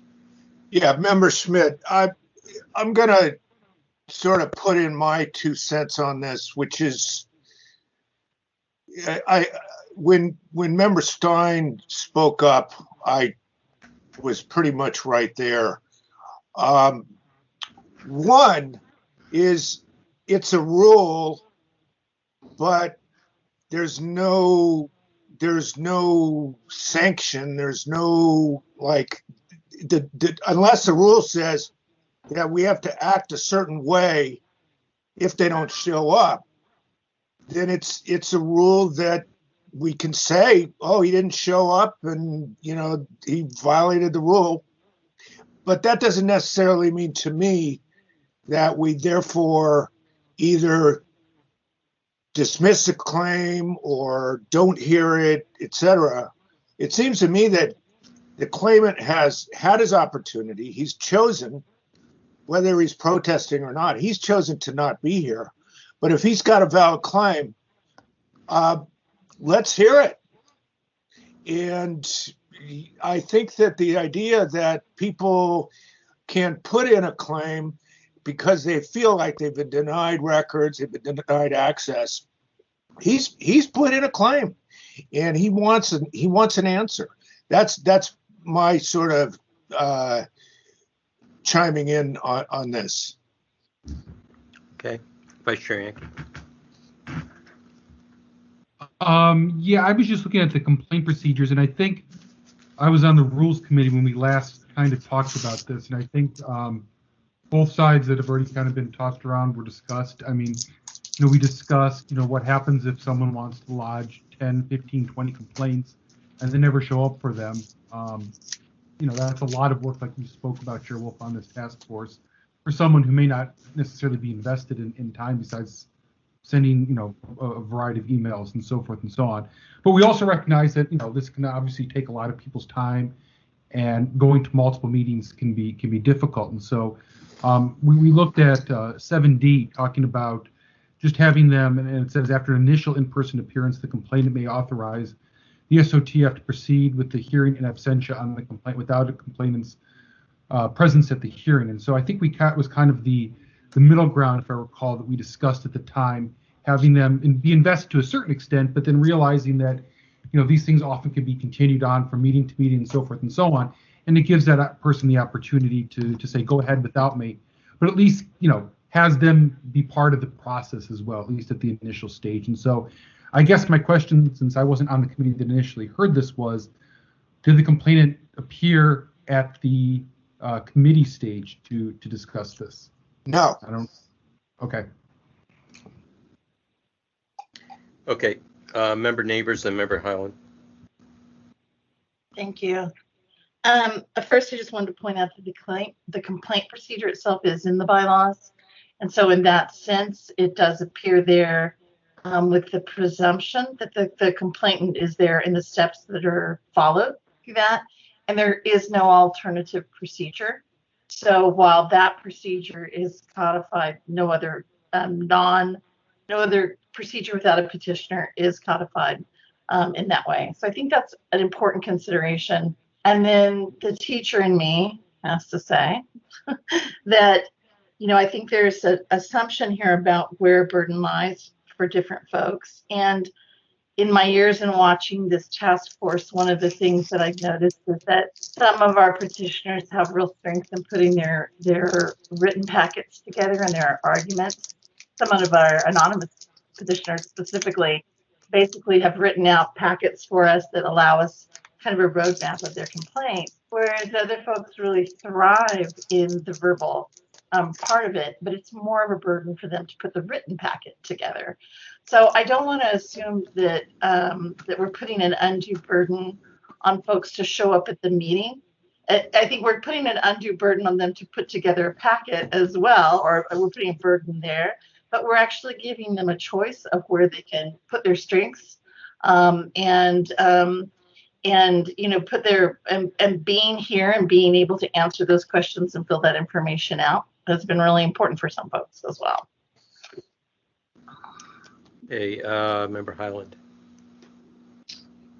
Yeah, going back several years when we, I guess, codified this, if you like, I think we were leaning heavily towards the plaintiffs. In fact, there was some early language about requiring the respondents to show up, but not necessarily the plaintiffs. I do remember going through those permutations. But I think, Vice Chair Yankee gave a nice balancing, saying, at the time when we did this, we did have a lot of, multiple filers, so to speak, if you like, and we're trying to balance the burdens of the task force, and that was at the time what we came up to be the fairest.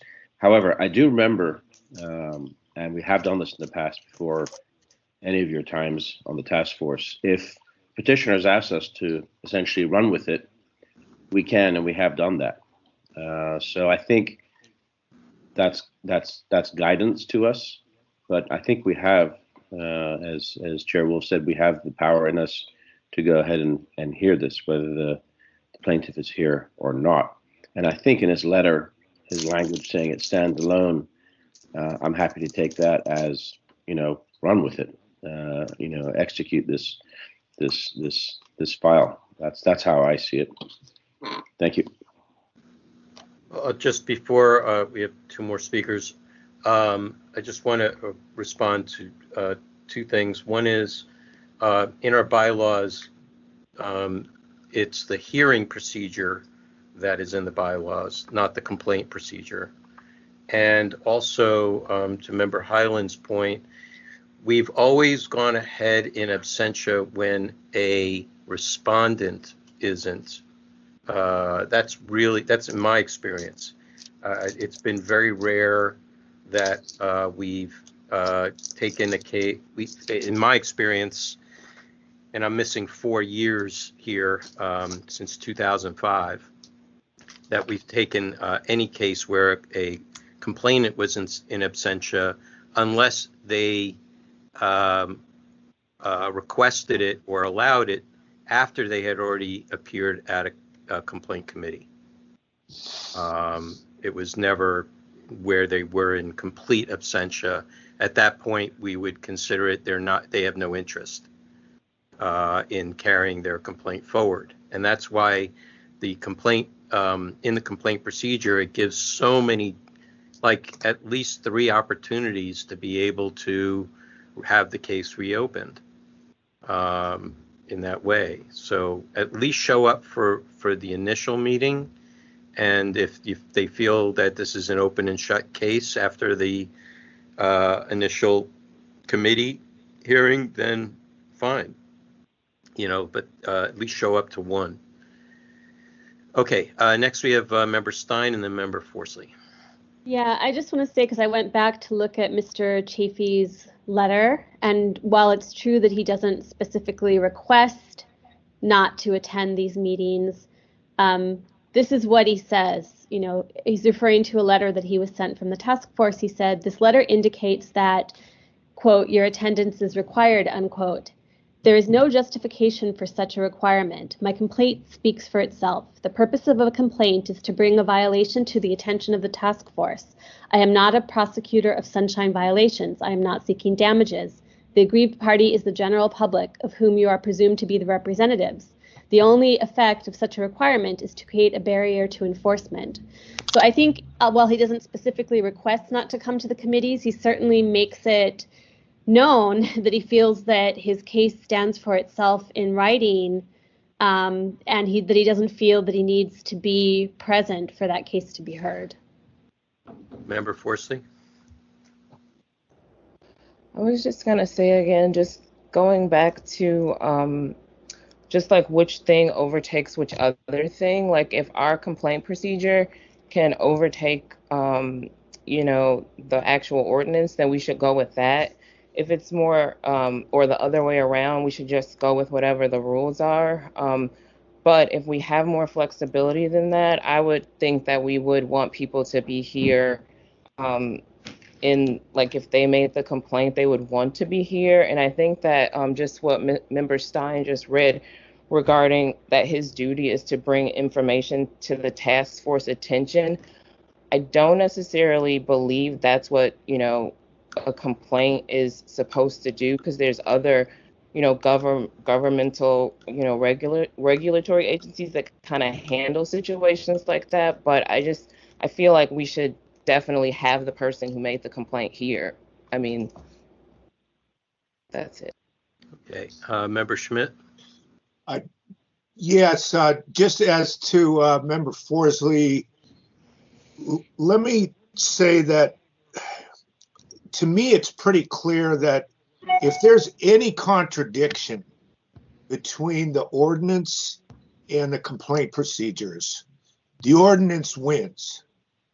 The complaint procedures are you could say there's 5 or 6 tiers of law here, starting with the U.S. Constitution, California Constitution, state law, charter, ordinance, and then anything that's a regulation or a rule of some kind is definitely inferior to anything in the ordinance. Although you'd have to find, I think, whether there is actually a contradiction. I don't know if we've necessarily identified one yet.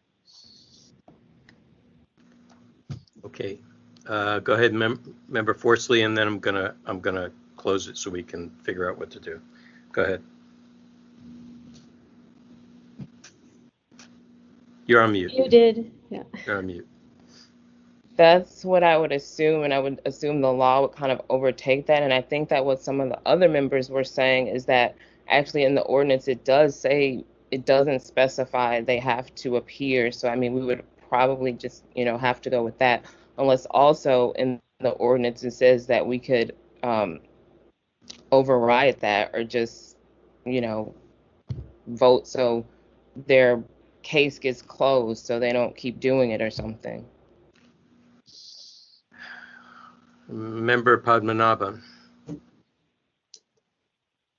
So my point is that he has, Mr. Chafee has also discussed this with Mr. Warfield and has appointed him as a possible representative, or so I feel that in that instance we should go on.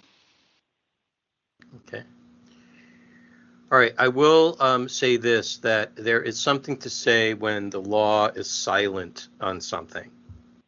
And when the law allows for a hearing to take place, that hearing procedures are usually with the body to determine how it's going to run that hearing. So if there are provisions that require at least a part of something, it doesn't mean that it overtakes the whole. And I think that is the way the complaint procedure was created around that point.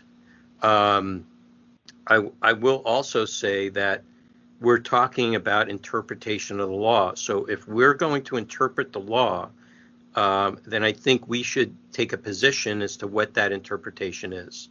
And it should not necessarily be on a case-by-case basis, because we want it, if we're going to take a position as a set of precedent, then we should take a voted position on it, so that way everyone can enjoy that or get benefit or not from it.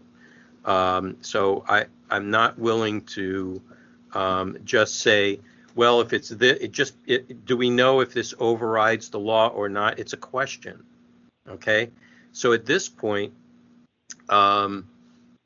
our complaint procedure basically doesn't allow, if somebody hasn't shown up at least once for the hearing to proceed. That's the way our complaint procedure is, and that's the way the task force has voted on this complaint procedure. It wasn't just created ad hoc. It was, gone through our rules committee. It came to the task force. Task force had voted on it. There's been lots of public comment and the ability for the public many, many times to address this. So I'm not inclined to create a new precedent.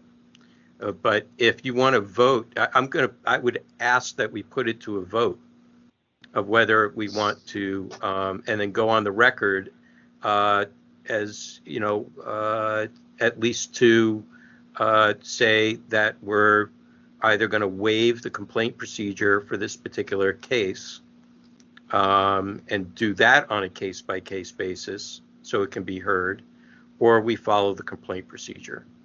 Okay, I have Member Forsley and then Member Schmidt. Member Schmidt, I think, had his hand up before mine. Okay, Member Schmidt. Yeah, I'll make the motion that and put it out there that we proceed and we hear the case on the merits and make a decision. If that requires the waiver of the rule, then we also would then say we're waiving the rule. Is that a motion? Yeah, that's okay. My motion. So moved by Member Schmidt. Is there a second?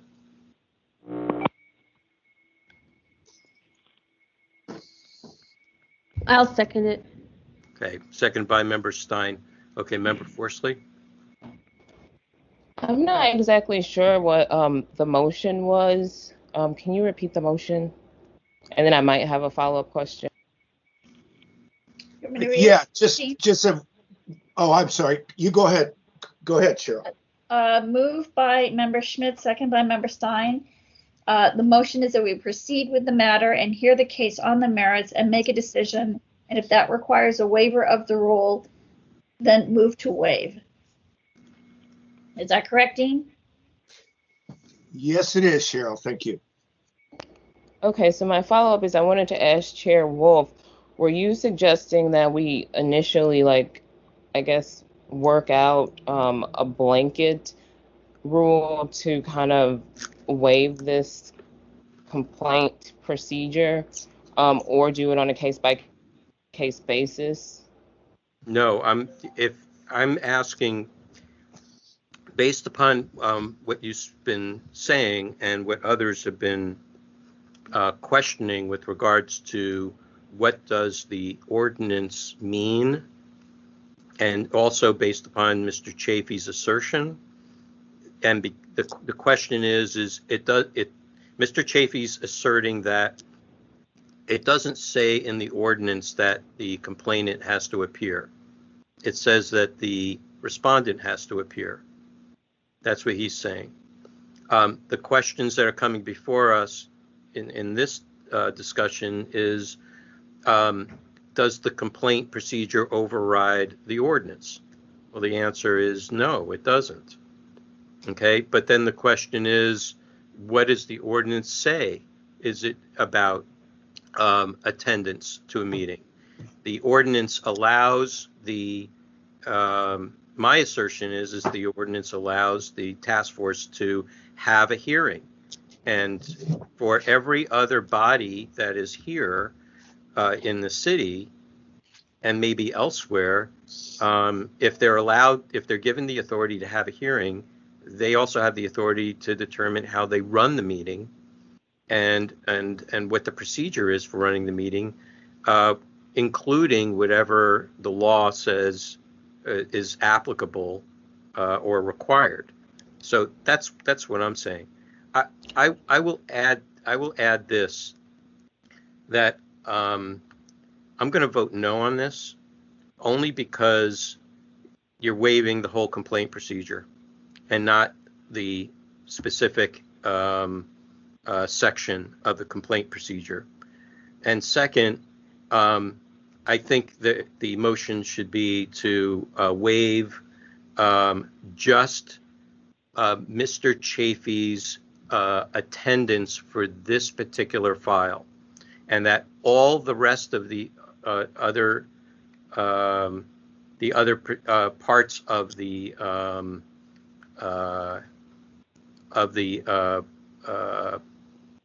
of attendance still apply. Okay, giving him the benefit of the rest of the complaint procedure, because we're supposed to work with under the interests of the public. Okay, we got a number of hands here.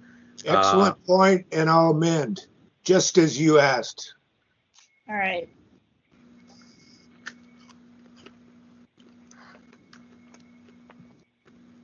So that would be that it would be to waive section C,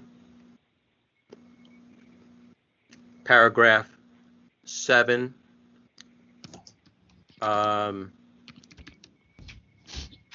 7D, requiring an appearance for Mr. Chafee for file number 20068. 20068. Yes. Does the second accept that friendly amendment?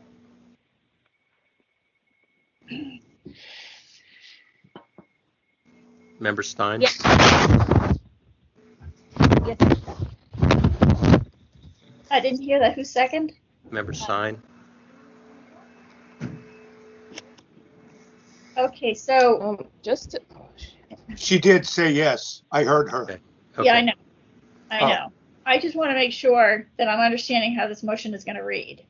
It's not going to read as you dictated it originally, Dean. This is now going to be your amendment to move to amend the motion to waive section C, paragraph 7D, requiring an appearance for Mr. Chafee for file number 20068. Is that how the motion's going to read? Yes, with. Bruce says no. No. Well, I don't know if I'm moving to amend. Is that what I'm doing? No. If you're looking to amend your own motion, you're taking whatever I'm saying as a friendly amendment. If you don't want to take it as a friendly amendment, I'll make a motion to amend it. Friendly amendment, that's it. Yeah. And yet with the provision that we proceed with the hearing. Still, same provision. Okay. Cheryl, do you want me to repeat it? All right. Because I want to type it in. Okay. So the motion is to The full motion would be to, that the Sunshine Ordinance Task Force proceed with hearing complaint file number 20068, and with Mr. Chafee, the complainant, in absentia, and waiving the Sunshine Ordinance Task Force complaint procedure, section C, paragraph 7, subparagraph D, for requiring an initial in-person appearance.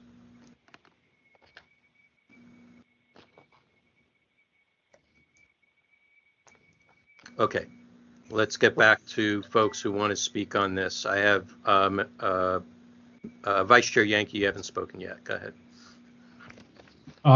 Yeah, I guess there was the one question brought up about whether the ordinance requires it or not.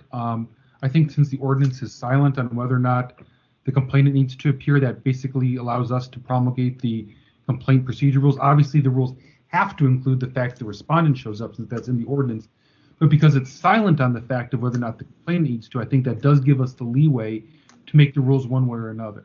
I'm kind of uncomfortable with waiving this suddenly on an ad hoc basis because, as Cheryl pointed out, this was an agendized item. When we discussed complaint procedures, we had a hearing on it. Members of the public were able to comment. Those complaint procedures have been posted on our website for years now. And I think there's a lot of other people who've really, had to put a great deal of effort to make our meetings, and probably wasn't convenient for them, but they did. And so I feel it's a little unfair at this point to suddenly alleviate that requirement from an individual. If we want to go back and have a robust discussion, about whether we should have that in our complaint procedures, I think I'm open to that. But I'm not sure that on this random ad hoc basis is the appropriate time for one individual. I'm not hearing something like he was in the hospital or he had some extenuating circumstance that wouldn't allow him to come, just that he prefers not to come. And I understand that, but I'm sure, there's a lot of other people who wouldn't rather come to at least the first one, but they did. So I'm just not comfortable, waiving the complaint procedures in this instance. I'll leave it there. Okay, Member Forsley, and sorry, Member Schmidt, do you have your hand up? No, let Member Forsley. Member Forsley and then Member Highland. Oh, I was just going to say that Vice Chair Yankee said exactly what I was just going to say. Just in all fairness, we should definitely not be doing ad hoc waivers of a complaint procedure. If we wanted to put it on the agenda to notice the public that we were going to be discussing this and taking a stance on this, it could be calendared for the next meeting or the meeting after that. But I think that for the purpose of this particular thing, if he wants to come back and say, well, the law says I didn't have to be here, that could be an excuse for him. But I think that if he's been noticed, that we should just, go with procedure and then take up the broader discussion in the near future. Okay, Member Highland. I'm trying to think of a more elegant way out of this, and I'm rereading 7A, where and A comes before D, where it says, at the discretion of the SOTF or its committees, et cetera, accommodations may be made in response to special circumstances or requests made by the complainant. I think right there, this could fall under that, and then you don't have to go and waive anything else. You could make the motion to say that based on 7A, we're exercising our discretion and proceeding with this. Simple as that. It could be read that way also. So I'll just throw that into the mix. Member Stein. Yeah, I do think in his letter, he basically makes the request that he doesn't think he needs to be here. I mean, it's not a request, but he says he doesn't believe that he needs to be here. And, even though just to your other point about other agencies holding hearings and they require complainants be there, I feel like we're slightly different because of the way the Sunshine Ordinance is written. It's written in this way that we're always giving the benefit to the members of the public and trying to protect the public's right to access information. And I feel like that the fact that it doesn't require specifically the public to be there, to me, is like, I connect it to this issue of creating barriers to people being able to carry through complaints. Well, I'm in disagreement with that because that's a matter of the interpretation of the law. And unless you have some definitive court opinion or case law that describes otherwise, this has been our precedent. So if Mr. Chafee feels in his letter to us in challenging our procedure in that way, that's a completely different discussion. This is our procedure, what we have here now. And if we're going to say, that's why I asked for a motion, if we're going to waive the procedure, because that is our procedure. It's official. We've been using it for well over a decade. Maybe a decade. I would like to revisit that procedure. Right. Well, I would feel much more comfortable saying we strongly, recommend people come. But anyway, I understand that it's our procedure, so, and people should vote accordingly. Wherever they stand on that. This is Member Highland. I still think that under 7A we don't have to waive anything. We reserve the right, and usually this is to the call of the chair, but in this case, it's the discretion of the task force as a body or its committees to make that action. That's how I'm reading this, and if we agree on that, then there's nothing that's waived. Yeah, I disagree with that interpretation too, because it speaks for an accommodation. He's not asking for an accommodation. He's just saying that the way he interprets the law means he doesn't have to show up. That's not accommodation, and not a request for an accommodation. It says accommodations. Accommodations may be made in response to special circumstances or requests made by the complainant. Right there, or requests made by the complainant. Read that as a standalone.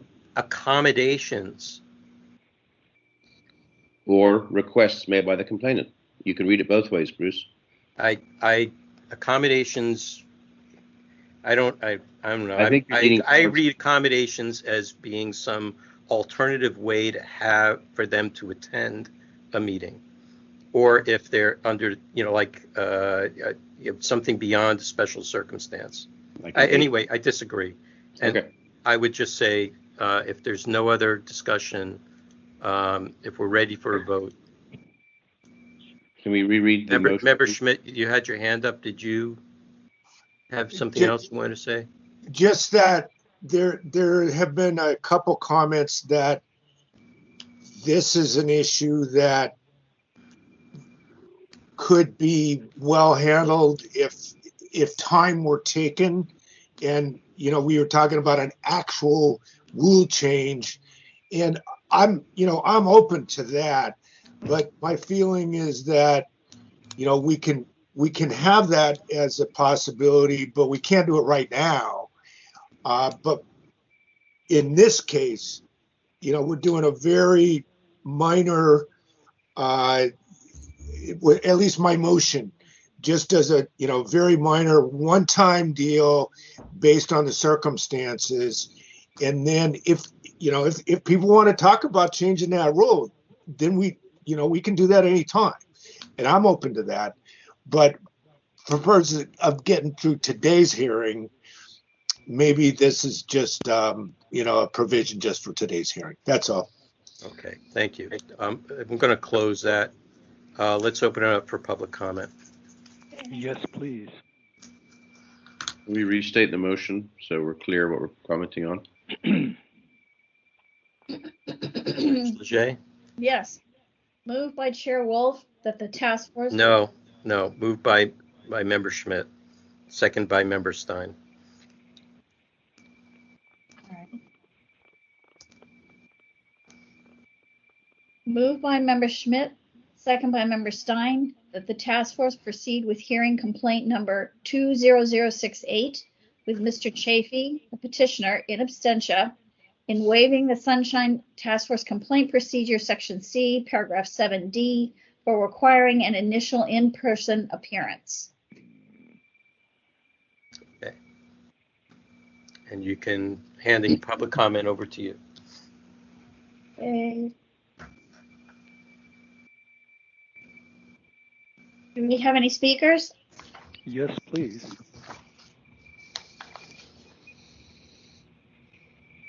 You ready, sir? Can you hear me? Yes, are you ready? Yes, tell me when to start. Go ahead. This is Peter Warfield, Executive Director of Library Users Association. I want to say a few things about these procedures. I believe Member Stein stopped from the reading of the letter on page P73.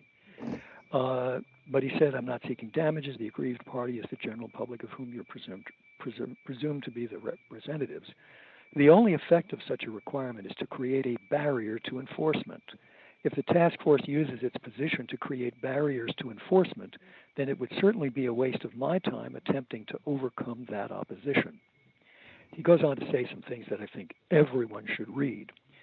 The discussion here, I remember years of backwards and forwards and up and down and postponement, staying till 9 o'clock discussing procedures, and then they were put off until another time.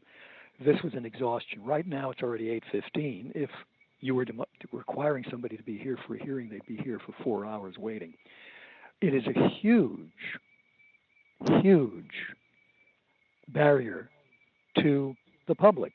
They have to go to a scary thing at City Hall with 11 of you looking at them and a city attorney and all this stuff. There are many cases where it's just as plain as day. There is no need to have a complainant. If, for example, somebody says, you didn't, I made a request and it was due in 10 days, and the result has been that 30 days or 40 days or a year later was when the response came, that's pretty self-evident. And I think somebody suggested that there were times when people, they might have a better chance if they're present. But that might not be anything other than a barrier to access to a complaint with them. The law, I think, is extremely clear, and I think Member Stein pointed this out. The last sentence in Section E, an authorized representative of the custodian of the public records requested shall attend any hearing and explain the basis for its decision to withhold the records requested. It says nothing about the any requirement that the member of the public has to attend.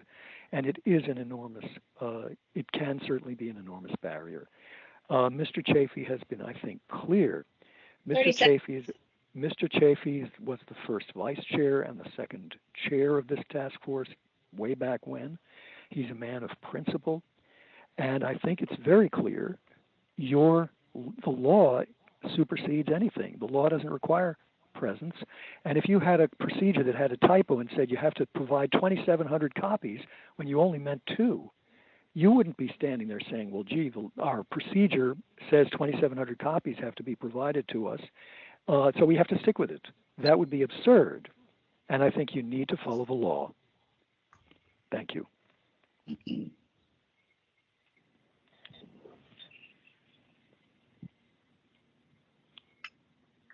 Do we have any more speakers? Yes, anonymous, please.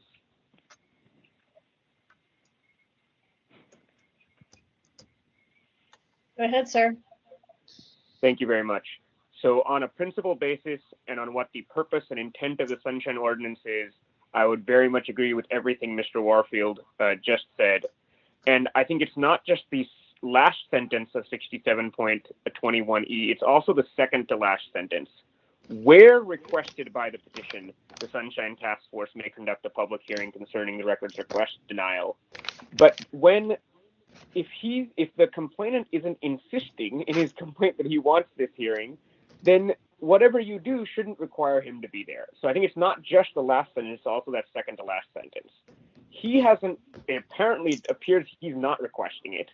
And so there's no reason that you shouldn't be able to investigate it without him. And I say that, and on that basis, I think that this motion is absolutely right. And unfortunately, I would also agree with the chair and vice chair, though, that, what would other people say? Like, maybe everyone's going to want this. I strongly believe you need to completely change your complaint procedure not to include this. My understanding is from before my time is that, like, for example, the city attorney's office sent you a letter saying this particular complainant, she was also all these other complainants. And because of this, you should change your procedure to be harsher against anonymous or pseudonymous complainants. I remember this only because I've read it through your own public records. And I think that's just an example of the city trying to have SOTF make it harder for people to enforce the Sunshine Ordinance against the city, when in fact it should be as easy as possible wherever possible. And on that basis, I think the one-time waiver makes sense, because practically, probably no other complaint's going to complain. They're going to ask you to change your rules, as I think you should. Thank you.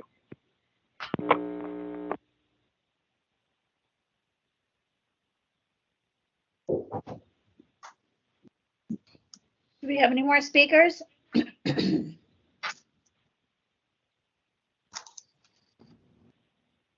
think that's it, Chair Wolf. Thank you. All right, public comment is closed. I have one last thing just to say on this, and that is, I'm not necessarily in agreement with the last two speakers, and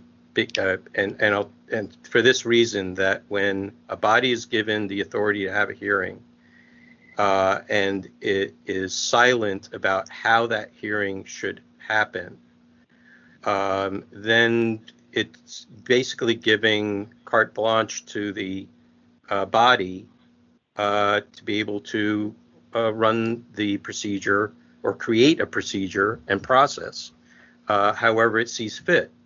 To me, what the law is saying is that however you do that, the respondent must show up.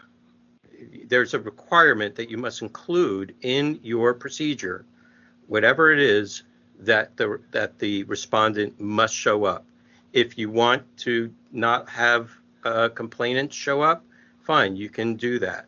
But it's based upon how you want to run the procedure itself. I think when the law is silent on that, it doesn't mean that it just means the opposite. And I think in this case, I think that it's speaking very clearly that the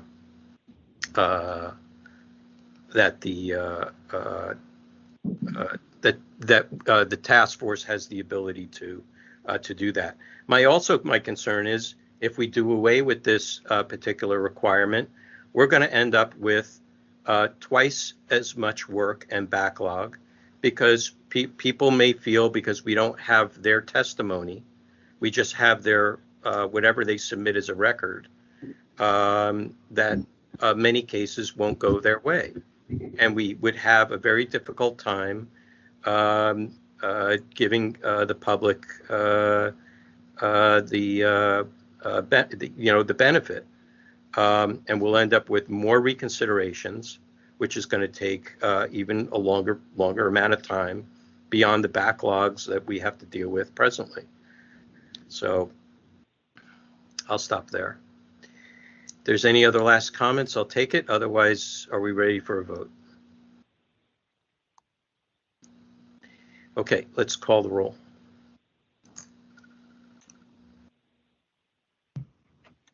Member Schmidt? Aye. Member Schmidt, aye. Member Stein? Aye. Member Stein, aye. Member Frazier, absent. Member Padmanabhan? Aye. Member Padmanabhan, aye. Member Neighbors? Nay. Member Neighbors, no. Member Forsley? Nay. Member Forsley, no. Member Wong? Nay. Member Wong, no. Member Yankee? Nay. Member Yankee, no. Member LaHood? Nay. Member LaHood, no. Member Highland? Aye. Member Highland, aye. Chair Wolf? Nay. Chair Wolf, motion fails. No, wait a second.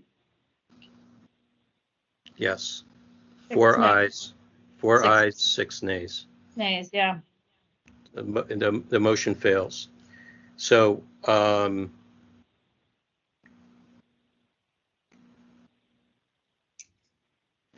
we will go with our complaint procedure C7B, and the matter will be filed and dismissed without prejudice. And Mr. Chafee has 60 days to request that it be reopened, and it must do it in writing. If it goes beyond the 60 days, still has the right under our procedures to refile the complaint at a future date. Okay, let's, and Ms. Lachey, we're going to have to send a communication to Mr. Chafee on that. Yeah, I understand that. Okay, great. Let's call the next item. Not yet. I just want to finish typing this one thing.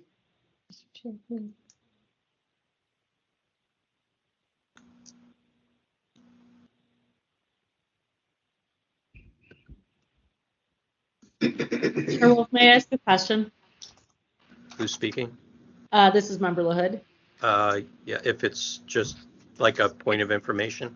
Yeah, point of information. Did someone, an administrator, change the settings on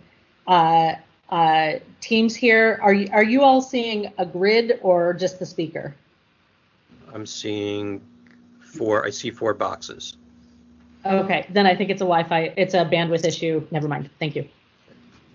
Yes, but my Mine keeps screen jumping is back and also forth. flashing. My screen's flashing too, and I can see a grid, but I can't see everyone who's on the call.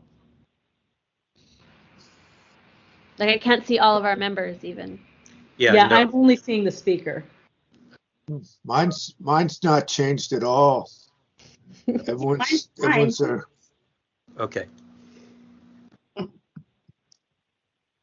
Bruce, you're on mute. I'm not on mute. Something happened. You were talking. Me?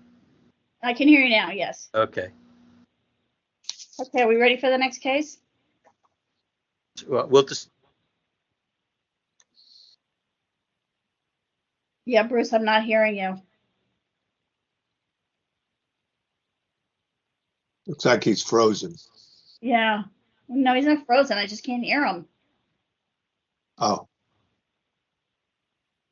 No.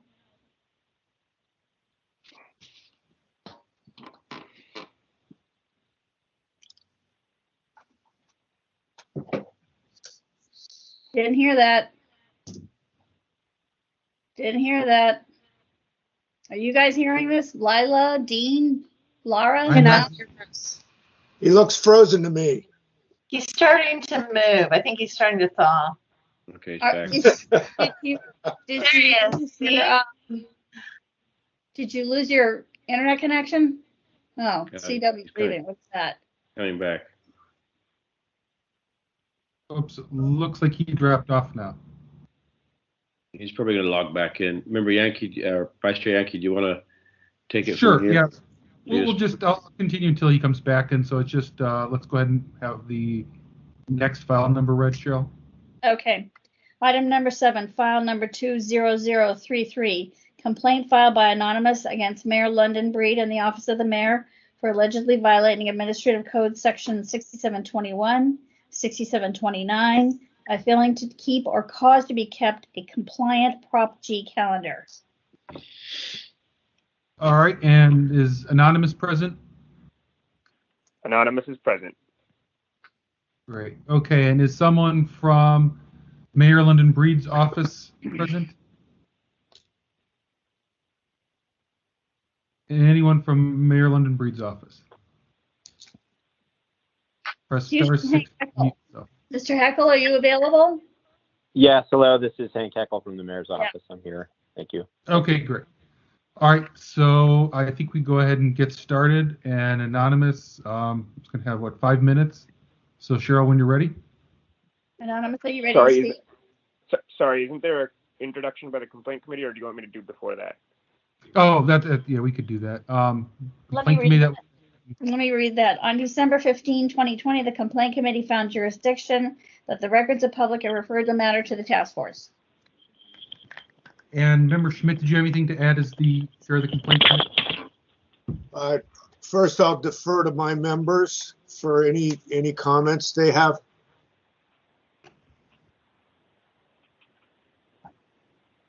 Anything from either?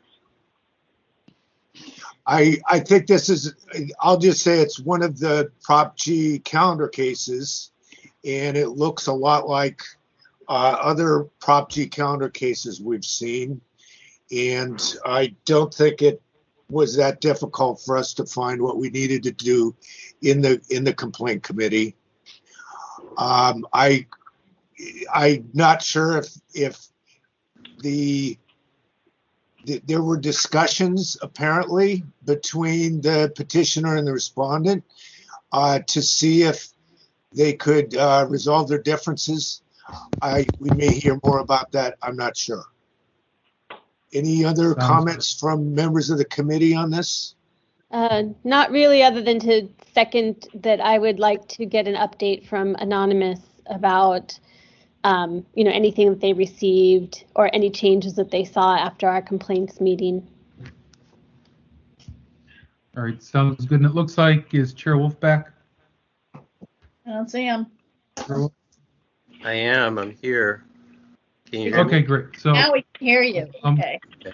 So Chair Wolf, we moved on to file number 20033, and Anonymous is just about to begin with his opening remarks, and then I'll let you take over from there. Okay, great. So go ahead, Anonymous. Please let me know when the time begins. Somebody's typing if they could mute. Okay. You ready, sir? I am. Go ahead. Thank you very much.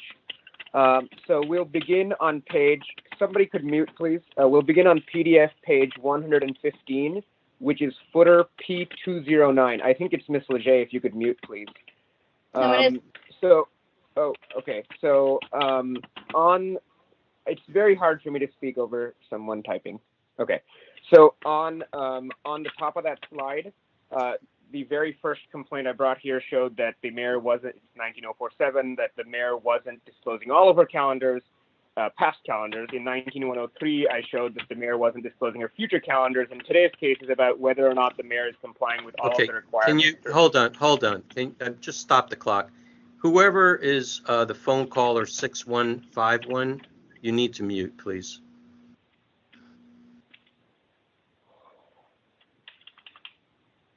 Victor, if you're still there, can you mute 6151, please? I will take care of that. Thank you.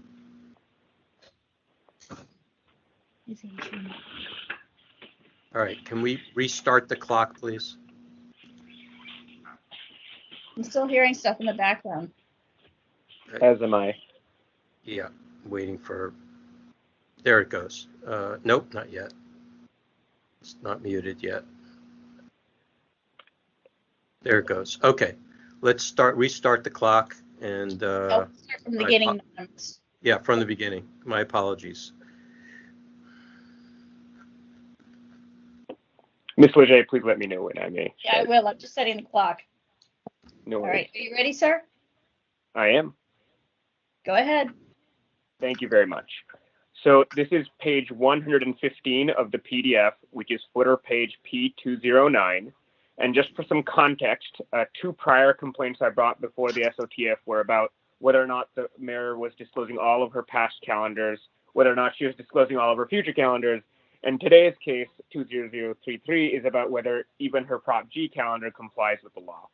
So the bottom of the slide shows you one of the multiple subsections of Prop G calendar requirements. The mayor, it's not her office, it's the mayor herself, as we discussed in one of these other complaints, shall keep or cause to be kept a daily calendar that has the time and place of the meeting, and the calendar shall include a general statement of issues discussed for each of the meetings that's not publicly recorded. So if it's not a public meeting, they've got to record the issues that she discussed. So next page, and we're just going to dive right into them. And you might notice these dates are in 2019 because this complaint is very old. So this is a meeting between Mayor Breed and Superintendent Matthews, and there is absolutely no discussion in this Prop G calendar of any issues discussed. Their argument made at some point by some part of the city that as long as you put something in the subject line, that's sufficient. That's not true. The people who wrote the Sunshine Ordinance were very smart. They knew people would do that, so they said general statement of issues discussed. So something like budget, teacher union, or school renaming, if it was, say, happening in 2021, might be sufficient.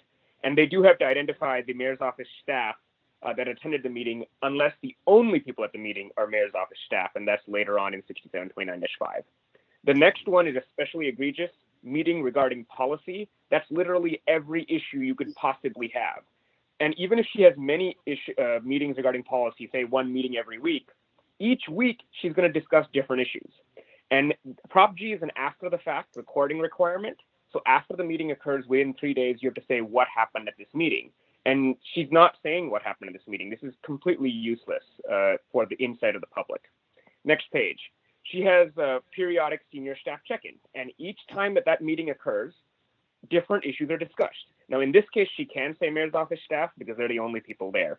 But that is not an issue discussed, and their argument that recurring meetings don't need any kind of information has no basis or citation to law. So each week or each month that she has this meeting, if the issues discussed are different, she needs to give a general statement of issues, plural. It's not issues. If there are 3 issues, she needs to list them.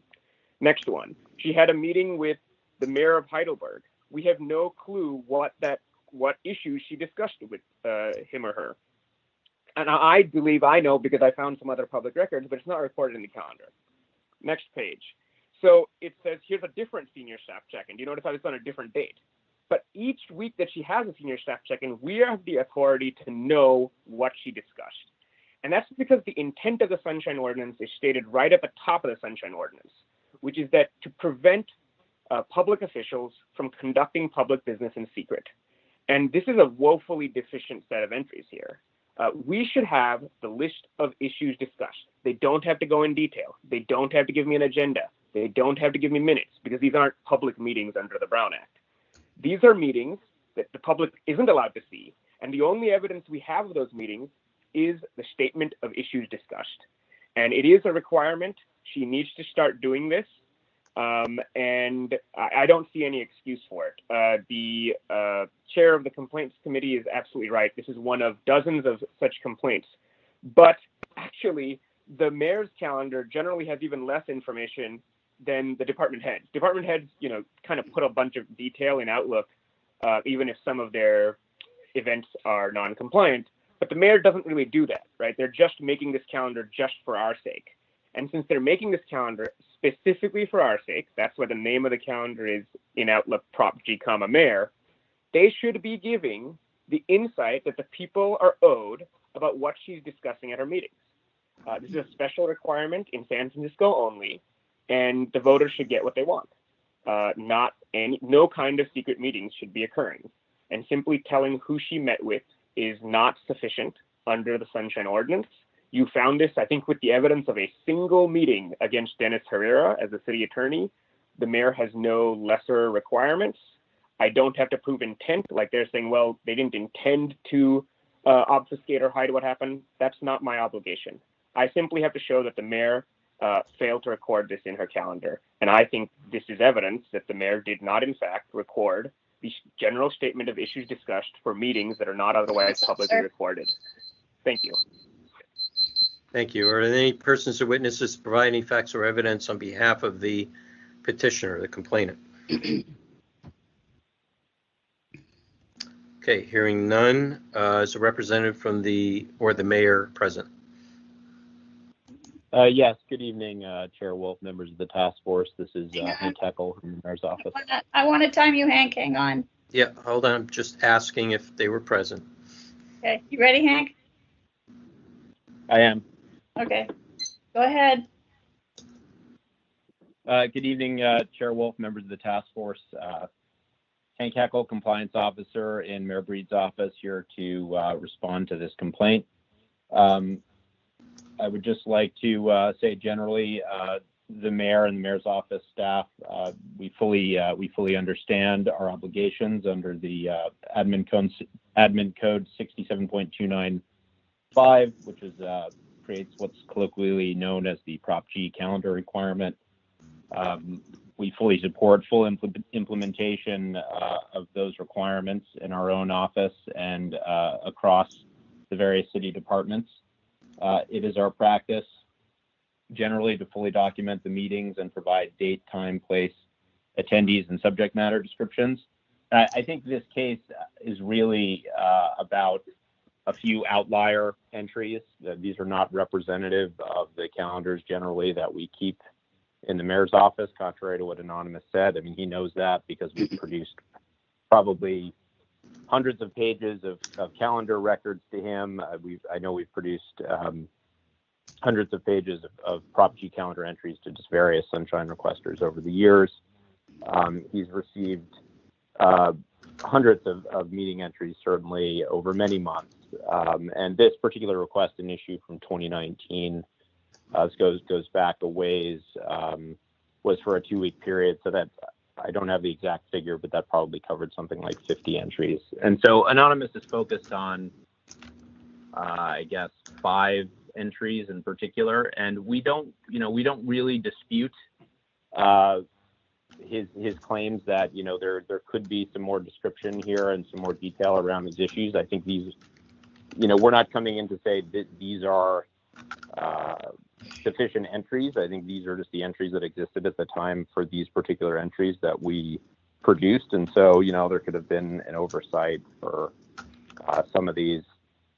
Some of these may have kind of appeared self-evident, like the meeting with Superintendent Matthews, but certainly it would be fair to list a general statement of issues there for that meeting, right? Or the meeting with the mayor of Heidelberg was really in the nature of a meet and greet, which is kind of how these, or I believe it's described as a courtesy call, and that's how these discussions with sister city officials are kind of characterized generally. But, this is not something that we're not digging our heels in. Where, this is not something where we are vehemently opposed to what Anonymous is suggesting. I think we can probably reach some areas of agreement, rather than, there was some talk with Anonymous about amending the descriptions, but as time went on, we thought it would be beneficial to kind of air this out before the whole task force and get some feedback from the task force, rather than change the calendar and then maybe have to go back and do it again. So we're open to feedback from the task force on these issues. There are some challenges for things like staff check-in calls, for example, is one of the entries. Those occur pretty much weekly, I believe, and they don't have an agenda in advance. Those are staff meetings where it's literally just sort of checking in on the issues of the day. So sometimes it can be challenging to go back and identify after the fact what specific issues may have been addressed, but I think we can make an effort to do that. And same thing for the policy meetings, to list issues retrospectively, like whatever the case may be, homelessness, housing, education, COVID. We can certainly look at doing that. So I think the point I want to make is I think these samples, this is a handful of entries out of hundreds and hundreds of entries. These are not representative. These are probably oversights or things that, just got missed. And we're not opposed to amending the descriptions in some cases. And it's not in the record, but I mean, if you reviewed all the hundreds of other entries that are out there from our Sunshine responses, you'd see that, there is more detail is provided generally. And I'm happy to address any questions the task force may have. Thank you. Thank you. Are there any persons or witnesses on behalf of the respondent, provide any facts or evidence on behalf of the respondent? Okay, seeing none. I see Member Schmidt. Yeah, thank you. To the petitioner, I guess I want to ask about this idea that you're somehow cherry picking like 5 examples. Maybe, you went through hundreds and you found the very best ones.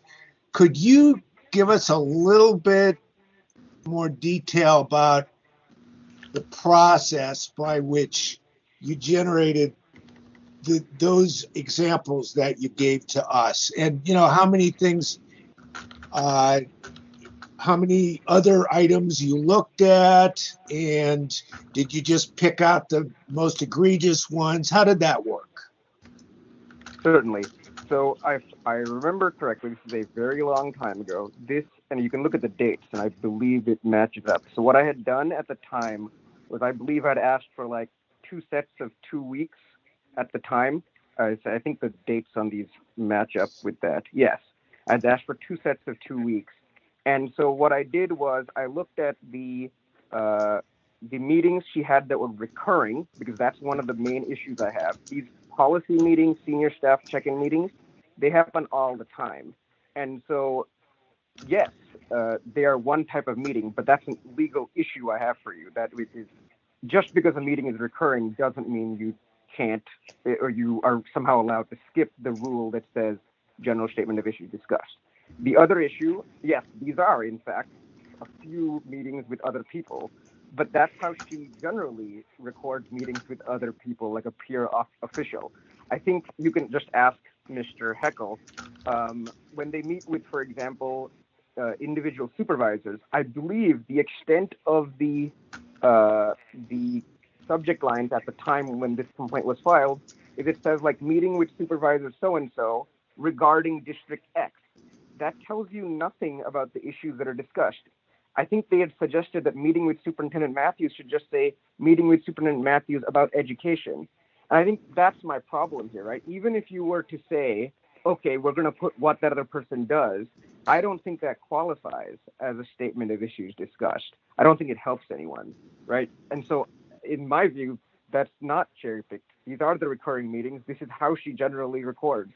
And this is what I filed. And so that would be my response. Just a little bit of clarification on that. So yeah, you give us, a handful, which is completely the right way to go. But I guess I'm wondering, are those the 5 worst? Like, could you find other ones that are also, this bad, or in terms of the subject matter, issues discussed, sure, etc.? I think these look pretty bad. But are these the only ones, or can you find 20, 30, 40, 50 more? What is the whole sample size? The whole bunch that you looked at. What do they look like? Yeah, so I'll actually I can answer that very directly. The senior staff check-in. It's not that one senior staff check-in. This happens every week. So every single time you see this, you'll see it completely, in my view, meaningless. Every time she has a meeting about policy, you'll see it say meeting regarding policy. Every time she has a meeting with another peer official, it'll look like that, essentially meaningless. So there are meetings that she has that are with a specific subset group, like it'll be like a meeting about homelessness. And so those ones would be, I would say, marginally acceptable. They have like a word like homelessness or something like that. And that's why I didn't bring them up. I still don't think they are great. I think that they are just barely what is allowed. I think that in order, even something like that, where she meets with like the HSOC, you would have the issues discussed at that HSOC meeting, which are different at each HSOC meeting. But I believe they argue that because the word general is there, for example, that would be sufficient. And so that's why I I didn't raise those, for example. But by the way, you can just ask. I mean, I don't think Mr. Heckle is lying to you about what other things they've produced. If he has it in this thing, we could look at it. I'm not saying that we shouldn't look at that, but I'm definitely showing you. You said, are they the worst? I mean, there are many of this same level. I don't think you can get worse than this when you don't have any information. So I'm not sure. Okay. Yeah. If that answers that. I think that's what I was looking for. You said there are many at this level. That's the kind of thing I was worried about. No more questions. Thank you. Member LaHood. Thank you. Yes, I have a question for Anonymous. So in addition to you've filed this complaint, in addition to seeking a violation, are you seeking corrections on all of the items in this window that you have requested, or are you seeking a violation and a promise of future compliance? This was discussed at committee. It does not appear this task force can order them to change a public record. So my understanding of what I'm asking you to do is find them in violation, which puts them on actual notice that this behavior is inappropriate, and then review it at compliance to see whether going forward from, if you agree with me and you make that motion, they add more detail to all Prop G events going forward. That's what I'm asking you to do. Thank you. Anybody else? Go ahead, Member Forsing.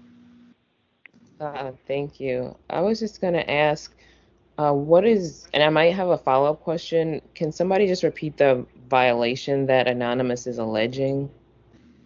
It's section 6729-5 for not complete Prop G calendar. Okay. And I guess the question that I have is, he's saying that he doesn't like the way that they note the things that they're doing in the calendar versus there's some type of withholding situation. So what I'm getting from it is kind of the former, that he just would rather than put more information in the calendars. No, this section is specific as to what needs to be in the calendar. Right, but I'm saying that they provided him with what was in the calendars, but he doesn't like that. Well, he's saying that it's not compliant with the law. That's the complaint. Right. He's not claiming any withholding of documents. No. Right, that's what I figured. So he just doesn't like how it's being put into the calendar. Yeah, this is an affirmative obligation to create this calendar, and it has to be out there a certain way. Okay. Yeah. Do you have a follow-up question? No. Okay. All right. I will ask Mr. Heckle if there would be any opposition to correcting these entries. May I respond, Chair Wolf? Of course. I'm asking you. Yeah, sure. Thank you. So, no, I don't think so, honestly. I mean, I think we are open to amending these particular descriptions. We, rather than sort of go around with Anonymous and in terms of, what level of detail he might accept, we wanted to discuss this at the task force. But no, we're not. I mean, as I said, we're not dying on this hill. I mean, those entries are not the best entries. I mean, that's the point I was trying to make. And they're not representative of how the calendar is generally kept. So we're open, for example, on the meeting with the superintendent of the school district and the meeting with the mayor of Heidelberg. We can try and piece together, if there are more specific issues discussed. And, the things like senior staff check-in, I mean, I need to talk to the team. Again, it's a little bit challenging because they don't have pre-existing agendas before the fact. They're just kind of, beginning of the week, what's going on in the city. And so there may be, maybe a list can be generated after the fact of, one or two high-level issues that were discussed generally. Okay, thank you. Member Stein. Yeah, let's see. Yeah, so I just had a question for Mr. Heckle. I don't know if you can answer this, but what does the mayor's office consider to be a sufficient level of detail in addressing issues discussed? And is there any guidance that exists on how to interpret issues discussed?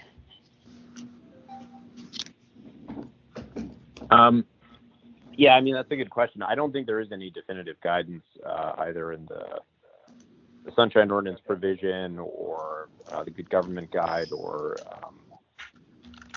or any other sources or cases or anything like that. I mean, I think it's kind of a rule of reason that a description that would be sufficient to generally describe the issues discussed. I think the intent of the law is not to be like a set of minutes that goes into great depth. I mean, we have descriptions like, meeting with the police chief about public safety, or meeting with the chair of homelessness and supportive housing regarding a hotel status update. That's one entry I'm looking at.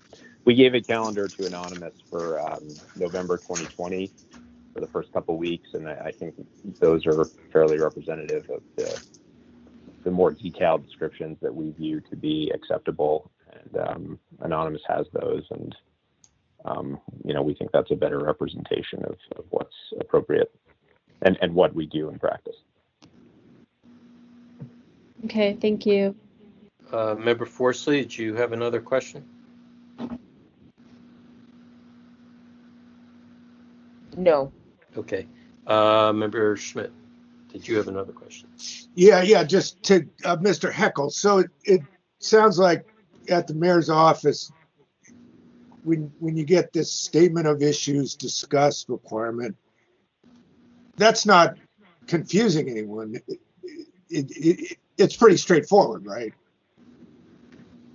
Yes, it's straightforward, but I think the level of detail is not laid out in any authoritative source. But I think there's kind of a general level of description that we think is kind of makes sense on just a common sense level, and that's why I agree that the entries that Anonymous were pointing to don't necessarily, at least a couple of them certainly don't fit that description. I mean, just saying it's a meeting with somebody, with the superintendent is not sufficient. We would need more detail around some type of policy issue like education that was discussed.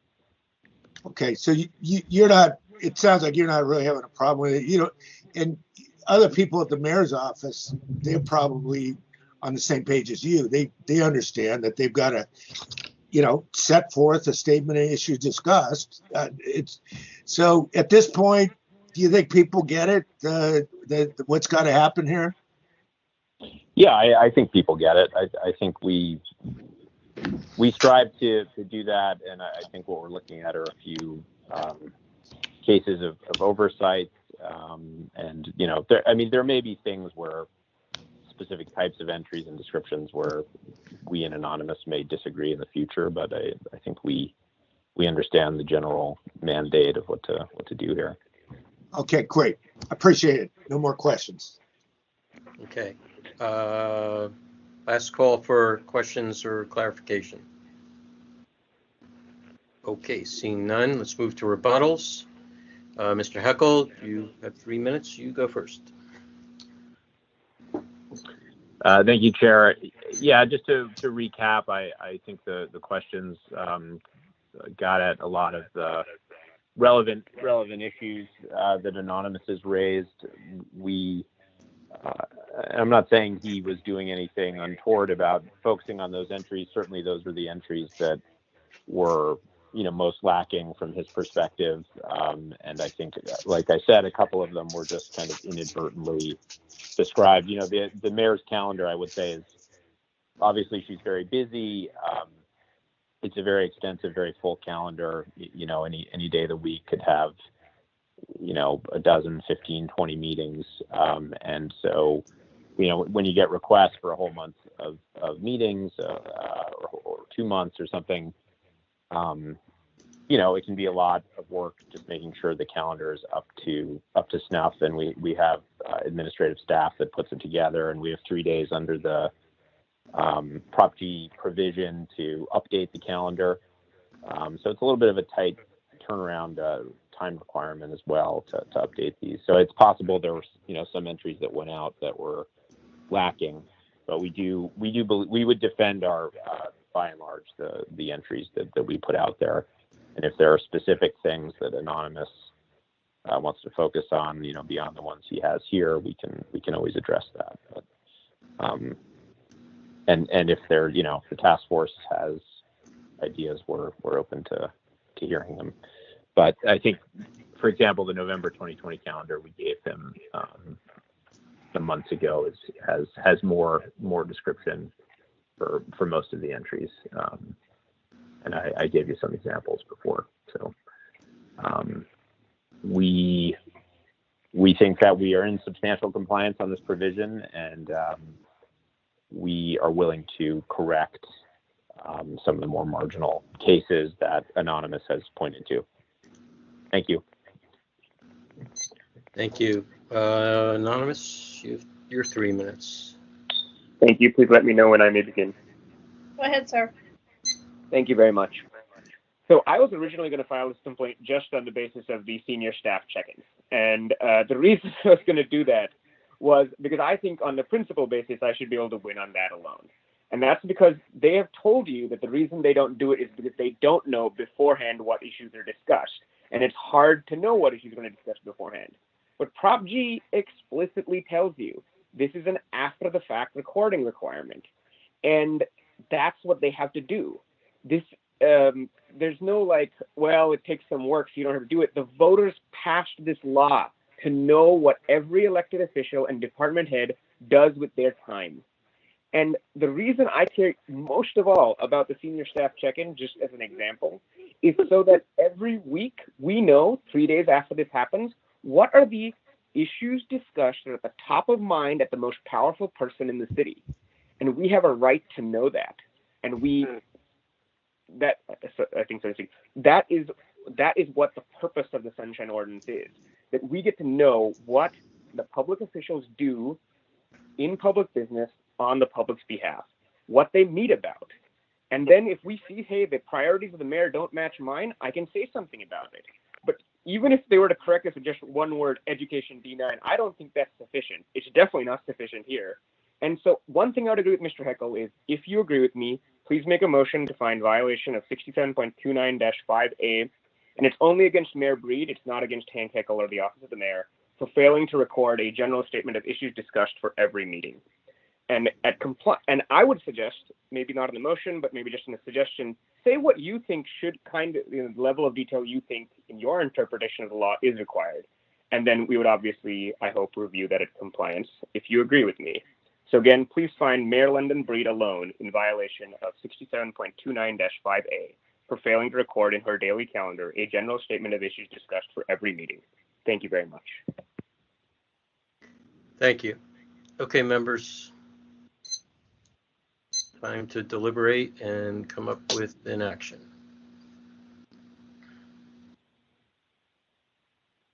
Public comment.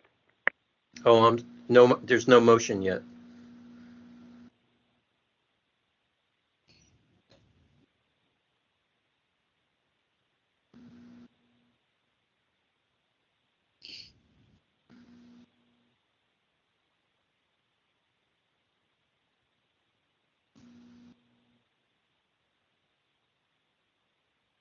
All right, calling for a motion. Push you ahead. It's 9 o'clock. This is Member Wong.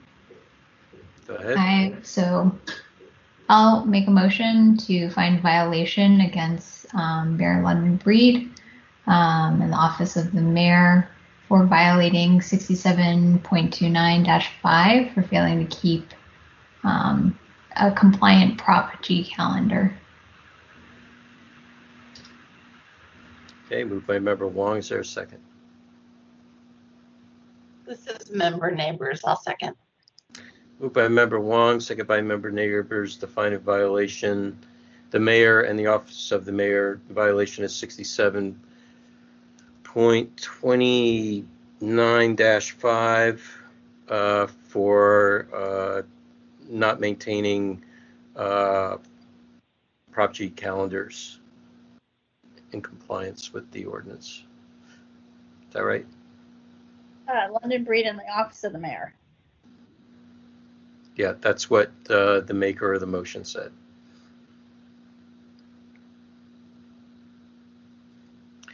Okay, Member Yankee. May I just suggest that we include in the motion for not including a general statement of issues discussed, so that it's clear the specific problem that we had with the Prop G calendar entries? This is Member Wong. I'll accept that amendment. Okay. I'm sorry, what did you say, Matt? I didn't hear that. For not including specific what? I'm reading directly from the thing here. It says, for not including a general statement of issues discussed.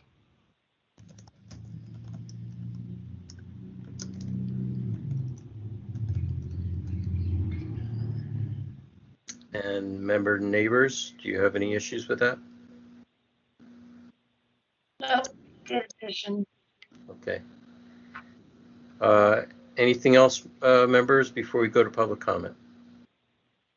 Okay, let's open public comment. Ms. Leger, you have the clock. I wish to make public comment.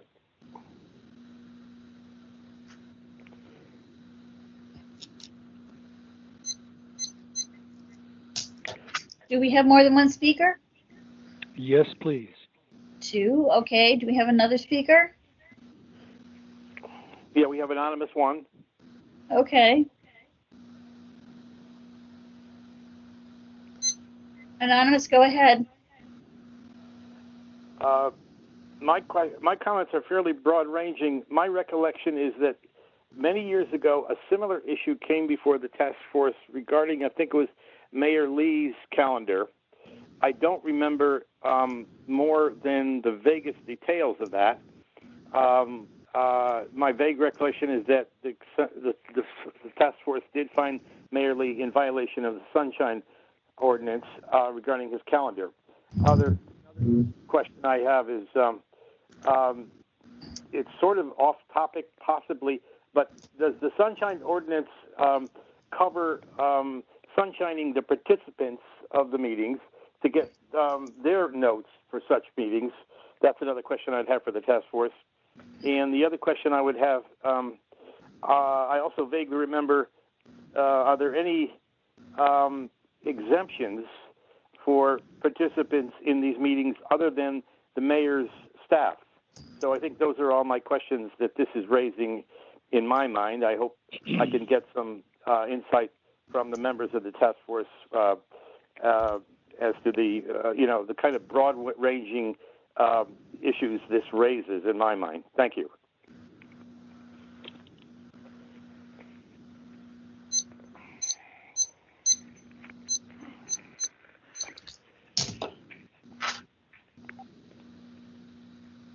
Second speaker, are you ready? Yes, just let me know when to start. Go ahead, sir.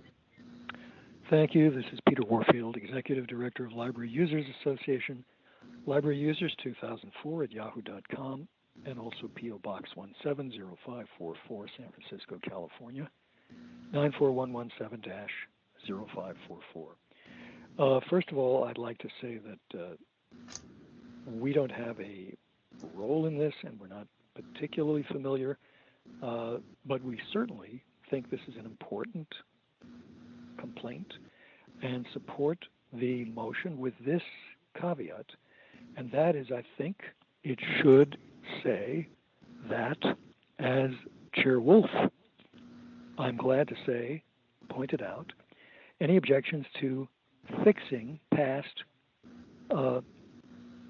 incomplete, inadequate entries. I think that's critical. Otherwise, you're encouraging, if you only say going forward, then what you're basically encouraging is city agencies can do whatever they darn well please, including violate the law in the most flagrant way, until maybe on the possibility that somebody will come along and point out the violation and then have the gumption, the talent, the skill, the grit to go through all of the things that it takes to bring a successful complaint. And then, well, then they can change it. And maybe if they change it, it'll be okay. And then, and on and on. And, you know, if they violate again, then we can start another round. So I think it's very important when there's a violation that the violation be fixed to the degree that it can. Obviously, if it's a meeting, the meeting presumably can't be held again, although there might be other things that could happen. But certainly documents. One of the things that I find kind of surprising and even shocking is that I'm looking at these so-called calendars, and they all have the same 6 subjects. Subject, location, start, end, recurrence, organizer. There's nothing that says subject or subjects discussed. It isn't even a blank on the form. And that, I think, is a sign of systematic or likely systematic 30 seconds. problems. Now, Member Schmidt said something that I found interesting but also troubling, and that is how much are these examples of just a few things, or how much does it represent from the whole? Anonymous is not required to do a full-scale audit. He's not being paid for that. And I think even if it was only these, then that would be significant anyway and be a violation. Certainly, I think all of them should be fixed in accordance with the law. And that should be added to the motion. Thank you.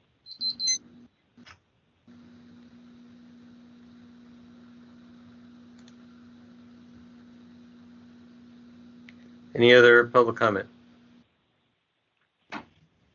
Last call for public comment. Okay, public comment is closed. Any last thoughts, members? Are we ready for a vote? Okay, hearing none, please call the roll. Member Wong? Aye. Member Wong, aye. Member Neighbors? Aye. Member Neighbors, aye. Member Frazier, absent. Member Padmanabhan? Aye. Member Padmanabhan, aye. Member Stein? Aye. Member Stein, aye. Member Forsley? No. Member Forsley, no. Member Schmidt? Aye. Aye. Member Yankee? Aye. Member Yankee, aye. Member LaHood? Aye. LaHood, aye. Member Highland? Aye. Member Highland, aye. Chair Wolf? Aye. Chair Wolf, aye. The motion to find a violation against London Breed and the office of the mayor for 6729-5 for failure to keep a Prop G calendar and for not including specific general statements of issues discussed. Second by Member Neighbors. What was the tally? I'm missing. 9 yay, 1 no. Thank you. Please call the next item. Could I ask a question of Cheryl? She said a specific general Yes. statement of issues. Was that the motion? Yeah, Specific please. general? Yeah, that was not what was stated. Because those are opposites. Exactly. Did I get it wrong? Well, Take out specific. It wasn't my motion, so I don't want to. It just sounds like it's not how the motion was stated. Member Wong, did I state that incorrectly? Do you mind repeating it again? Motion to find a violation against London Breed and the office of the mayor for 6729-5 for failure to keep a Prop G calendar and for not including specific or general specific statements of issues discussed. The general should be taken out. It was Vice Chair Yankee that provided that additional. If I may, yeah. The language specifically, Cheryl, from 6729-5A. Failure to keep a Prop G calendar and for Right. not including specific. No, not specific. A general statement of issues discussed. Right. Okay, so you want me to take out the specific? So I'm asking Member Wong. Yes. All right. Okay, Okay. got it straight? All right, good. let's call next item.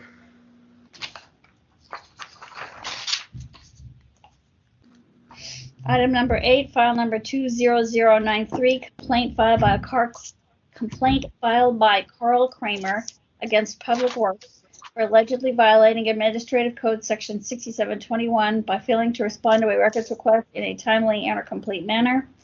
On April 20, 2021, the Complaint Committee found jurisdiction that the records of public and referred the matter to the task force for hearing with a recommendation to find violations for timeliness and withholding.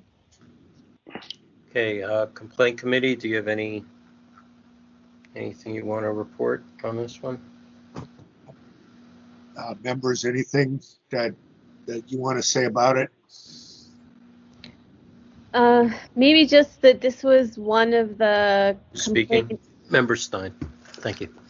Just that this is one of the complaints that implicates the mayor's fifth supplement suspending response times, required response times in the Sunshine Ordinance, and so it's kind of tricky to deal with for that reason.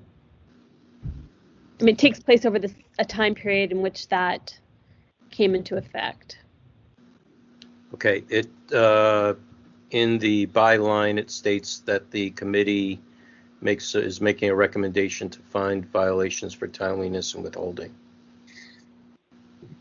I'll just add that Mr. Kramer's brought a series of very similar claims because he's submitting requests to various agencies to monitor their compliance with a requirement, which is relevant to the minimum wage. He is asking them for a specific document that is a compliance document, and he's not convinced that they're either complying or giving him the document that he's looking for. Okay, thank you. All right, let's get the hearing rolling. Mr. Kramer, are you present?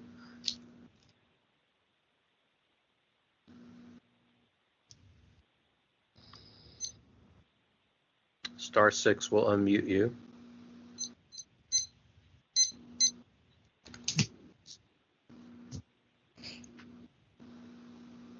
Mr. Kramer, are you present?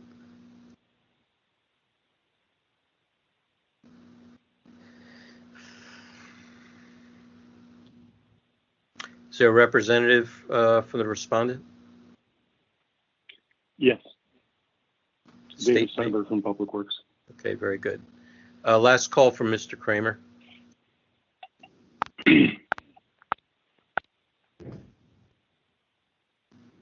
Mr. Kramer, are you present? Oh boy. Okay. Just to let you know, Chair Wolf, Mr. Kramer has been present at other meetings regarding, like Member Schmidt said, very similar subjects. Okay.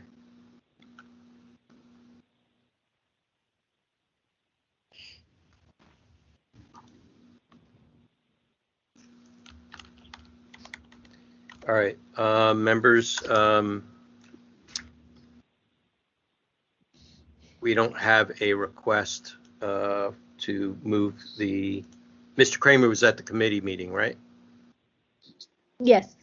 Okay. Yes, he was. So we don't have a request to hear this in absentia. And I have not heard from the petitioner regarding his appearance one way or the other. Mr. Chair Wolf, this Yes. is David Steinberg. Can I make a comment? Maybe, I don't know if it'll make a difference, but just to let you know. Mr. Kramer and I have been exchanging emails this evening because we had asked him to drop the complaint because we provided the documents that he'd asked for. And he had said he would drop it if we give him essentially the request was for the last fiscal year, and he said he would drop the complaint if we gave him the information for the new fiscal year. And basically our wires got crossed, and we thought we gave him the new stuff he'd asked for, and he said, no, you didn't. And so the last thing that he said to me was, I'm going to ask that the task force continue. I will ask if we can have it continue. I'm just passing that along because that was his note to me tonight. But you know, I'm perfectly happy if you want to continue. That's obviously your call. Just wanted Mr. to Goldberg, Mr. Goldberg, did he CC that Steinberg, to? yeah. Steinberg, I'm sorry. Did he CC it to our administrator? No, he didn't. He and I were sending each other emails a couple hours ago. Right. But I assumed he was. And I have similar emails on the next one. He said the same thing to me. Who's speaking? Hold on. Who's speaking? Cheryl Davis. Yeah, are you able to hear me? This is Carl Kramer. Oh, Carl, there you he is. are. Okay. Okay, we can hear you now. Yeah, sorry about that. I was on another phone, and for some reason it wasn't unmuting at *6. But yeah, my request is for to continue this matter. As David Steinberg mentioned, we'd had an email exchange, and this was a complaint from the information requested a year ago, and he in our email exchange, he said he would be getting me the very similar current information. So requesting to continue this matter, and I think we can work it out. Can I just clarify, would that be for both of your cases? Yes, also with the That was member had an Stein. exchange with Cheryl Davis, and she assures me that she can get the information by the end of this week. All right. So this is for both items also, the second one too? Okay, so.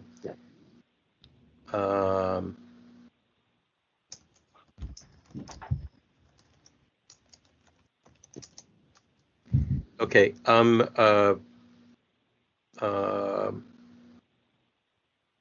generally continuances are at the discretion of the chair. Since we're already here, you know, let's, if there is no additional questions or concerns about that at the request of the petitioner, I'll move to continue the item and refer it to compliance and amendments to monitor that that the documents have been received by Mr. Kramer. And at that time, the Compliance and Amendments Committee is satisfied and notifies me, will determine whether to reschedule or to close the file. Thank you. So that's my motion. I'll second it. Member Stein can have it. Okay. I said, this is Member Stein seconding it. Okay, so moved by the chair, second by Member Stein. Members, any discussion? Okay, let's open to public comment. Oh, go ahead, Member Schmidt. Do people have a sense that they think they've resolved this thing? Because I would want to hear some kind of, you know, they brought us here tonight. We've studied their files, and now suddenly, you know, they say they've resolved it. So I want to know, like, they've got it worked out. Do you guys get a sense that we're probably not going to be back here on these cases? I have a feeling that that I'll be withdrawing the complaint. Okay, that's good. I just need some kind of sense of, yeah, we think we have a tentative settlement. Good. Thank you. That's all. Okay, public comment. Sure. Ms. Leger, you have the clock. Yep, 1 moment. Do we have speakers? Yes, please. Anyone else? Okay.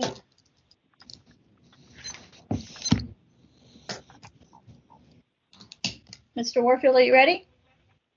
Yes, please tell me when to go. Go ahead, sir. Thank you. It's Peter Warfield, Executive Director of Library Users Association, Library Users 2004 at yahoo.com. Also P.O. Box 170544, San Francisco, California 94117. We're not a party to the case, and we're not particularly familiar with it, except from what we have briefly heard. And what I want to say is that there is, over the years, there has been this tendency for people to focus on presumably solutions only when the Sunshine Task Force is imminently about to, or even already as tonight in, a situation where they've scheduled something. There's been all the effort of the complainant, there's been all the effort of the task force, and there's been the effort of the public to whatever degree take part in the meeting, review the materials, and so on. I think it's a very, very bad practice, and it seems to be a habit, that there comes at the last minute some kind of resolution, and then the agency gets off having a record of having had a violation. We're hearing that this was a complaint that started, well, basically a year ago. Why has it taken a year to get results that we're not even sure are adequate? As far as I'm concerned, maybe I'm, the hard liner here, but it seems to me that there would be a lot more compliance and, frankly, a lot fewer complaints if there were violations found where violations occurred, and not letting people off the hook because at the last moment they maybe satisfied the requirements of the law, which they should have done a month or maybe even a year ago. This is a repeated pattern that happens. I do think that there needs to be some kind of guidance in some kind of procedures that the task force has for this kind of resolution and also for documenting it, because otherwise, again, you're asking for the violators to go right ahead until the very last moment. Is the complainant even alive? Is the complainant willing and ready? Does he have the energy or she have the energy, and so on? You're asking for violations against the complainant and the public if you're not careful with how you handle these things. Thank you. Hi, I'd like to also make public comment.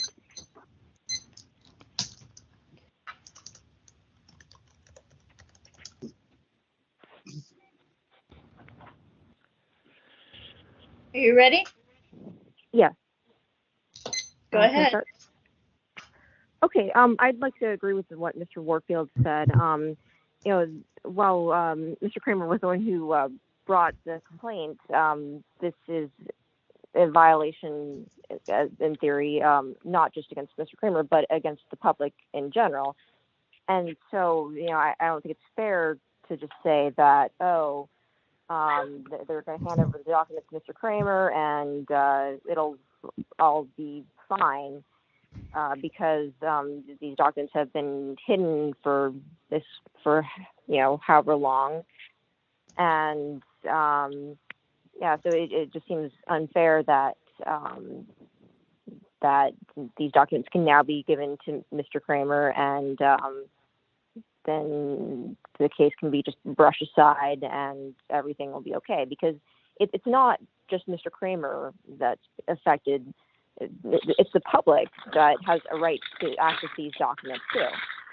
And so I think, since we're all here, it makes sense to, especially since we don't even know that whether or not these documents will in fact be provided. So why bother continuing it for like another week or another month or how long to just have another meeting to see whether or not they provide the documents? We can, you all can find a violation and the documents can still be provided. So yeah, that's my comment. Chair Wolf, can I ask for a clarification on something? There's another public comment, by the way. Who's speaking? Oh, Okay. I'm sorry. I Let's apologize. get through public comment first. Next speaker. Yes, the second anonymous.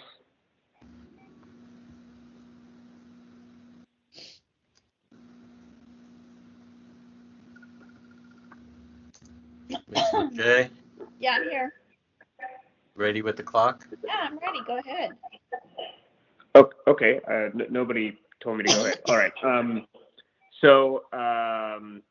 I have changed my mind on this. I know in the past I've disagreed with Mr. Warfield on the part about proceeding without, even if the complainant doesn't want to proceed. But both the last anonymous speaker and Mr. Warfield have changed my mind on that. It is a violation against the public, against the law itself, and SOTF should be able to decide that. And why not? Everyone is here. There's one caveat. The caveat is sometimes complainants, we discussed this at a committee, your hearings act as a forcing function. And I agree with the last two speakers that it shouldn't have to be that way. The law, but the problem is there's no distinction between providing a record on the 15th day and providing a record on the 150th day. And right now there's no incentive once you've gone past 10 days to still do it as fast as you can. You can do it a year later and you'll still be found with as few or as many violations as if you had done it in 15 days. So yeah, you should hold the hearing.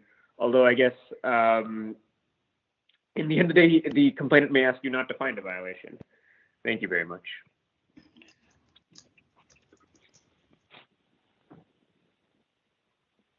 Any other public comment?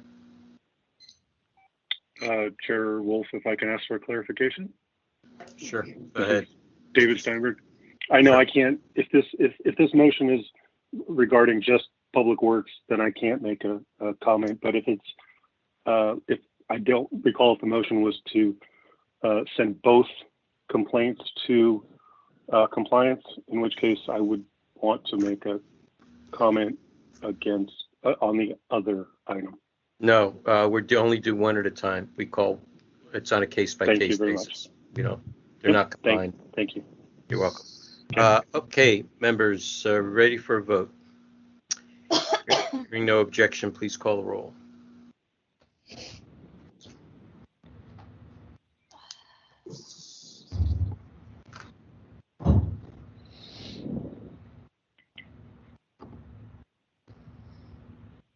Hold on a second. I'm just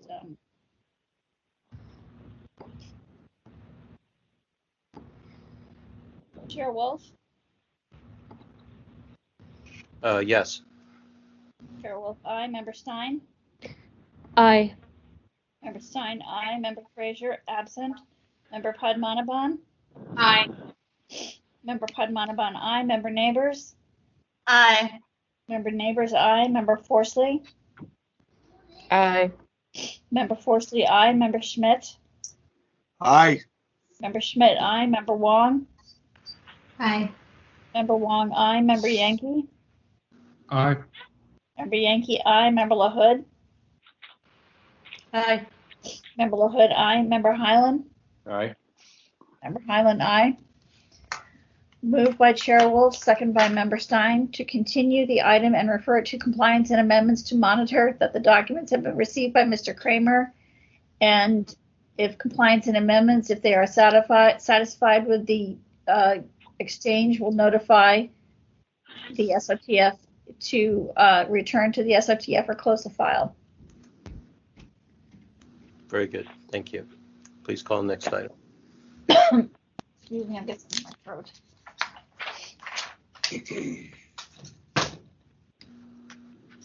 Item number 9, file number 20095, complaint filed by Carl Kramer against the Human Rights Commission for allegedly violating Administrative Code Section 6721 by failing to respond to a records request in a timely and or complete manner.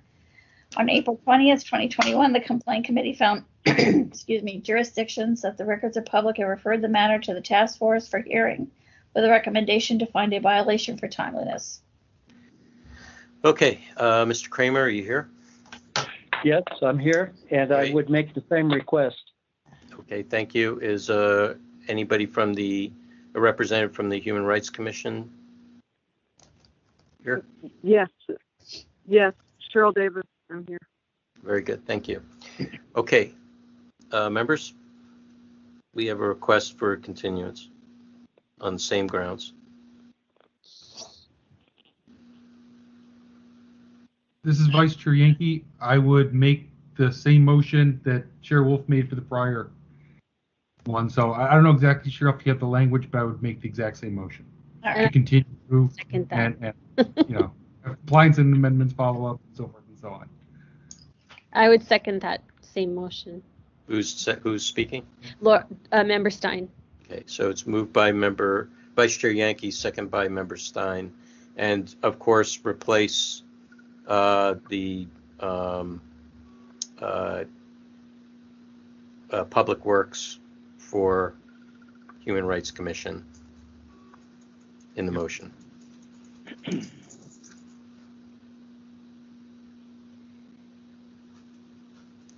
Cheryl, since you have the wording, could you read it back just so everyone is exactly sure? I'm actually trying to put it into my notes right now. Okay.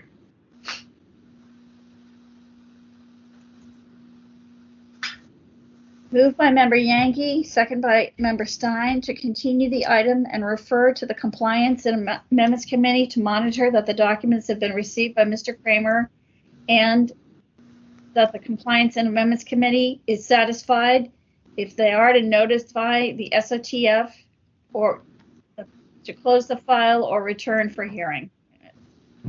Thank you. Okay, members, any further discussion? Okay, let's go to public comment. I have a comment. Ms. Leger, you have a clock. Yeah. Do we have a first speaker? How many speakers do we have? David Steinberg. Okay, Mr. Steinberg. And Peter Warfield. Mr. Warfield. Anonymous, are you making a comment?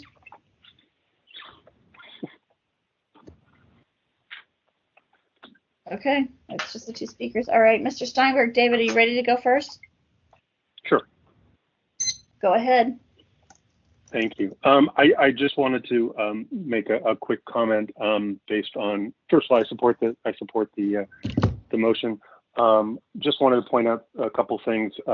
With the case of the Human Rights Commission, I can't speak to their response to Mr. Kramer, but I would like to point out that in the complaint against Public Works, there was no dispute that we've already turned over all the records that were requested as part of this that complaint by Mr. Kramer. The only issue that the committee was forwarding to the task force was a timeliness, which we were prepared to argue. Mr. Kramer has offered to withdraw both of these complaints if we give him not the requested documents from the previous request, but if we give him new documents that represent the same essential information for the following fiscal year. So the documents that he requested, at least in our case, have already been provided to him. Just wanted to make that clarification because I couldn't, because it was withdrawn. Thank you very much.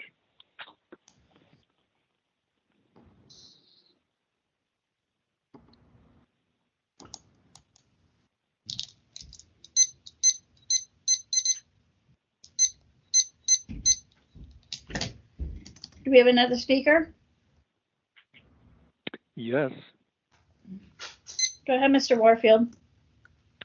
Thank you. This is Peter Warfield, Executive Director of Library Users Association. Library Users 2004 at yahoo.com and also P.O. Box 170544, San Francisco, California 94117-0544.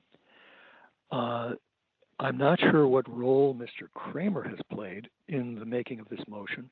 I believe that he may have indicated a willingness to go along with it. But I would like to say that as a member of the public who is not a party to this, I'll put it a little more strongly than I did the last time. The way that this and other complaints have reached their finale, what it basically means is that information requests made about a year ago are only now being resolved. And what it means is it's a lesson for the agencies and the city government that if they just simply violate the law, I believe that's what potentially it's showing anyway, if they violate the law, it's just fine. And then when it finally comes down to the Sunshine Task Force, they can basically diddle the whole thing and throw a bunch of stuff at the people. Very often, sadly, I have to say that in this case, you're going to have presumably some committee reviewing stuff. But in other cases, people have been given stuff literally the day of the meeting, sometimes in volume, and basically been asked, did you get what you wanted? Well, how do they know whether they got what they wanted? It might take a while to figure out that they didn't. So the whole question of withdrawals and what happens with resolutions at the last minute, I think, needs to be given some attention. Because what I feel here is that I, as a member of the public, and anybody else who's a member of the public, basically is going into an agency, if we, for example, go to the HRC or any other that would cite this case, and they will basically learn they can simply ignore our requests or not treat them right for however long it takes for us 30 to seconds. decide there's been a violation, to decide that it's worth our time and effort, and it's an exhausting process to go forward with a complaint, and that eventually, maybe months or a year later, they'll pungle up the stuff that they should have done in the beginning. That's what this kind of action can potentially result in, a real public loss contrary to the purposes of the task force and of the open government laws. And I hope that that's clear to everybody and that be dealt with as an issue. Thank you very much. I'd like to comment.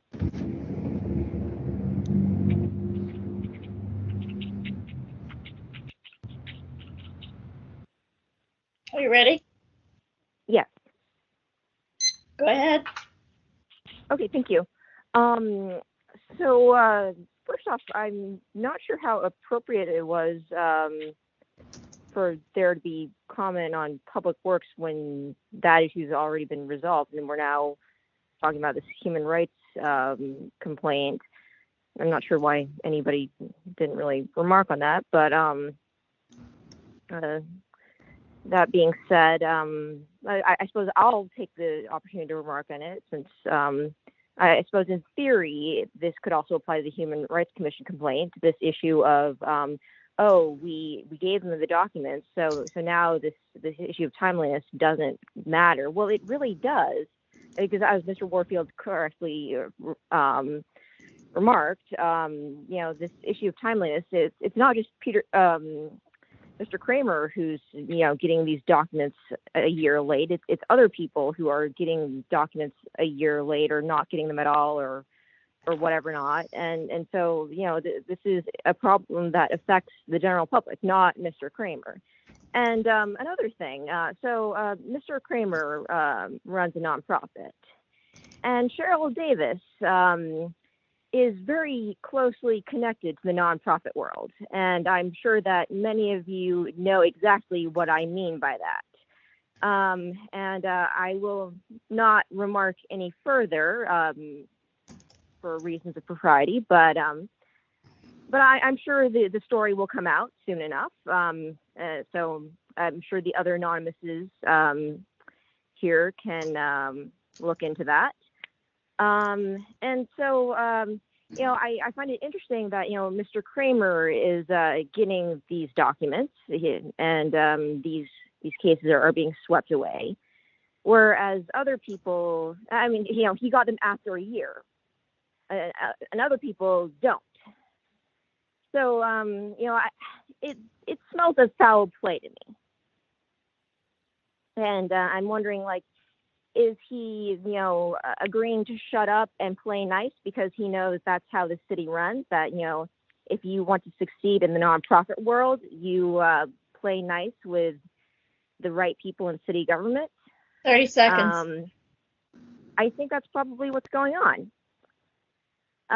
So yeah, I'm really not comfortable with this, and I don't think it's at all appropriate to just say, okay, well, they're going to hand over the documents and we'll just continue the case, and then we'll say that it was all fine. So yeah, thank you. So I don't know, through the chair or whoever, I don't know what opportunity Who's speaking? we have to actually. Hold on. Who's speaking? This is Cheryl Davis. Yeah. So the parties cannot speak in public comment. May So anonymous member. And I'm just asking because I know that Mr. Kramer got to speak, and then I think that's why Mr. Steinberg spoke on this last point, because a lot is said and we're not able to respond, only Mr. Kramer. So I'm just making note of that. Well, Mr. Kramer didn't say anything. He just asked for a continuance, and we're considering that. Yeah, I haven't spoken. Hold on. No. I'm facilitating the meeting. People just don't get to speak. Please request it, and this is usually don't allow the parties to speak, except if there's for some specific clarification. But I will say this, that the merits of the case are not being discussed, so there's no reason to speak about them. A request for continuance is being made that maintains the file to be open and can be considered otherwise at a later date. So I'm not inclined to take anything other than just a general question of information about our procedure and what we're doing right now. Could I ask a general? Hold on. I will admit Ms. Davis asked first. I will hear from her first. Go ahead, Ms. Davis. No, that's all. I just wanted clarification on the process. Thank you. Okay, you're welcome. Mr. Kramer, do you have something else that you want to add to that? Well, I guess, is there room for making a point of personal privilege if some remarks were slightly slanderous? No. People have a right to speak their mind during public comment, as long as it's not disruptive or it's not offensive, as I had presented our statement regarding social and racial justice at the beginning of the meeting. And there was no call out from any of the members with regards to that. I'd like to move on. Please, one thing I will say about this is that based upon some of the comments made, is that we give people a lot of latitude to file for a continuance, even the respondents. By the same token, people have a right to withdraw their complaints, and people who make multiple and have multiple complaints with the Sunshine Task Force in the past and currently have withdrawn many of their own complaints. So what about those? The public never gets to hear those because they get withdrawn. So I feel that whatever we work on a complaint-based basis for the public to bring those complaints forward. Okay, we're charged in such a way to look at problems of implementation, and we don't have enough staff, and we're all volunteers. So the only way that we can actually do that is by virtue of all a collection, an assessment of the complaints that are brought forward to us to identify problems. I think in this case, we're willing to give the benefit of the doubt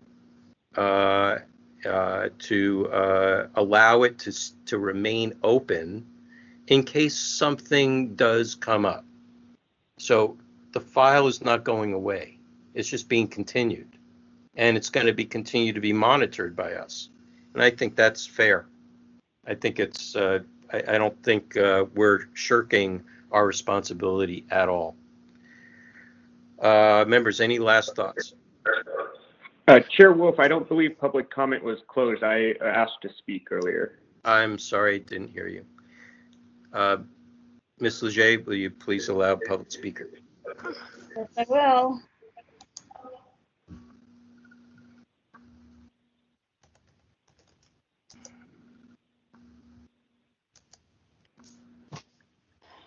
Are you ready, sir? I am. Go ahead. Thank you very much. This is anonymous number 2.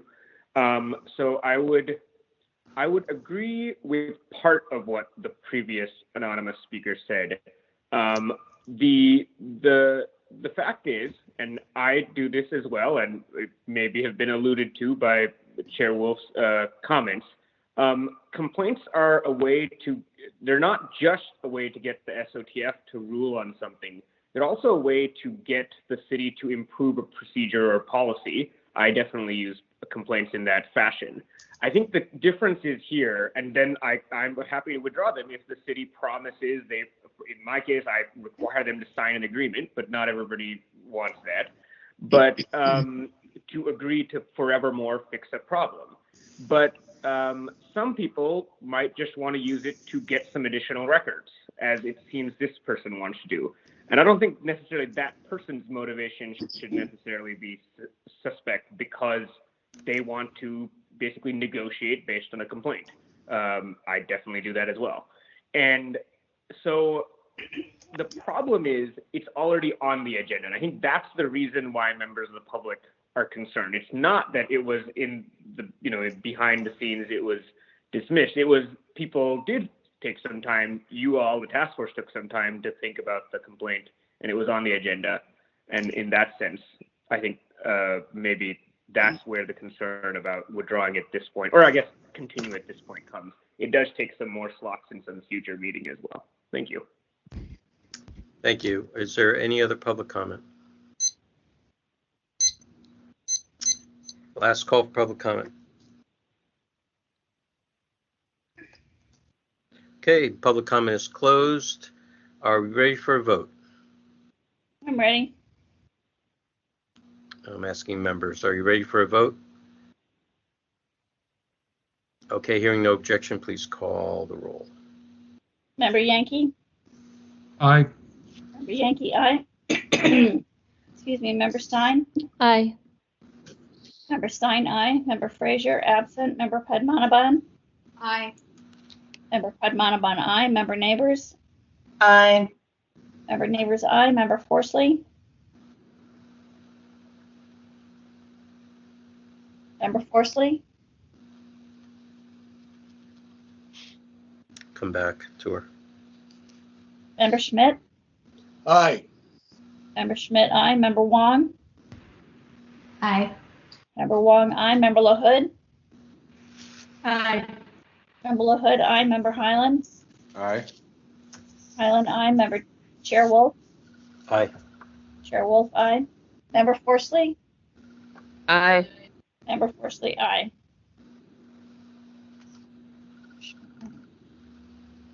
Moved by Member Yankee, second by Member Stein to continue the item, refer the matter to the Compliance and Amendments Committee to monitor that the documents have been received by Mr. Kramer. I request that the Compliance and Amendments Committee, if they are satisfied, to notify the Sunshine Task Force or to close the file. Okay, what's the tally? 10 in favor. Okay, 10-0, thank you. And members, if you wish to pass and have your, during a vote and have your, because you may need a little more time, just say pass when your name comes up. The chair is supposed to be the last one to vote in order to break a tie, since we are an odd number. That can happen. Okay, let's call the next item. Item number 10, Administrators Report, Complaints, and Communications. And I am opening up my document.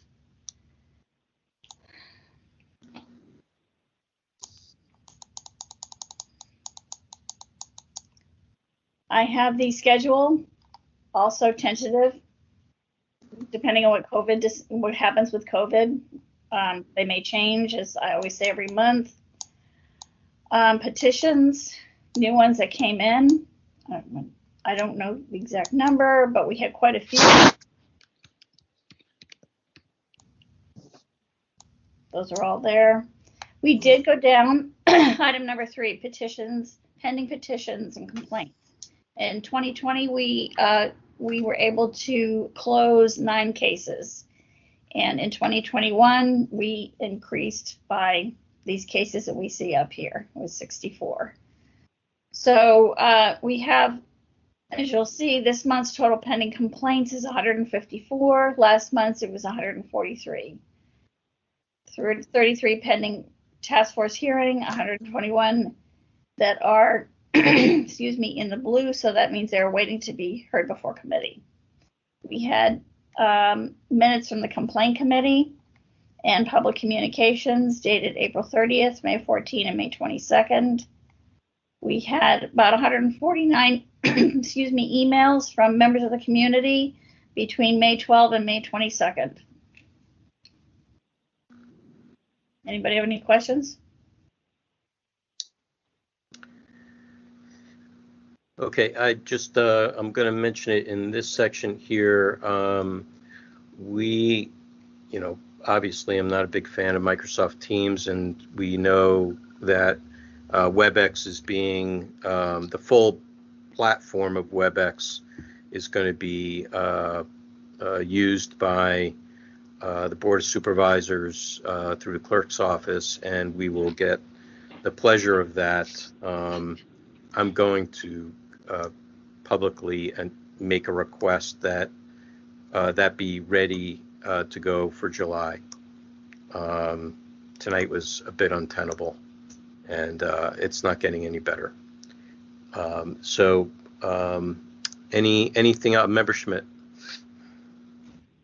Yeah, I had a couple notes about number 10. First, there is some documentation about the Hooper case, and I'm noting pages 658 through 661 and 666, where Mr. Hooper and our favorite Mr. Anonymous refer to what I believe is new information that was not introduced at an earlier time about a case. And so I want to just respond to that since it's in the administrator's report. And apparently, between the two of them, they found out about a company that does or did business with the DPW, and that information would change the facts that were the basis for a recommendation coming out of the complaint committee in Hooper v. DPW. And so I wanted to acknowledge that I saw that, and that my part of that recommendation will probably change, although I want to ask about what the new information is going to be when this does come up. That's my first comment. My second comment is that I've been hoping for the opposite, but it seems like the number of pending cases is going up and up and up, and the backlog is going in the wrong direction, and I continue to be concerned. I don't want to ask, please, make me feel better or anything like that, but I feel like at some point maybe we've really got to sit down and talk about why we're 9 months behind right now and what can we do about it. And the third and last point I want to make is very quick, that I heard something from Mr. Carnezes earlier about, I hope that if anyone sees anything about this, they take note about the idea that the Department of Technology is erasing people's emails 14 days after they leave their job. I'm not saying that I believe that's happening or what he means by that, but if it is something, it's probably right in the center of our jurisdiction. So let's just keep an eye out for that. That's all. Those are my comments. Okay, just to respond to 2 things. One is, yes, very aware of the backlog, and we've been working pretty hard to try to figure out to get all the old ones out of the way so that we can work on the new ones, and possibly doing a hybrid just so we can kind of meet in the middle somewhere. I'm happy to have you at that table, complaint committee chair, since complaints start with you, and it's kind of on your plate when you say, okay, we have too much, to then spread the wealth to the other committees. Happy to have you when we have those meetings from time to time. And I usually have them when I start feeling like, my rear end's on fire. So the second thing is we have a good line of communication with Department of Technology. I also had recognized that in that hearing, and I will address that to Linda Gorell, who's the Director of Department of Technology, to find out what they're doing. We know for a fact that they keep backups because we've had a kind of a precedent case that we actually ordered the backup to be reopened after a department stated they didn't have those emails anymore. And it produced significant evidence. So anyway, Vice Chair Yankee. Yes, just a quick question for Cheryl. I don't see the complaint committee meeting minutes from May anywhere, for those who might want to look at them.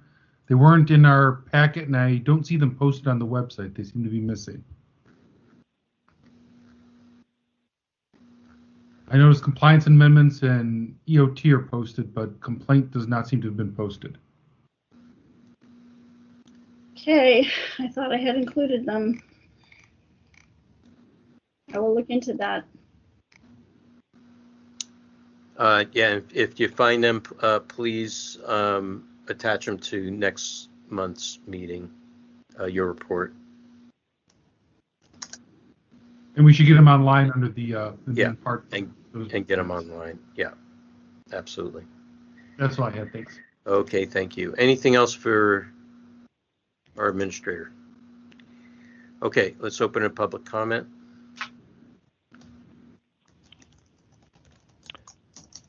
Sure. How many speakers do we have? Hello? I don't know. I'm one speaker. That's all I know. Okay, Mr. Warfield. Wait, when do I start? Go ahead, sir. Peter Warfield, Executive Director of Library Users Association. Library Users 2004 at yahoo.com and P.O. Box 170544, San Francisco, California 94117-0544. I'm not sure exactly what we're talking about. I know it's an agenda item administrator's report, but I'm hearing about a switchover in the way that you're going to be running meetings and the way that it seems, there's a direction being sought. I'm not clear what is running the meetings now, but I have to say that I appreciate and I like very much the fact that there's essentially no instructions about, there's instruction about star 6, but there isn't what I consider to be a kind of a straitjacket that the public is subjected to when they are in a WebEx meeting by telephone. You can't see anything. You don't know what your status is as far as hands up or hands down. You don't know if you're muted or not. The only way to find out if you're muted is to press star 3, and now turns out maybe you have to put your hand down. Then if you put your hand up, you might be at the end of the line. When there's 1 or 2 or 3 commenters, that's fine, maybe. But when there are more people, certainly at the Board of Supervisors, it means basically you might have been number 1 or 2 or 3 on a 22-person line, but just to find out where you are, now you're at the back of the line. That's been particularly painful for me when I've been in a position of duplicate meeting times, overlapping meeting times, and I'm trying to be at the Sunshine meeting committee that's going on at the same time that the Board of Supervisors is meeting. We had that discussion years ago, and the main task force moved its Tuesday meetings to Wednesday when the soups started meeting on Tuesday. But I don't think the task force should be meeting on days that the supervisor, the main body legislatively in the city, is meeting, that there should be meetings of the task force. But in any case, the question of what kind of technology you want to go forward with, I think, should be an open discussion.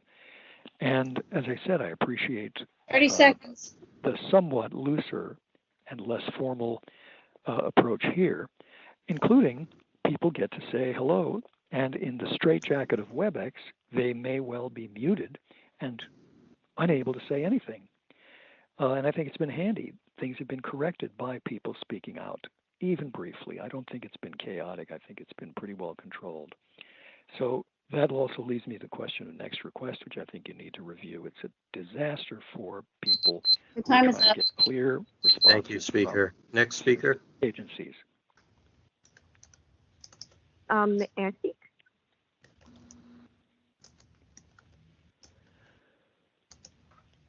Go ahead. Yeah, I've brought this up before. Neither WebEx nor Microsoft Teams are particularly privacy friendly. They all, don't have great privacy policies and are probably data mining us all. And so, I don't know. It's a little bit unclear to me who is the sort of ultimate decision maker on, who gets to decide what software the SOTF uses, whether it's the SOTF or if it's the Department of Technology. But I don't know if looking into alternative video conferencing options would be a possibility, because that would be certainly appreciated. I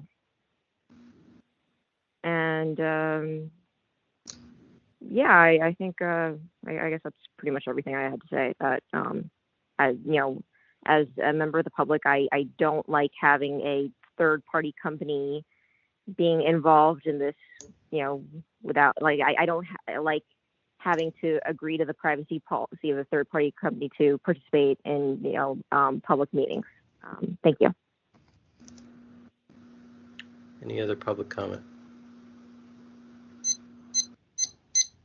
Last call for public comment.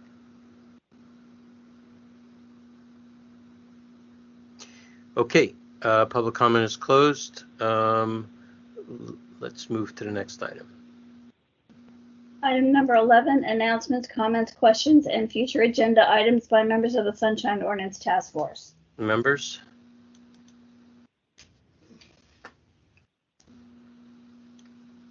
Anything? This is Member Stein. I'll just say I as a new member, I wouldn't mind revisiting this issue of complainants and how to handle their presence at our hearings. Okay. Member LaHood? Yeah, thank you. This is something that's come up recently in a couple compliance and amendment committee meetings. Could we schedule a full task force public discussion with our DCAs about attorney-client privilege, what that covers, how it can be justified, and you know, if I don't know if you think perhaps we should ask for some research first and then have a discussion. But it keeps coming up, and there's, I think, some nuance there that I think it would be helpful for all of us to have a little more consistent guidance on that. Okay. Let me make a suggestion on that. So we don't take up valuable regular SOTF time. Mm-hmm. And, you know, I mean, we are working remotely. I hate to ask people to make time for yet another meeting in a month. I would ask maybe to put some time aside during your meeting, since it's an issue that's coming up at your committee, and mm-hmm. I'll put in a somewhat of a soft demand that everybody attend that meeting for this. Okay. For this subject. That way we can continue on our way, because we are severely backlogged, and so either people agree to have another meeting, and if we do have another full task force meeting, I'm going to start adding more cases to that. So this is what I'm suggesting. Okay. I will write something up and run it by you. Thank you. Okay, great. Member Schmidt. Member LaHood, I would suggest with attorney-client privilege, just because it's something I know a little bit about, it's sort of a weirdly complicated issue, and there's a lot of kind of nuances that one way I think to get some traction on that is if you could think of like maybe a handful of specific applications of it, and that way you might be able to kind of get a sense of, okay, you put that into the machine and this is how the attorney-client privilege churns it out, and then you see how it works, and then you learn how to use it. So that's maybe a suggestion to you. That's helpful. Thank you. So we also have the complication of Grossman versus St. Croix, which is case law, specifically about attorney-client privilege with a specific person, not necessarily in general, but that also needs to be somewhat deconstructed with regards to this, because the ordinance as it stands disallows it. So, I mean, this has been a long-standing issue we've had, and I don't know. It does demand a wider discussion about it.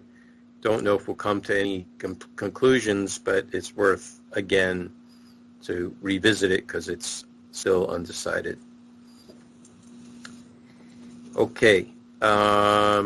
Anything else, members? Okay. Public comment. Yes, please.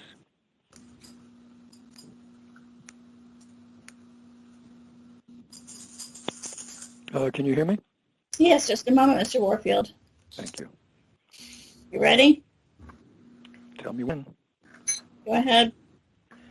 Peter Warfield, Executive Director, Library Users Association, Library Users 2004 at yahoo.com, and P.O. Box 170544, San Francisco, California 94117-0544. First of all, thank you very much for these future items to be discussed. I think they're all extremely important, although I'm not entirely sure what Member Stein meant by complainants and their presence. I don't know if that means what the software is that you're going to use for remote meetings or what. I'm not really clear on that, and I would certainly appreciate if there might be some clarification. The previous, on the previous item, an anonymous speaker talked about privacy and the giving up of privacy in order to simply attend public meetings. This person was very spot on with respect to the costs and the risks and the problems. And frankly, I think the unacceptable cost of basically being constantly data mined if you want to attend a public meeting. I think that's a form of a charge, which is forbidden under Sunshine as a prerequisite for attending a meeting. So I think that's extremely important. In Library Users Association, we've been certainly busy with, over quite a few years, with respect to RFID at libraries. And so privacy is certainly something that we're concerned with. I wanted to say something again about next request and what the task force's position on it is, which I think it should be very critical and have a hearing and absolutely publicity about what is it, how does it work, and so on. As an example, when I send something to... You know, I'm sorry. I am going to interrupt you because it's not pertinent to anything that was discussed. It's a future. Yeah, you're treating this as general public comment, and it's not. It's to be comment on the items that were discussed. I think it's a comment on the agenda item, and the agenda item is what you might pick up in future. We did not discuss any future items by the members of the task force. With regards to next request or privacy issues. I think you have found that if there's an item on the agenda, it's the item that people can comment on, including if the members of the body haven't commented in the way that is not what this item is for or about. It's not another general public comment. I'm not saying general public comment. I'm saying what I think that has been left out so far. But if you read the item, it says by members of the Sunshine Ordinance Task Force. We did not discuss future agenda items. We did not discuss privacy. So I will allow you to have an additional 3 minutes, additional a minute and a half on to address any of the items that was discussed by members in this item. Otherwise, we'll move to the next speaker. Tell me when to start. Go ahead. The item, as I understand it, is future agenda items that the task force members would like to see taken up. No, it is not. You are using this as a way to... Can you tell me what attorney-client privilege was? What was attorney-client privilege? Right. Attorney-client privilege was discussed. Correct. Yeah, but what was it discussed in relation to? If you want to comment on what was said by a task force member about, for instance, attorney-client privilege, then free to do that. Well, I said that I think it's very valuable as something that everybody would benefit from learning about and understanding better.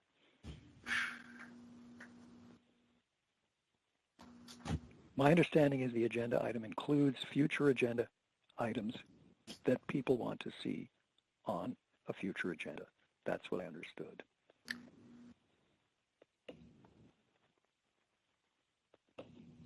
And so in the past, there have been agenda items that included, for example, a report that didn't include certain items, and it was considered a legitimate comment to comment, like in a book report, if you had a history of something and they left some important items out, that you could comment on what was left out as a flaw or as something that could be improved. That's what I think you have previously had as decisions, and that's what I was saying, that next request is a kind of complexification that I think needs to be looked into as something that the city apparently is taking as a way to respond to people.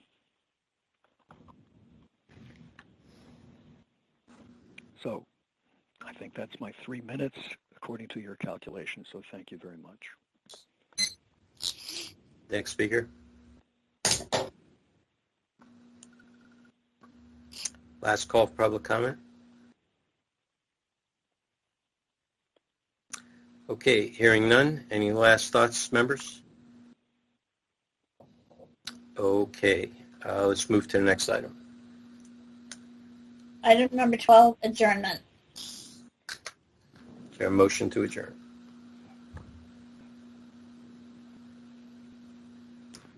This is Vice Chair Yankee. I'll move to adjourn. Is there a second?